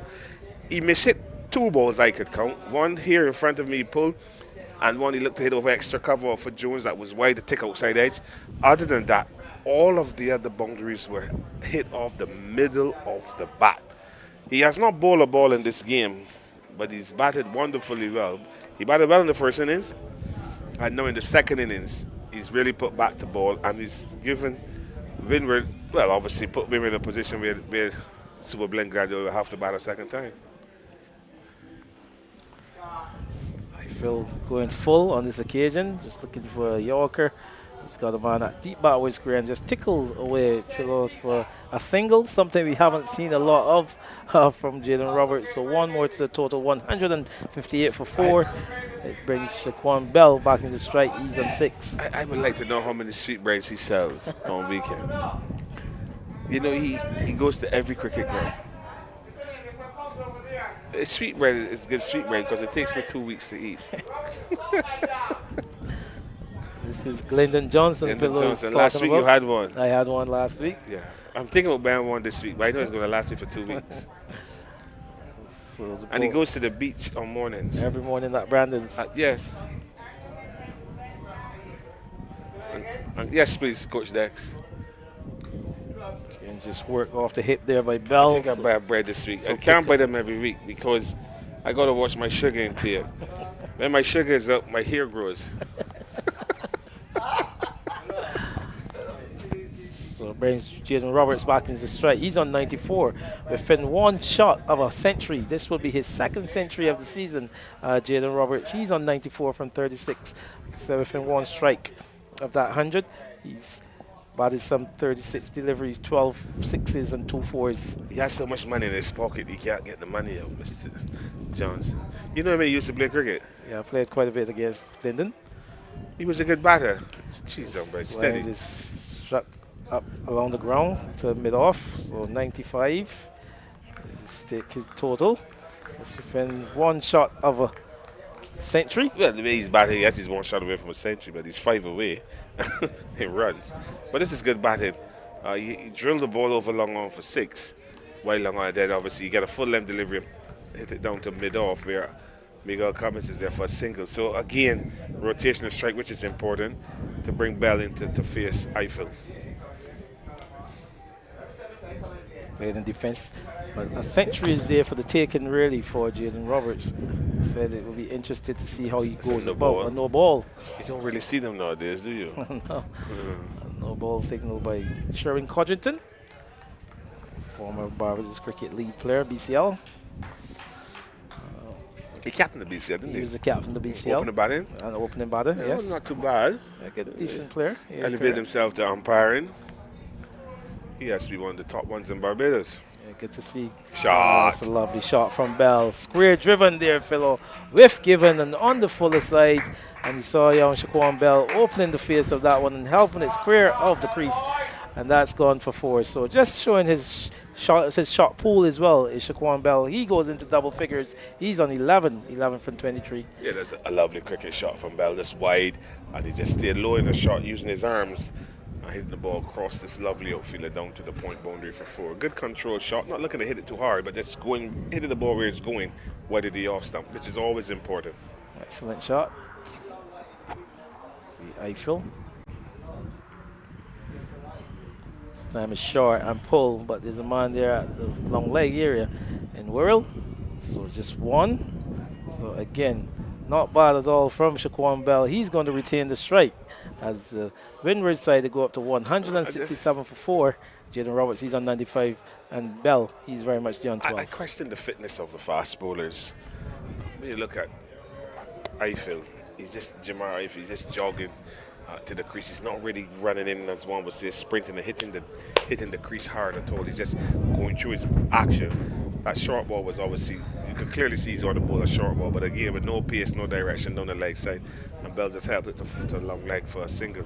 But my fear is the conditioning of our fast bowlers, and that is why I'm so big on fast bowling camps, where we have the best fast bowlers in the Barbados. We have a lot of them, former greats here.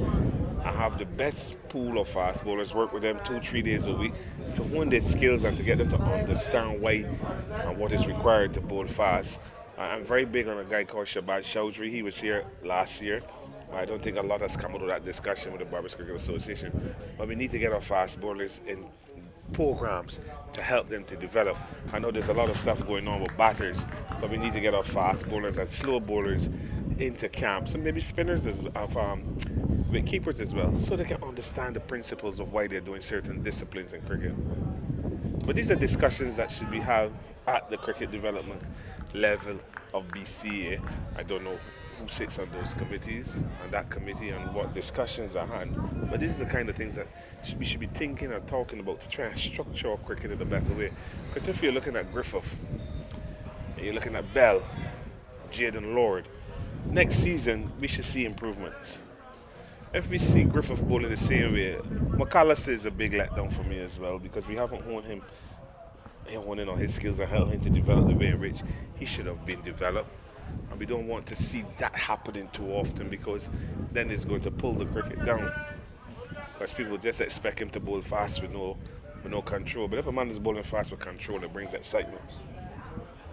And excitement we love to see from our fast bid. We've been seeing lots of fast bowlers. Yeah, when Stefan Griffith bowled too quick deliveries at 80 and 90 miles, everybody jumps because everybody wants to see pace. That's the excitement we want to so see. it's important. And Roberts is on.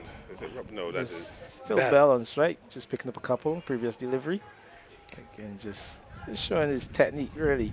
Is Shaquan Bell getting into good positions against the slow bowlers. See him using that top hand filler, just defend the ball back up to the bowler. But that's the only hand the right-hander should be using when he's batting, his left hand.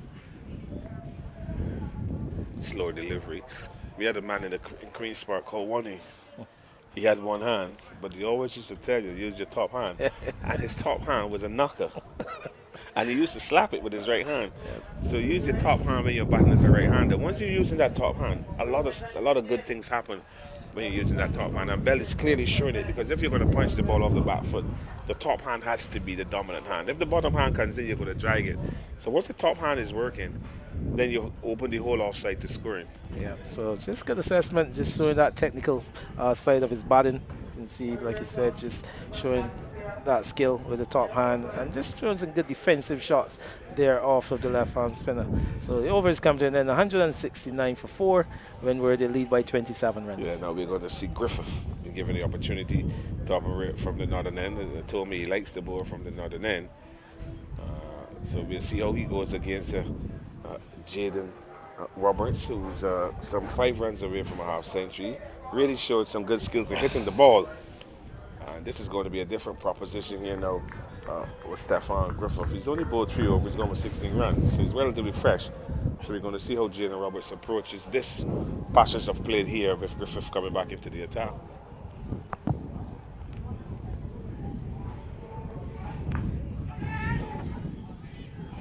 Come on, that is disappointing. That is disappointing, Philo, by the man at the long leg area. Rashawn World is an enigma. I know I have no bones about it. No, that is very, very poor fielding. A short ball from Griffith, top edge from Roberts. Rashawn World is feeling that long leg. Just have to run a couple steps to his left. Instead of running with conviction, he hit the ball with his left hand, tried to pile it over, and the ball went over the ropes for a 4. And Roberts moves on to 99, that is it? 99. He's on 99, one over for the 100. century. It's 38 deliveries there, 173 for 4. So very poor fielding by Rashawn World. This here is Griffith. Again, that one is well played by Jaden Roberts, and that's the century for him. Just opening the face of the bat and gliding that one down to the vacant third man boundary below for a century. 103 to Jaden Roberts, some 39 balls, some 3 4s and 4 4s and 12 6s. Philo, an impressive knock for the young man, taking his score to 103, his second century of the season, and putting Windward in a good position really when we thought that they were under some pressure. He's really came and really done the bulk of the batting for them. Yes, congratulations to Jaden Roberts, 103 and 39 balls. They're 177 for 4 Windward, and he has come out and he's put took the challenge to the Super Blend Gladiola bowlers, and he has conquered. But it's not over yet. They only lead by 35 runs, so he needs to continue batting here, Jaden Roberts. Time here he is, clears that front leg and hit that one a long way over the top, Philo, into the Bushy Park area for yet another 6. No ball as well there being signaled by Sharon Codrington, the umpire. But here he is, Philo, clearing the leg, opening out that offside, hitting that one straight over those side screens, and another marksman for him. So he continues in the aggressive mode, taking his total up to 109. Yeah, now he's flexing his right hamstring. He's singing to the pavilion. There's always something wrong with this guy, Roberts. He said a lovely shot, hit the ball clean over long off for 6. But now he's calling for water, so we know he's going to call for spray. Mentally, he has to get it out of his mind and focus on cricket. Because if you're batting and you're playing cricket, stuff is going to happen. I know we're going to see match referee Blaze going out for a box of balls. Obviously, they have to choose a ball because that ball has been knocked into the bush. But again, Roberts showing good class, good hitting ability, good striking areas. He hit the ball straight, that is his strength, and he's been successful on this occasion. He moves to 109 from only 40 balls. They're 184 for 4 Windward. So some tap will be given and meted out to some of the Super Blend Gladiola bowlers. And Roberts needs to stay focused here, get all those little funny men out of his head, and just focus on that 5.5 ounce red ball. It's important that he finish the day not out. Because to do all this good work and hard work and to get out, it's going to leave his team exposed going into the final day tomorrow. So Roberts needs to have a clearer mind that he needs to bat through the rest of the day, come back tomorrow, choose the roller, and start afresh. Well, I'll tell you what, he's all set here for carrying on to get up to 150. You don't want to be just 109. You need a mammoth 100. You want one of those monster hundreds that we speak about, Philo. He's really taking it away from the Gladiola side here. He says just hitting some 13 I have a friend named Ricky to my left, and we were having a talk by the bar. It was talk, not liquid talk. And he introduced me to a young cricketer who went to Parkinson Secondary School. And he told me he got out for 199. I said, but how you got out for 199? He told me caught on the boundary in a school's game. I said, but 199 in a school game, everybody's on the boundary. So all you had to do is drop the ball around a single. He told me he was in the zone. So I hope that Roberts is not in that zone. Because if you're 199, I can't see anyone near the field, any fielders close to you. But it's good batting by him. He's coming in, he's obviously transferred the pressure from Super Blend Gladiola, from Windward batters to Super Blend Gladiola bowlers and fielders and captain, because he have to spread far and wide. And it's up to him now to decide if he wants to battle the rest of the day. He has a fast bowler bowler with a deep long on, a long off, deep mid wicket, deep point, slip, deep backward square, and a long leg. And that is a poor shot. Now this is what you're thinking about, Philo, the shot selection from here in. He said he's got he's ripping his gloves off, so there's a bit of cramp coming in. So everything now is going wrong with Roberts. He's got 2 4s in this over, a 6 off for no ball. He's really in charge here. There's no need to play that shot. No need. Just allow the ball to go and come back tomorrow. That is what he should be thinking. Yeah, there's lots of gaps in the field. Just get on top and ride it, pick up a single. And this guy is steaming. I tell you, that's a quick delivery. Fellow that's gone through to the keeper, plenty carry. A lot of torque. You hear that? You hear that hitting into the gloves from here. That's 86 miles an hour. I'll tell He's you. bowling with good speed. I don't know what this young man Roberts is thinking. You need to survive this over because now they're going to move that backward point and put him on the third man boundary, which should be like a fly slip. Yep. So clearly, the only man close to him is the short extra cover. And if Roberts gets out, actually there is that slip. You don't expect him to go any other place. He's with a deep third man, deep fly leg, deep backward square, deep point, long off, long on, deep mid wicket. Now, like you said, this is not the type of batting that you watch a man who's on 100. I mean, you want to take on the faster man, but you just need to be a bit more selective about it. So he's bowling well into his 80s. And like you said, one feeder just in front of the bat, a slip is in place. Everyone else is stationed on the boundary. So, like you said, I'd be inclined to just try to get down to the non-striker if I was Jaden Roberts.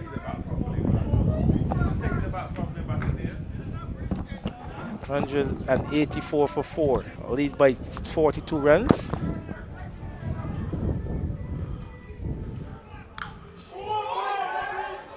I'll allow you to describe that, Philo Wallace.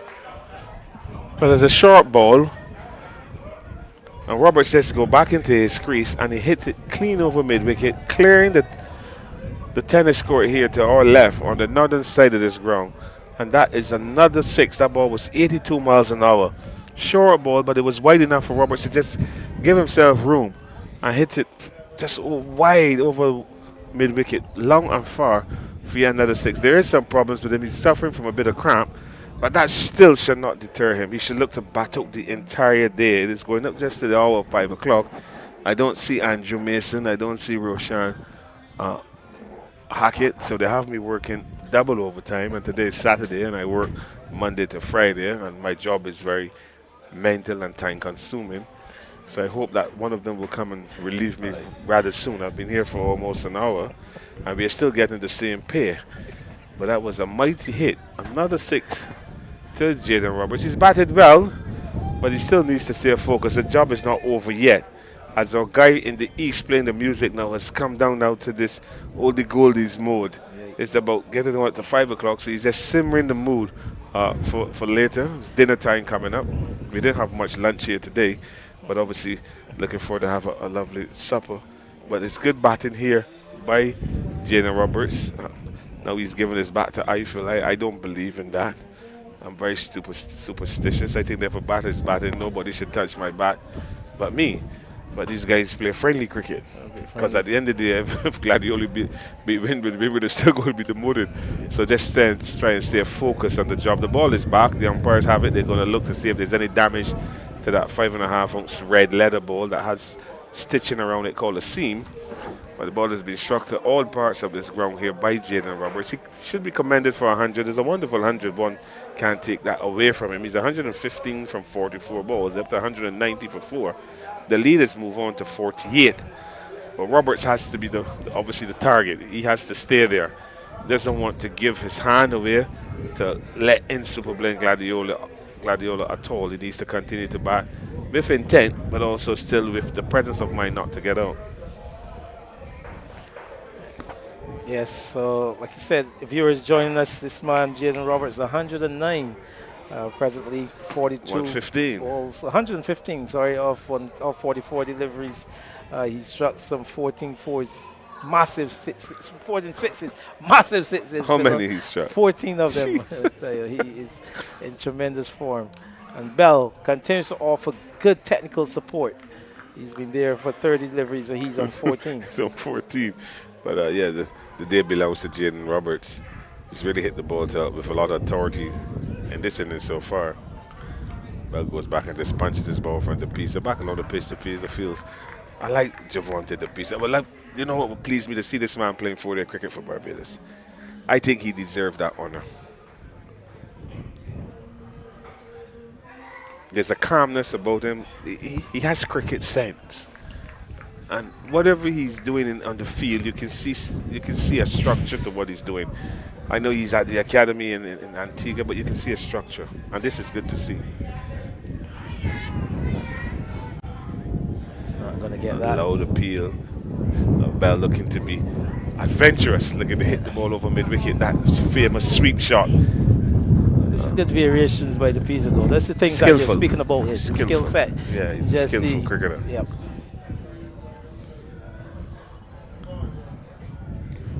It's better. I like the piece. He's on the money. He's not giving him anything. Licks are coming from the other end, boundaries, but he's tight. He's in there, and that is what you want. You want the supporting role from the other bowler. If boundaries are flowing from one end, you want tightness at the other. It's good stuff from the piece, like you said. So yet another maiden over to him. So he sent down 2 consecutive maidens, really. Javon to the Pisa. 190 for 4. 28 overs completed. I tell you, the Pisa, he sent down since 8 overs, 3 maidens, none for 33. But this man, Roberts, like he said, he's cramping a bit. Just needs to get his electrolytes in. He said you would like him to come back here tomorrow if he's going to put his team in any significant signs of a victory. Because I think only a victory here really can save them from relegation, the Windward side. So it's just a victory can save them, and this man is positioning his team into such a position. 190 for 4, 28 overs completed. It's going to be Griffith to continue. He'll be bowling to Roberts. Roberts said the last couple of deliveries, he's hit some massive 6s off the fast man. So you see that field is set far and wide. It's just 2 men inside the catching area. It's a short extra cover, and there's a slip. But everyone else is spread on the boundaries. So I welcome Andrew Mason. Andrew, you're back into the chair, replacing Philo. I thought you were going to say the hot seat. Well, it was Philo's seat, so yeah, but you know it would be the hot seat.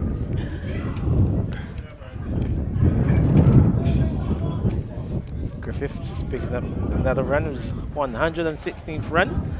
But Stephon Griffith, the fast man, he was treated with some disdain in the previous over, bowling up to 84 miles an hour. So he's been quick, but I tell you, some quick deliveries. But this man Roberts been playing some excellent shots. What a performance from him! Great performance indeed. I mean, like I said, his 2nd century of the season, but he's just showing his ball striking ability.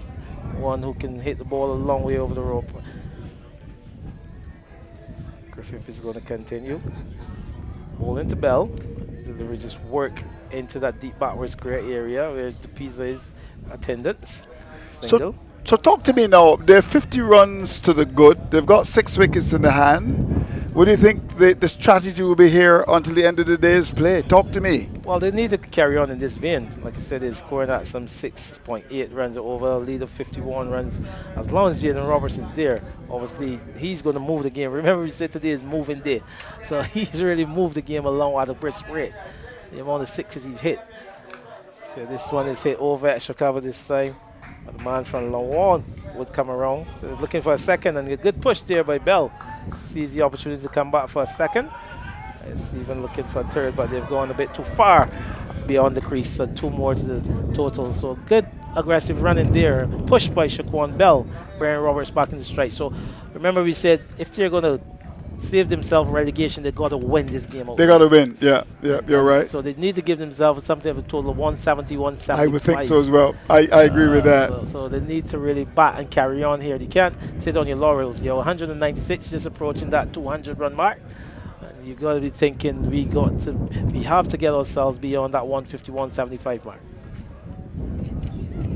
Trinidad playing some smart cricket in the under-19 tournament. They're now 47 to get from 51 balls, 59 for 1, and Barbados not doing themselves any favors at all. In fact, the keepers dropped 3 catches, very simple catches as well, and it's been a tremendous effort on the part of Trinidad, and they're not losing wickets, and they've got 2, and Barbados not getting it right in terms of field placing as well. Protecting the boundaries, still feelers inside the circle, cover extra cover. You surely got to put someone in the boundary and stop it. This is why you employ coaches to help these young girls. But at the moment, it looks as if they will struggle to win this. But cricket is a funny game. Griffith is bowling with some gas. Said he's a quick bowler. One's 81 miles an hour short. See Bell trying to get into a hook shot, but the ball's well through him. Through the keeper here with. But yes, just speaking more of that game in Trinidad, Andrew, what's the equation now?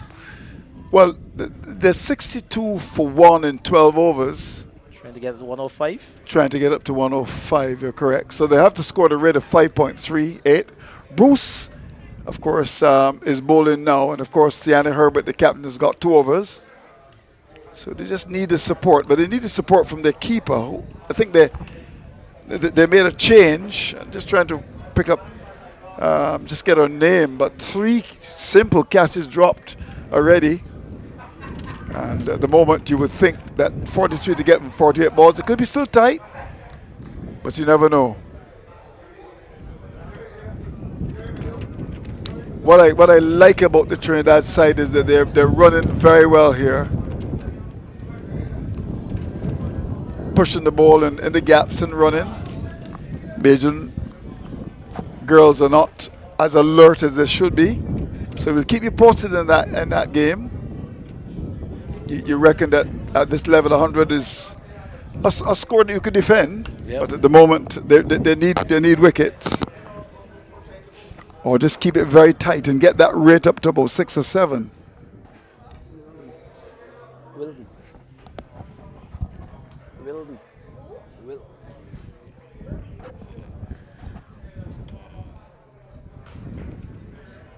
In fact, in 1 over there were as many as 4 wides bowled by Seeley. A little bit of ill discipline there by the Barbados team. Remember, that's the final of the Cricket West Indies ladies tournament on the 19th. Yeah, and now Bruce has bowled 2 consecutive wides. Very talented. Got the top score. So, you know, when Brathwaite goes, there's always a challenge for the Barbados team. No, that's a big hit. That's gone into the trees on the far side of the ground. And a no ball is well over cover. This has been an absolutely brilliant knock. Brilliant indeed. And what a way to bring up the 200. What a response as well. Oh, lovely shot. Just holding the pose there as well is Jaden Roberts. Said this is an excellent hitting knot here. I mean, these balls are going a long way outside of the ground. That's a fantastic shot from Jaden Roberts. So well set here, 125.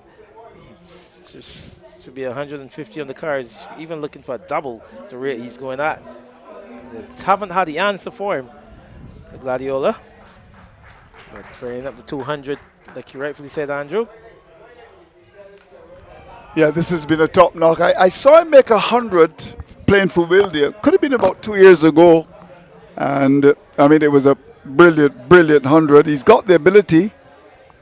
And certainly the type that could easily, well, I mean, he's not bowling nowadays. Because he's also pretty decent, very, very decent spinner. Sorry, medium pace as well. So just go down to Wildy here at Dash Valley. The youth trying to get it to 271 for victory. They're 61 for 1. Jordan Graham, he's joined Bowens, the captain. 61 for 1 after 12 overs. Bather dismissed would have been Wiggins. Wicket taker Desmond Currency, 3 overs, 1 for 4. So he came into the attack and picked up the wicket. So Signia Financial Barbados Youth, 61 for 1 after 12 overs. Desmond Currency, he's picked up the lone wicket. They still require another 210 runs, Andrew. This game is pretty much going up to be an open game. If they can come overnight with just 1 wicket down, I think that could be interesting for them as well. As we're back here at Lucas Street. So it'll be the Jada Roberts show, 125 from 49 deliveries. In case you're interested, Barbados just got a wicket thanks to Bruce, a brilliant catch. Well, they've been dropping, but a brilliant catch taken by the mid-wicket fielder. They've not been able to tell us some quick heroes who she is, but it was a tremendous catch. So 65 for 2, the equation 40 from 44 balls. I think when Tiani Herbert comes back into the attack for her last 2, that could make the difference. It is true they're not getting wickets, but that rate is just about 5.5. No batsman has come to the crease. So they're still in it. 40 to get from 44 balls. This is where the pressure can mount with the Yeah. new batter. If they can put together some deliveries to the new batter, Yeah. can build some pressure. Bruce has been splendid, just like this shot. Beautifully played. That's gone away to the boundary down to backward square. So this has been a tremendous effort on the part of a side that looked dead and buried when they were in deficit by 142. Now they're 211 for 4 and doing very well. Yeah, put himself in the lead. He said this is where they need to fight themselves and put themselves in a position where they can go on to win it. He is just using his feet on this occasion. And good work there by the Pisa, collecting and getting it swiftly back to the keeper. But he's regained his ground. It's Jaden Roberts. He said it's a bit of a challenge. He haven't been facing up to the Pisa for some time. I mean, not that it's going to deter him from his stroke hits. This time he's going high. Griffith is selling under it. Whoa. Griffith, and the catch is taken. Stefan Griffiths takes the catch. Javonte De Pisa, the man entrusted to do it. Like I said, he haven't faced up to the Pisa for some side. An excellent knock commended there by the umpire, Lamar Clark. Give him a shake hand, but he's got to make his way back into the pavilion. An excellent knock, Andrew Mason. 129 of 51 deliveries. 5 fours and 15 sixes. Take a bow. Yeah, you're right, and good description by that. And there's Griffith celebrating. It's really a tremendous knock from him. You could really ask for more, although, a little calculated and just to maybe work it around a bit. But he's played his part. And if they can get to maybe, as you said, 160, 170, you never know. That rate for Trinidad has gone now to 5.57 with a new batsman. But the attention turned to this batsman, Jaden Roberts, who really has been absolutely brilliant with his batting.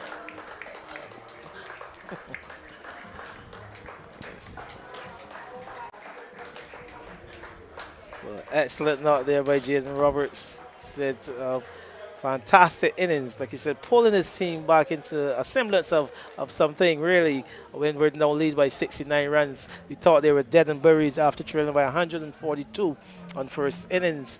And these Jaden Roberts show 129, 5 fours and 15 sixes. I mean, Andrew Mason's really logged on to that game. He'll keep you, the viewers, well abreast as to what's going on there. The new batter is Rico Wiggins. But Devontae De Pisa making the breakthrough. Again, just teasing a bit wider, slowing it up on the offside. And you saw Jaden Roberts going for one hit too many, really, and just spreading the catch out to deep extra cover where Stefan Griffith held on to a comfortable catch. And that's half the wickets for the Windward side, 211 for 5. How good is Wiggins as a batsman? Well, we saw him last innings, and he's showing a bit of aggression. But I don't know if it's that case right now. Bell, he's been there. He's looked very good for his 17 or 43. He needs to offer some support to Bell. They would need a partnership, really, if they're going to carry on, get it up beyond 100. Trinidad and Tobago with a lovely 4. No long off at the moment. I mean, got to protect those boundaries. So they go to 71 for 2. The rate has dropped to 5.23. Lovely flowing drive over that long off area. Just got to get that long off in and cut out that boundary. A little bit surprised that there's no long off at this stage.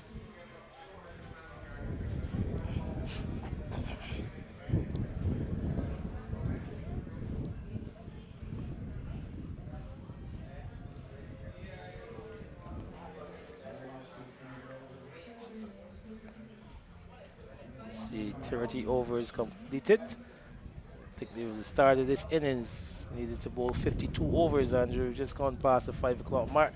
Not sure we'll get anywhere near to that. It's going to be Griffith to continue. So he's bowled at some decent pace. He's 53 or 5 overs, a bit expensive. Struck a few lusty blows from that man, Jaden Roberts, before he was dismissed. But what an excellent striker of a cricket ball is Roberts. It's now up to Bell. Face up to Griffith. It's a quick delivery again through to the keeper. Stefan Griffith, like you said, as he gets into his spells, he just kind of ramp it up a bit, his pace. Delivery there, clock at 82 miles per hour.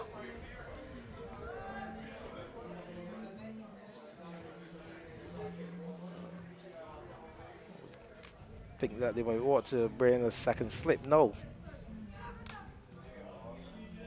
Played straight up Shaquan Bell. So Griffith, Andrew, like you said, just pacing into the 80s, got up as steep as 84 at one time. You know, when Philo Wallace was on, he was really enjoying the excitement that he brings.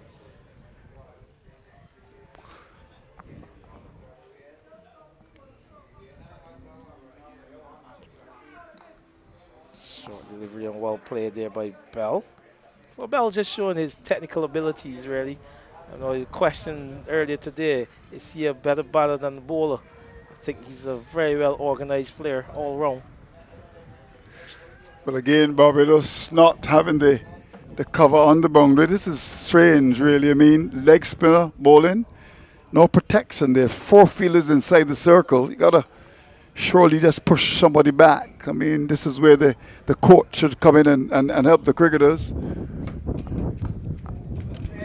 These are young women just learning the game, but this is why you employ a Sharon Campbell. I mean, I'm watching, and they're able to just go through the offside. But it's a situation now where they require 28 from 35 balls. The last over bowled by Holder, 6 runs came in already. There are 6 in the over.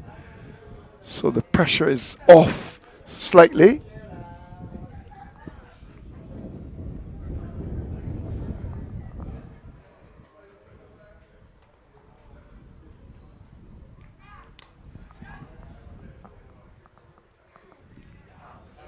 Looking for a single that's not on. There is Bell. I saw Miguel Cummins going down on his hunches there at mid-off. Bell thought a single was on, and Wiggins was not interested. So no run resulted.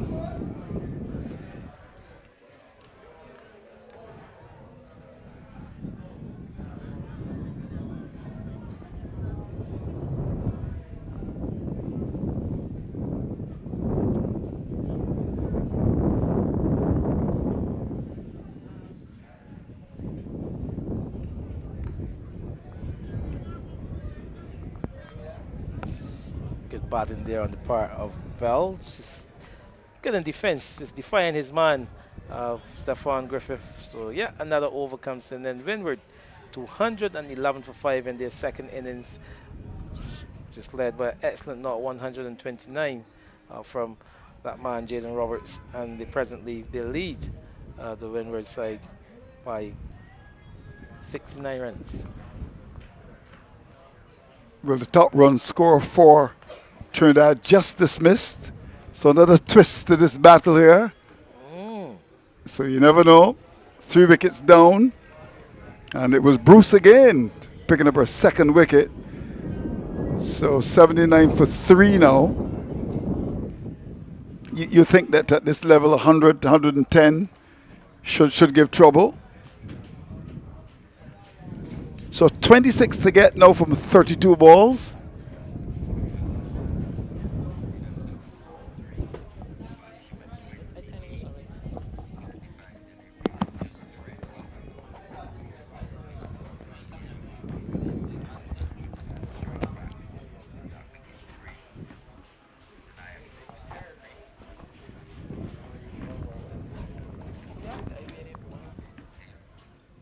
That's too short, and that's hit in the air. That's going to go away. Over mid-wicket, that's gone for 6. And what a way to welcome young Rashawn. It was a long hop and put away by Wiggins. Over mid-wicket. Too short. No, you can't bowl that. That's meat and drink. Yeah, way too short there from DePisa. And it was easy pickings for Wiggins. Andrew Mason, I am so glad to be back beside you, because what we just witnessed from Jaden Roberts, I was in Oh, what clean ball striking. Well, I had the chance to see him make 100. Could have been about 2-3 years ago at Wildy, and it was a gem. A wonderful cricketer, and one that really has he plays some wonderful shots, no question about that. Yeah, that one is going to land safely, but wonderful shots indeed, Andrew.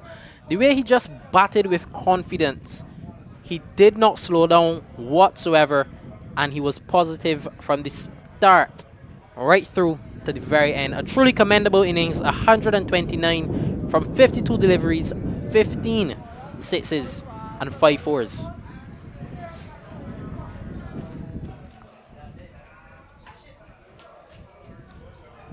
Shaquan Bell back on strike.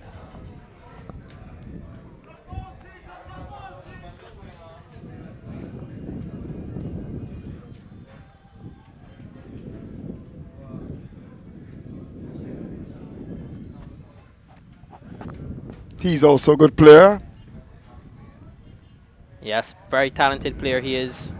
17 from 49 deliveries, so he's been quiet on the other end, just witnessing the carnage from Jaden Roberts. Oh, he's looking to get in on the act now. 218 for 5. 32 overs done. Windward leading by 76 runs.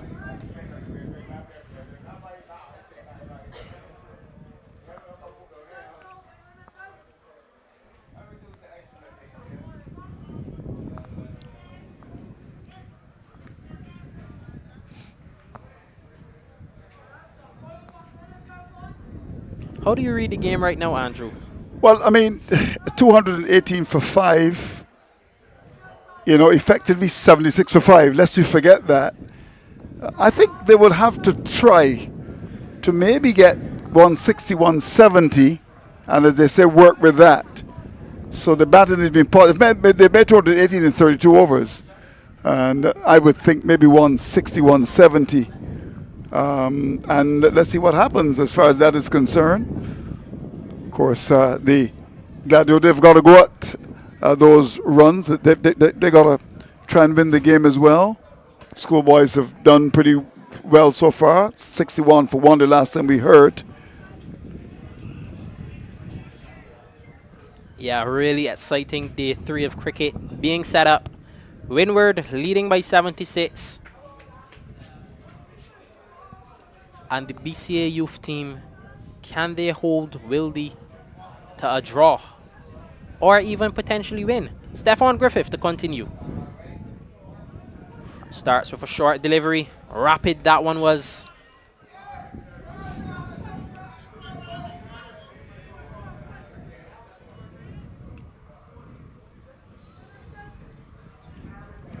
Yeah, he's got good gas. That was at 78, but he's can get up to maybe 85.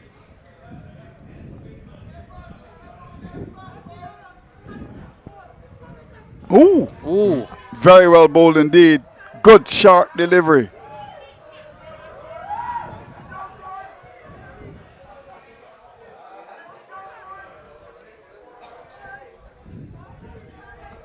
That was a nasty delivery from Stephon Griffith. He's really ramping up the speeds. I had a chat with him earlier this week, Andrew Mason, and he told me that he just loves to bowl fast. Oh, wow. Up in the air. Fielder settles, and it's taken. Stephon Griffith celebrates the wicket. Rico Wiggins has to go back to the pavilion for 7 runs, and the short ball plan works in Griffith's favor. Yeah, that's the challenge for Windward. They effectively 76 now for 6 wickets. Banged in short ball. Good pace. And look at the celebration from Griffith. He's a happy man. Yeah, very happy man indeed. Superb blend Gladiola. Another wicket.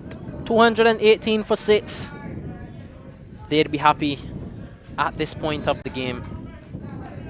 And I'm sure that even if they can pick up another 1 or 2 wickets, that would make them even happier. So new batsman walking out to the crease now is Komari Griffith. Had a nice knock in the first innings, 21 from 31 deliveries. He's known for his bowling, but he's a very capable batsman as well. A couple half centuries this season already.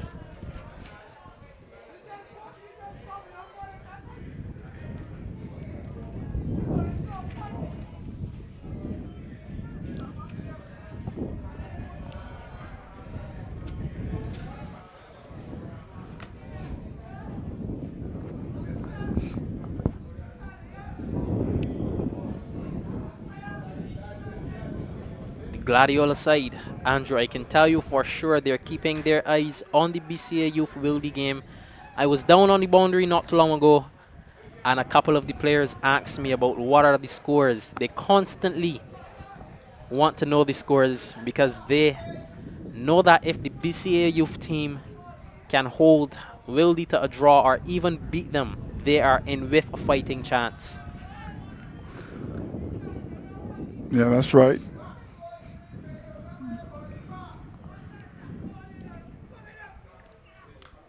Shot. Beautifully played. Down behind square in the offside. That's gone to the boundary. This looks like a man that was batting from last night. You would not think that's his first delivery. Seeing it like a breadfruit. Yeah, that's a tremendous shot.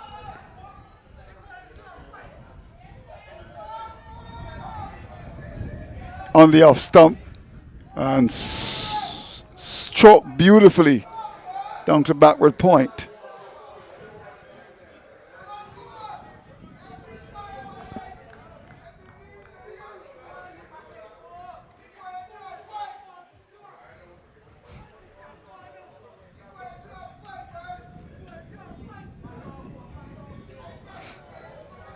Good shot there to start from Komari Griffith. This is a good period of play. Ooh, good comeback delivery there from Stefan Griffith. Bowl, turn, repeat. That is the cycle of young Stefan Griffith.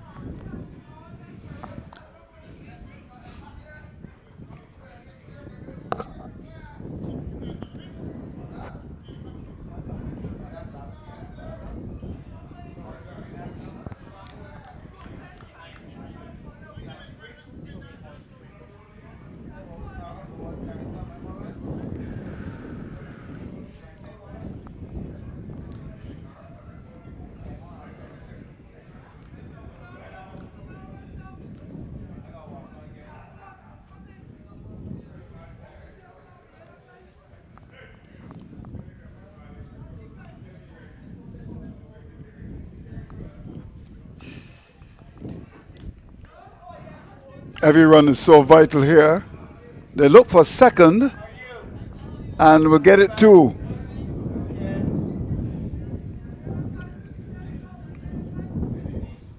.222 for 6.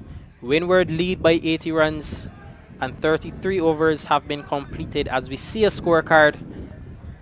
Jaden Roberts, the knight in shining armor, 129 balls, 129 runs from 52 balls, 5 fours, 15 sixes. I've actually contacted Keith already, Andrew, to find out if there has ever been a faster century in the BCA Elite Division. 39 balls. But Matthew Jones, he'll continue.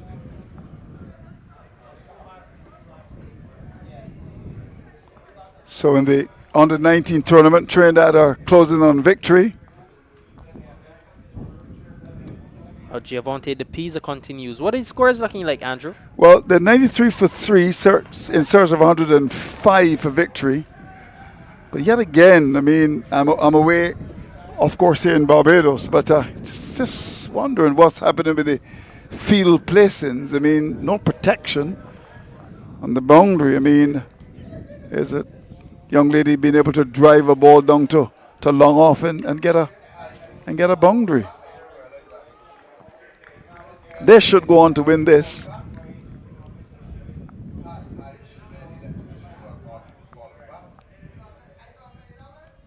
Ooh. Good ball there from De Pisa.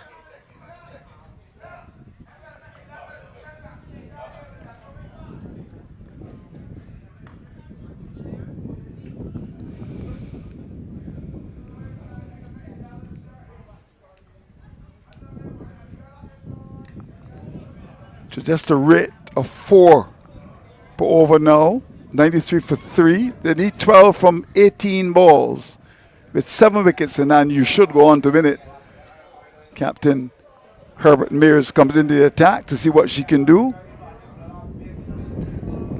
Bell frees up his arms and splits the gap perfectly to pick up a 4. He goes into the 20s.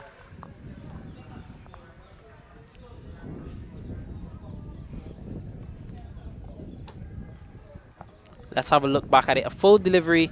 Shaquan Bell pumping that one straight back past the Pisa.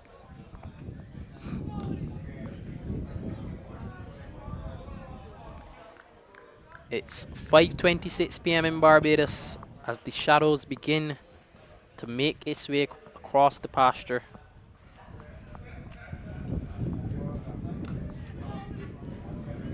Powerful blow. But the Pisa does well to get a hand. Let's hope he doesn't hurt himself.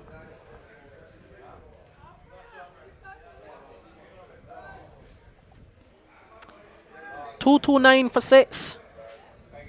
34 overs then.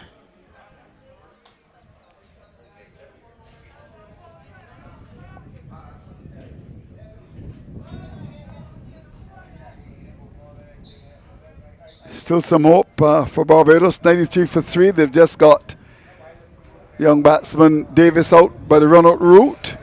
That rate has gone to 4.24. Trinidad still with the advantage. But again, the last over ball by the left-arm spinner Headley. A boundary came off the last ball. No protection of the boundary. Herbert Mears, the captain, in her last over. Would be great if, from a Barbados perspective, it can go on to win. Trinidad and Tobago are the favourites to win it, but you never know. Cricket is a funny game. Yeah, it's a very funny game indeed. Let's hope that Barbados can get over the line. Matthew Jones to replace Stephon Griffith. Has protection on the boundary. Long off, long on, deep mid wicket.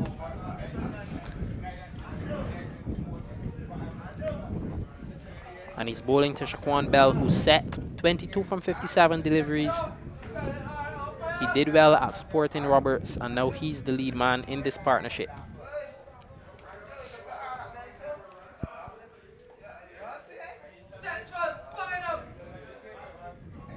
Starts with a flatter delivery.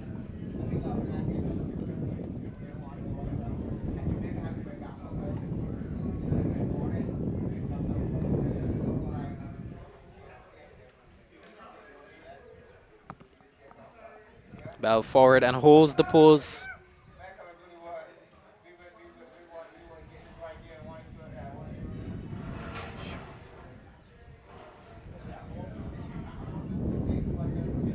So some changes going on in the field now. Deep square going down. And now there's a mid-wicket, short mid-wicket fielder.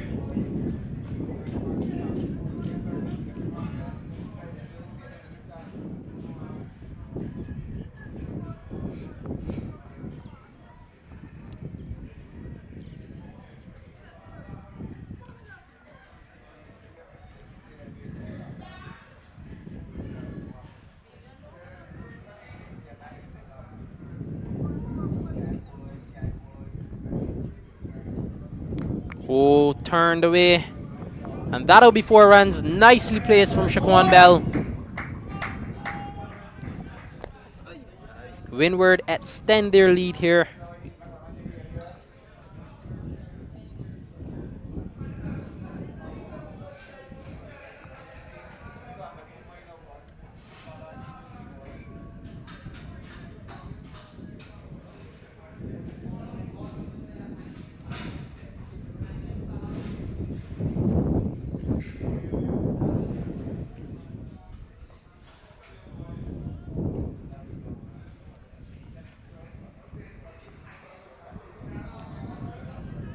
Herbert Mears just bowled one over, just costing 1 run. That was a drop catch as well. So it's 2 overs left, 94 for 4. That rate has gone now up to 5.5. So we're going to keep you posted on that. The equating 11 more to get from 12 balls. They say the 19th over is always the over. We shall see.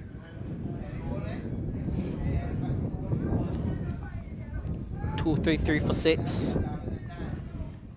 Let's have a look over at Dash Valley, where the Signia Globe Financial BCA Youth team are going up against top of the table Wildy. BCA Youth 79 for 2, 18 overs concluded.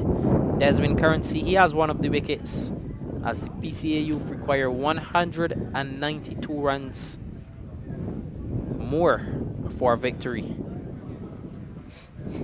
Jordan Graham, he's there, 17. Malik Amy, he's also there. So I'm sure the BCA Youth, if they can stick up the Wildy side, Gladiola will know they are in with a chance, and a good chance at that.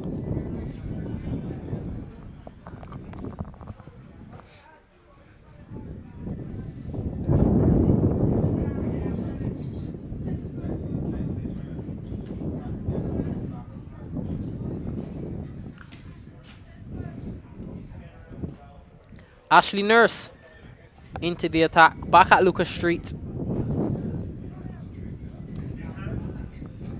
for the second over.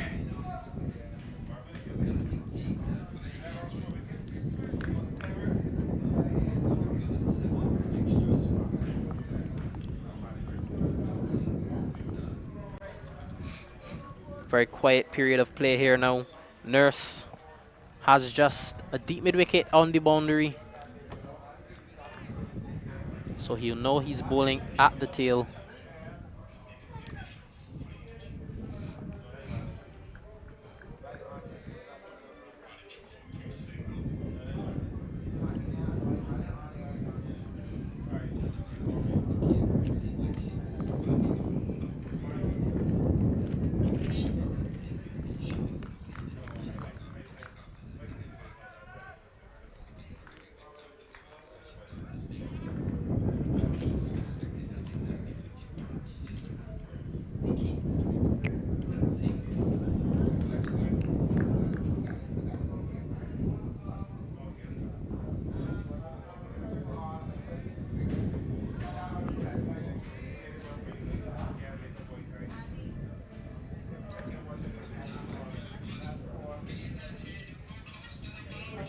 Another maiden for Ashley Nurse. 2-3 for 6. When we look at the bowling card of superb Glenn Gladiola, Matthew Jones, he's been the standout yet again. 3 wickets for 82 runs in his 11 overs. And Giavonte De Pisa and Stefan Griffith picking up 1 apiece.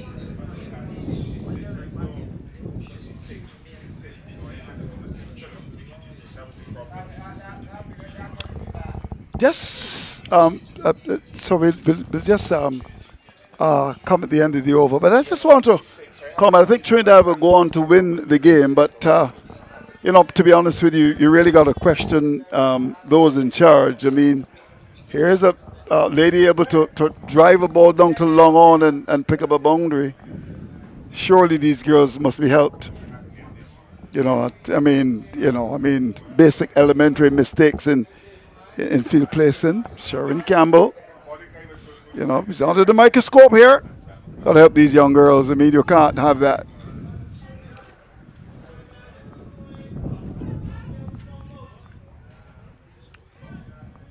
Good batting to come back for the second. Leave you at the end of this over. Philo Wallace comes a call in.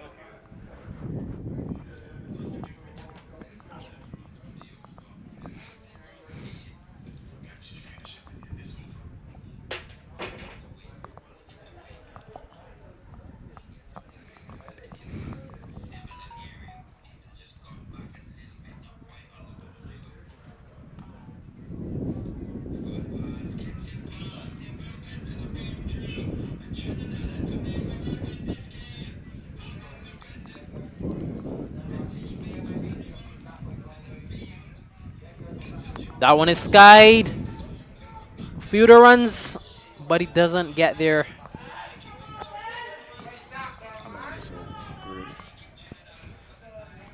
So Shaquan Bell losing concentration,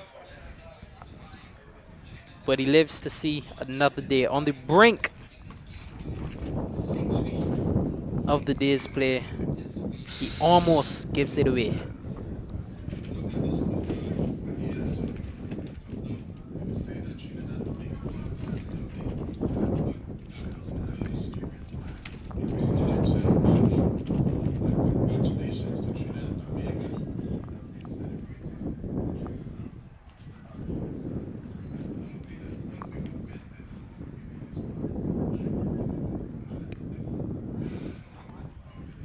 So the lead is 94 now. Just about to leave you, Philo Wallace comes a call in. And as we come down the home stretch, and this is the second day, they'd love to get to at least 160, I would think, and work with those runs we shall see. Swept. They run the first one hard. Can they get back for two? Yes, they can. So congratulations to the Trinidad and Tobago under 19 women for winning, but clearly these young ladies from Barbados needed help. Didn't seem to get many. They got a field placing is so vitally important.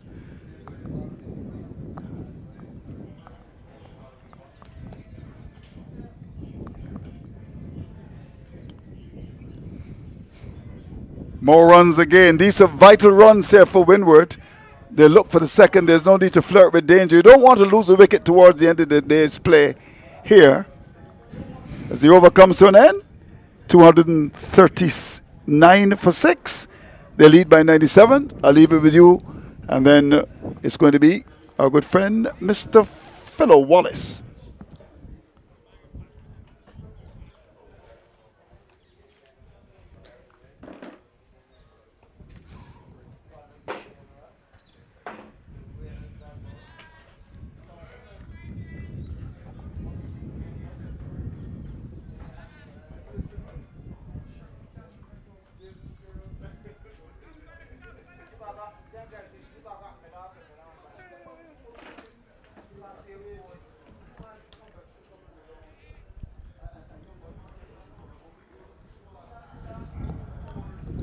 Two 3-9 for 6 as we start the 30th over.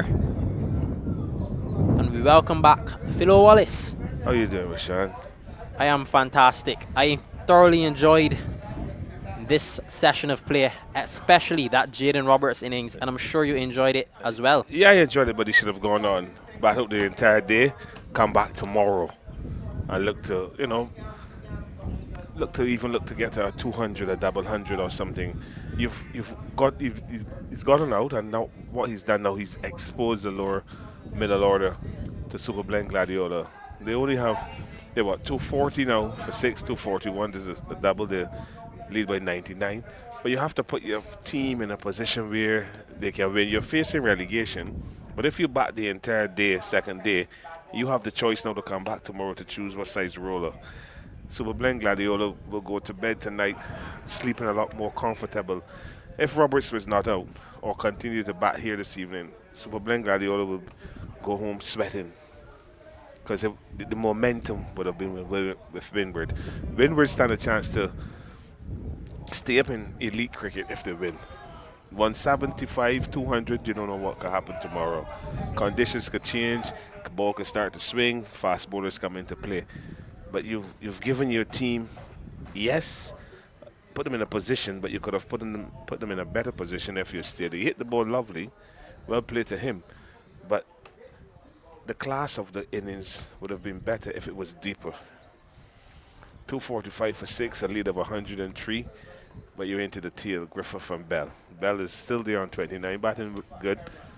Griffith has come in, and he's no slouch to the bat, but they're picking up the ones and twos. Simple batting, which is important. And if Roberts had done this, Gladiola would have been sweating rather than actually breezing. But Yes. It's a fantastic, good ball striking, but you need it to be longer and more effective. Very well said, Philo. So we look at guys hitting the ball and said, oh, we're all excited, but look at the quality of the innings. The quality of the innings would have been better if he'd bat the entire second day and come back tomorrow. His team would be in a better chance to look for victory. I'm not saying that they cannot, but they could have been in a better position. That's all I'm saying. 129, 52 balls only. So it's not a lot of balls he's faced. But look at the time now. This is 3-day cricket. It's another day tomorrow. So he could have battled the rest of the afternoon and come back tomorrow. But well played to him. And you hope that they will learn from this and get better as they go into their cricketing careers. Not only for Roberts, but for any young cricketer. If you get a score like that, you're in. You have all the pressure off of you. Because the only way he was going to get it was caught on the boundary. And that is what happened in the end. But well played to Jaden Roberts. I commend him. And we wish him all the best going forward. 2-4-6 for 6. 39th over beginning now. A leader 104. Kamari Griffith, the off spinner, he's there. He's on 14. And again, the field spread far and wide. You know, how you're looking to get the guy out now. We're seeing the keeper calling the man at deep point on the boundary to come in to a regular backward point.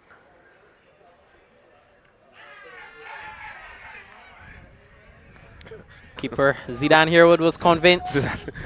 He's a real keeper, isn't he? He was waiting until the batter maybe move his back foot, and then he ripped the bails off, but the umpire said no, he's not out.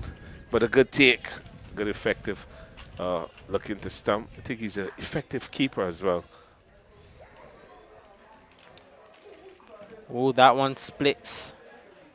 Point and slip. They'll get one run. Most of the modern day batters, you see them going to the back foot to punch the ball through the offside, and most of them have the back face open. Then normally if you're going to punch the ball off the back foot, it's supposed to present a full back face. If you present that full back face, the ball should come through extra cover. Once you open that back face, the ball is going to run down through a backward point like that. Maybe bringing a slip into play, but he went so hard at the ball, obviously slip had no chance.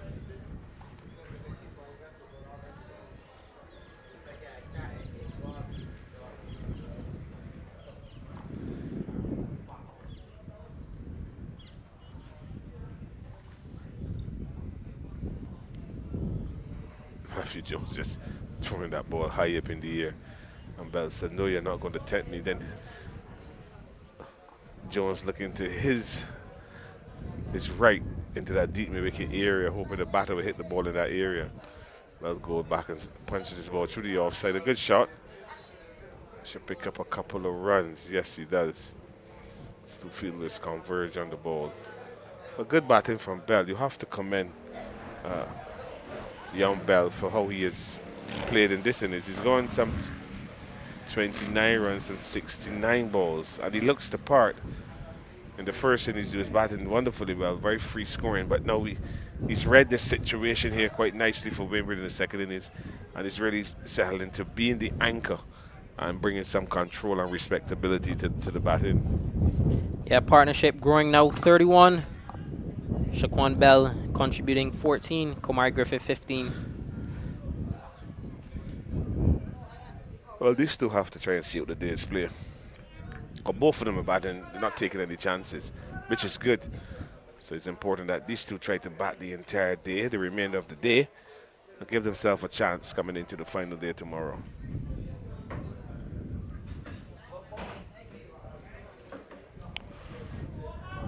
Griffith flirting with a delivery that he really should have left alone. And you heard one of the spectators say, Kumari. Obviously, that's a female. So she obviously realized he was flirting with danger. Good delivery from Ashley Nurse. Pushing him on the back foot. Full length delivery, but again, watching the ball right onto the bat and any chance of being bull or LBW.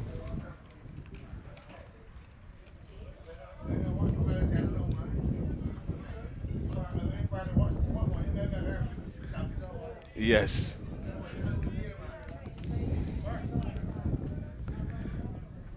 Everyone is speaking about Achilles Brown. 170 yards, well played to him.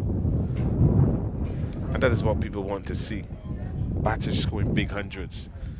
Now he left St. Philip and went down to town, and he's back in St. Philip.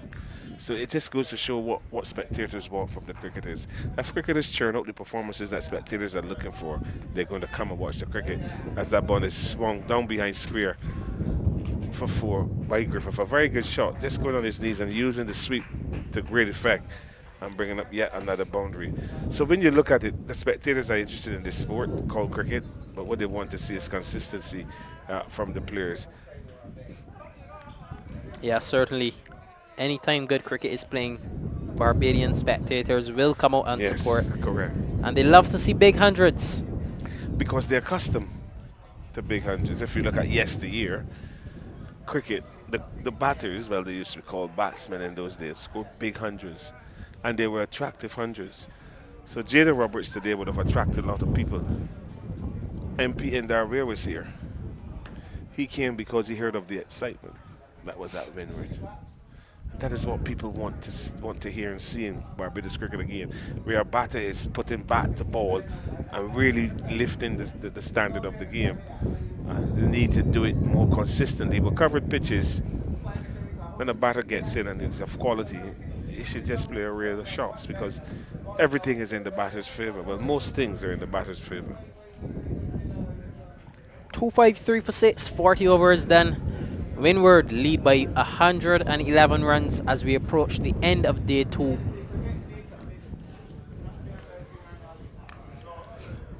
Nicely played. Just 1 run.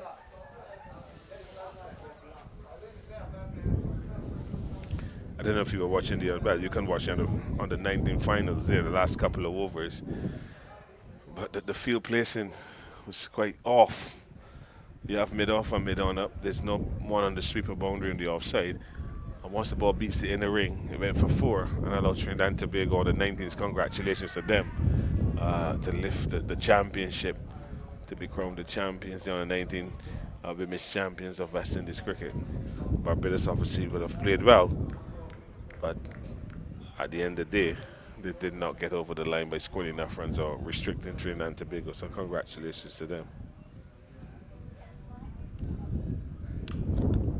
Driven nicely, and congratulations to the Barbados under 19 team as well. You fought hard, you did well.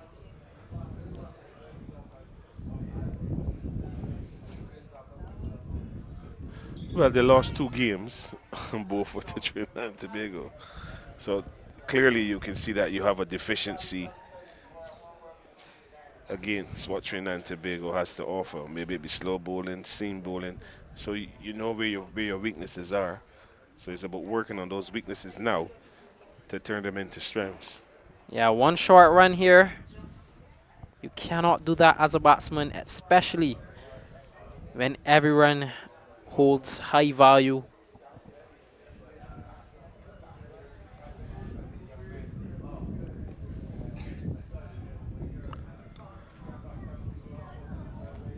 So clearly these 2 Windward batters are looking to survive to the close of play, come back tomorrow, which I think is appropriate. Young Griffith looks the part. He's 20 from 30 balls, not taking any chances, and playing a wonderful extra cover drive down to the boundary for 4. It's a beautiful shot by Komani Griffith. He looks the part, I must admit. He looks balanced and in control. And 2 young men at the crease gives you goose pimples to see the way they're playing. Yeah, 259 for 6, 41 overs done. 2 young men who have the world at their feet. Kamari Griffith and Shaquan Bell. A really nice partnership building, and although they bat low in the order, they're by no means tail enders. These are guys who can bat. But when you look at the score sheet, it's 11 batsmen or batters. It's true. You don't see tail enders. Right, so they're batters.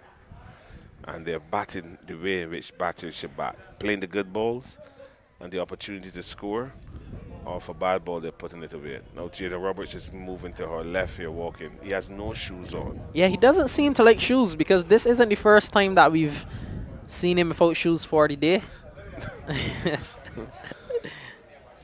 Maybe his shoes are too tight. But he just batted wonderfully well, and he's walking around on this in this area here, which is a little rough with no shoes on. Needs to be careful.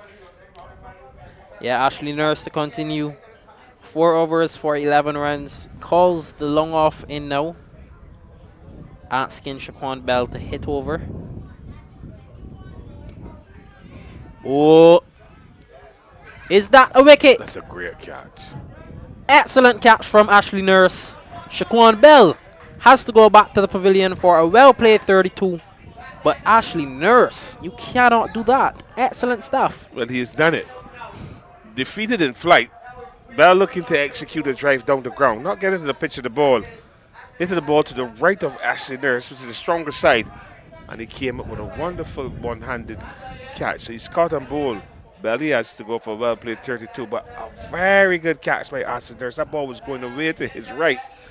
He came up with a great catch. That is a fantastic piece of cricket from Ashley Nurse. A wonderful catch. Anticipating the ball going to his right and clinging on to it with one hand. Bell has to go. Windward have lost their 7th wicket at 259. The lead 117. Yeah, well played to Shaquan Bell though. 32 from 72 deliveries, consisting of 4 fours. He did well to support Jaden Roberts and also build a nice partnership with Komari Griffith. Umpires having a bit of chat now. Yeah, the light is going to come into play, and it always happens where the wicket falls at the near the close of play. We're going up now to what, 4 minutes to 6, is it? So they're looking obviously to maybe call it a day. The light is deteriorating.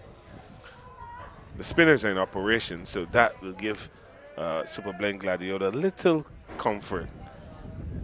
But good cricket here by Super Blend Gladiola, picking up that 7th wicket. The lead is only 117, but picking up that 7th wicket is quite important. Congratulations to Ashley Nurse for pulling off a beautiful catch. And Maxwell Lewis, one of my favorite cricketers. I like him. He plays with heart. He's a leg spinner. He's not given a lot of opportunities to bowl, but I think that if he gets the opportunity, he can develop into a very good cricketer, good leg spin bowler. Starts positively. Lovely. You know what freaks me out too, Roshan, is that you see guys wearing white clothes and playing in black socks. That freaks me out. Yeah, me as well. I don't fancy it. It's something from a young age that I had a coach, Corey Edwards, who always said that cricket is played in white socks, and it just doesn't look. It doesn't look right. All white, and then to top it off with a pair of black socks. Yeah. Yeah, it doesn't look right. It's a little hard on the eyes. Yeah, that should be a fine. Did you have fines back in your day, Philo? Fines are always there. Yeah. Yes, we had fines. We were fined for dropping catches, being late. Is black socks a finable offense? Yes. Not taking a shower after the game is a finable offense as well. Yeah, certainly. I think that black socks should be banned from any cricket playing in whites. Another thing that we see too is bright colored armbands. Yes. In Test cricket. What's your take on that? Well, when you after this delivery. Oh, appeal. And he's safe. Don't forget, when we were dominating cricket, well, then Viv Richards, now Sir Vivian Richards, he wore the colored armband on. Remember Sir Curtly Ambrose now, well, Curtly Ambrose then wore white armbands in a game against Australia. And I think Steve or Dean Jones asked him to remove them, and he got very angry. So it is just what is comfortable for the player. The batters sometimes complain about various colors, but you can get away with it if you use them or wear them in the right way. So we've come to the end of the second day's play here at Windward Lucas Street, where Windward, the home team, their lead Super Blend Gladiola by 170 runs. They finished the second day on 259 for 7 in 42 overs, it looks like. So a good day for Super Blend Gladiola. Windward obviously would have loved to finish in a stronger position. The not-out batters are Maxwell Lewis, with yet to score, and Komani with a feast 24 not out from 31 balls. So a good day's play here at Lucas Street. Good competitive cricket. First of all, by Super Blend Gladiola, getting up to 307 for 90 clear, and then Windward in reply, 259 for 7 on the back of a well played 129 from 52 balls from Jaden Roberts, who hit some 15 sixes. Yeah, and magnificent. 5 fours. Magnificent This is indeed. a T20 game? I don't know, but what I'll tell you is that I'll certainly go and have a word with Jaden Roberts, and I'll let Andy Payne come and talk to you, a CP boy as well, so I'm sure he has a lot to say about that. He has innings. the answers. Thank you very much, Roshan. So very good day's play here at Windward. I'm going to give way because Andy Payne is going to speak to Jaden Roberts, the Centurion. I believe he should have come in not out, but he would tell Andy Payne and the rest of the world why he did not come in not out.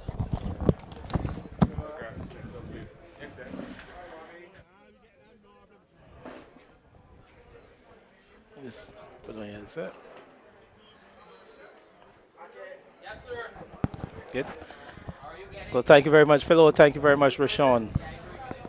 Tell you, I have with me the Centurion, Jaden Roberts. Jaden Roberts, good evening to you. Good evening. Excellent not here for your team today. First, we're going to have a look as to where your team is positioned. 259 for 7.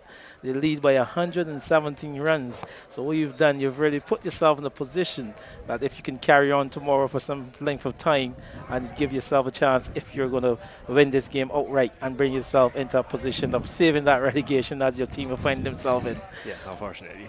Yeah, so 117. Tell me, where do you think that places your team as it stands? I think it's pretty even, Stephen, right now. Hopefully we get up to around 250. I think the Gladiola team wants to win the tournament, and they will go at anything that we really put in front of them. So it's a bit of trying to force their hand into something for us to create some magic and a miracle, as I'm calling it since this morning, a miracle, so that we could get ourselves out of the relegation zone. Yeah, so what was the mood in the team in the dressing room? Really, like I said, fearing that miracle can fall into your hands. The confidence in the team, what's that like? Obviously, right now we know what we're looking at, and we know the position that we've put ourselves in, because it's no one else but us. We've put ourselves in a very bad position. So we're looking to, as I say, create a miracle. The mood is it's not a pleasant one. It's a bit hard right now, but you know we're a young team and we're very joyful among ourselves. So we're trying to do something that no one expects us to do. Well, coming into bat with your team at 51 for 3, a deficit of 143 runs, and you came into the crease. What was your mindset at that stage? My mind was very clear. I was going to go one way, and I did that. I think everyone saw today. It was very clear in my plan, and the plan was, as long as the ball is up, hit it for 6 and try to hit it as far as possible. That you did with tremendous ease. Like I said, from 51 for 3, you got into a good partnership with Latrell Greenwich. He got out at 104. Seth Aguirre didn't got out at 211. But you, Jaden Roberts, a knot of 129 from 52 deliveries, 5 fours and 15 towering sixes. Tell me, how did that feel? I practice it a lot. I try to hit the ball as far as possible. I'm not ashamed to say that. I have very long levers, so as soon as the ball is a tad close to me, I can hit it for 6. And today, that's the mood I was in. As long as it was there, I hit it for 6. Long levers and some very good blades indeed. Yes, very good bats. Thank you to E4, So 129. I know you scored a century a bit early in the season. So this is your second century for the season. Yeah. But this 129, is that your highest elite score? Yeah, highest elite score, fastest elite score. Yeah. And you've now have 3 elite centuries? Yeah, 3 elite centuries. Yeah, thank you. So seeing yourself as an all-rounder, you didn't bowl in this innings. Reason? Battling with a stress fracture right now. This is my last week of therapy. So from here, it's just to strengthen, and I'll be good for the T20 coming up. Yeah. Okay, so 129.52. The pitch, tell me a little bit about the surface. The surface is a good one, but it's a tad on the slower side. A bit of rainwater got in it this week, so hopefully with another heavy roll, it might get a bit quicker. But it's pretty slow right now. Easy pace, very easy cricket we hit the bat on. There you go. So there you have it, Jaden Roberts. You brought yourself and your team in a position where you have some runs to fight with. 117 the lead. You still have 3 wickets in the bag. Maxwell Lewis, he's just joined Kumari Griffith, who's a competent batter. Yeah. And like you said, what you think will be a fighting total in the end for you guys? Not to really study it because of the wicket we lost at Shaquan Bell. Probably 230, 250, anything around there. I think, as I said, the Gladiola team wants to win the tournament, so they'll go at it. And I'm happy with anything around there, 230, 250, 240, anything like that. So there you have it. Man scoring a fantastic century today. 129, 52 balls, 5 fours, and 15 towering sixes. Jaden Roberts of the Windward side. Thank you very much, Jaden, for your time. All right. So, at the end of today's play, like I said, the Windward leading by 117 runs. A good knock by Jaden Roberts. He had good support from Shaquan Bell, who just before the close was dismissed for 32. Kumari Griffith, he's very much there on 24. We also had a good knock from Seth Agard, who also got up to 25. Bowling for the Gladiola side. Ashley Nurse, veteran, just came into the attack for a second spell, picked up a crucial wicket at the close. He picked up that wicket of Bell. 5 overs, 3 maidens, 1 for 11. Stephon Griffith, the fast man, 7 overs, 1 maiden, 1 for 59. Matthew Jones, the skipper, he's done the bulk of the ball in 14 overs, 1 maiden, 3 for 95. And the Pisa, the man who's very much of a utility player, 11 overs, 3 maidens, 1 for 50. So all told, lead by 170 runs as we close out here today. 259 for 7 in the contest. As I welcome Andrew Mason back into the chair. Andrew, how do you see it? Well, that's a good question. 117 with 3 wickets in the bag. We know that Maxwell Lewis can bat a bit. Griffith has played 1 or 2 lovely shots. I would think, and I agree with you, they've got to be looking for maybe 170. To work with that, as they say, and if they can do that. The thing about this, the game has gone at a frenetic pace, 259 in just 42 overs, and the Gladiola side can also be an unpredictable team batting as well. So I think the stage is set for what could be a very interesting last day. Interesting from the point of view that, of course, the Windward side, they've got to win the game if they're going to stay into the elite competition. So it looks pretty fascinating. Well, it's very fascinating indeed. Like you said, they've got to win. I think to get up to 160, 170, that will be a fighting total in their view. Like you said, that man though, Jaden Roberts, Andrew, just had a word with him. What an impressive innings. What an impressive knock. I saw him, 2 years ago, make 100 when he was playing for Wildy. Highly talented, no question about that. Unfortunately, he doesn't bowl anymore. And the kind of cricketer that, as was Stewart, the noted journalist was saying, could even play in the CPL. Lovely flow and cricket shots. It was not about swiping. And it's really a knock of tremendous dominance, tremendous stroke play, and it's given his side a chance. I mean, they're 117 runs to the good, 3 wickets in the bag. I think, Andy Payne, the first hour or so tomorrow is going to be of great importance. Very much so. The first hour, like you said, coming back there with Griffith, one who you says can bat Lewis, who needs to offer support, and the lower order, Prasad and Jarian Hoyt. It's just about partnerships here, Andrew, and if they're going to get up to that total of 160 to put themselves in a position to press for a victory. Gladiola on the other side, what do you think about their day today? How do you see it? Well, I think they would be a little bit disappointed in that they were not able, in my view, by now perhaps to pretty close to winning the game. I mean, 117 effectively, 7 wickets. You would think that they would want to take that, but there were periods when the game meandered. But then again, you can't discount the effort of Roberts. I think Roberts made the big difference in the game. Towards the end, Bell got out. I would think that they would feel that they should go on to win the game. The first hour is going to be important. Why? Because if the Windward side can get to 170, that's a score that you can defend. Yeah, you can defend it. A lot will in terms of the pitch too. I don't know how it's going to play on the last day, but I'm looking forward to the contest on the final day of the elite season. It should be very interesting. Well, there you have your expert comments coming from Andrew Mayton, the noted commentator and journalist. Yeah, yeah. He's been around for... The opposite word being noted. Noted. How long have you been around, Andrew? Why, just before you were born. So this is it from Lucas Street for the final saying for the afternoon. On behalf of our commentators, Andy Payne, Andrew Mason, Rashawn Hackett, and Phil Wallace, the former Barbados and West Indies batter, saying goodbye and good night, and see you again tomorrow just before midday.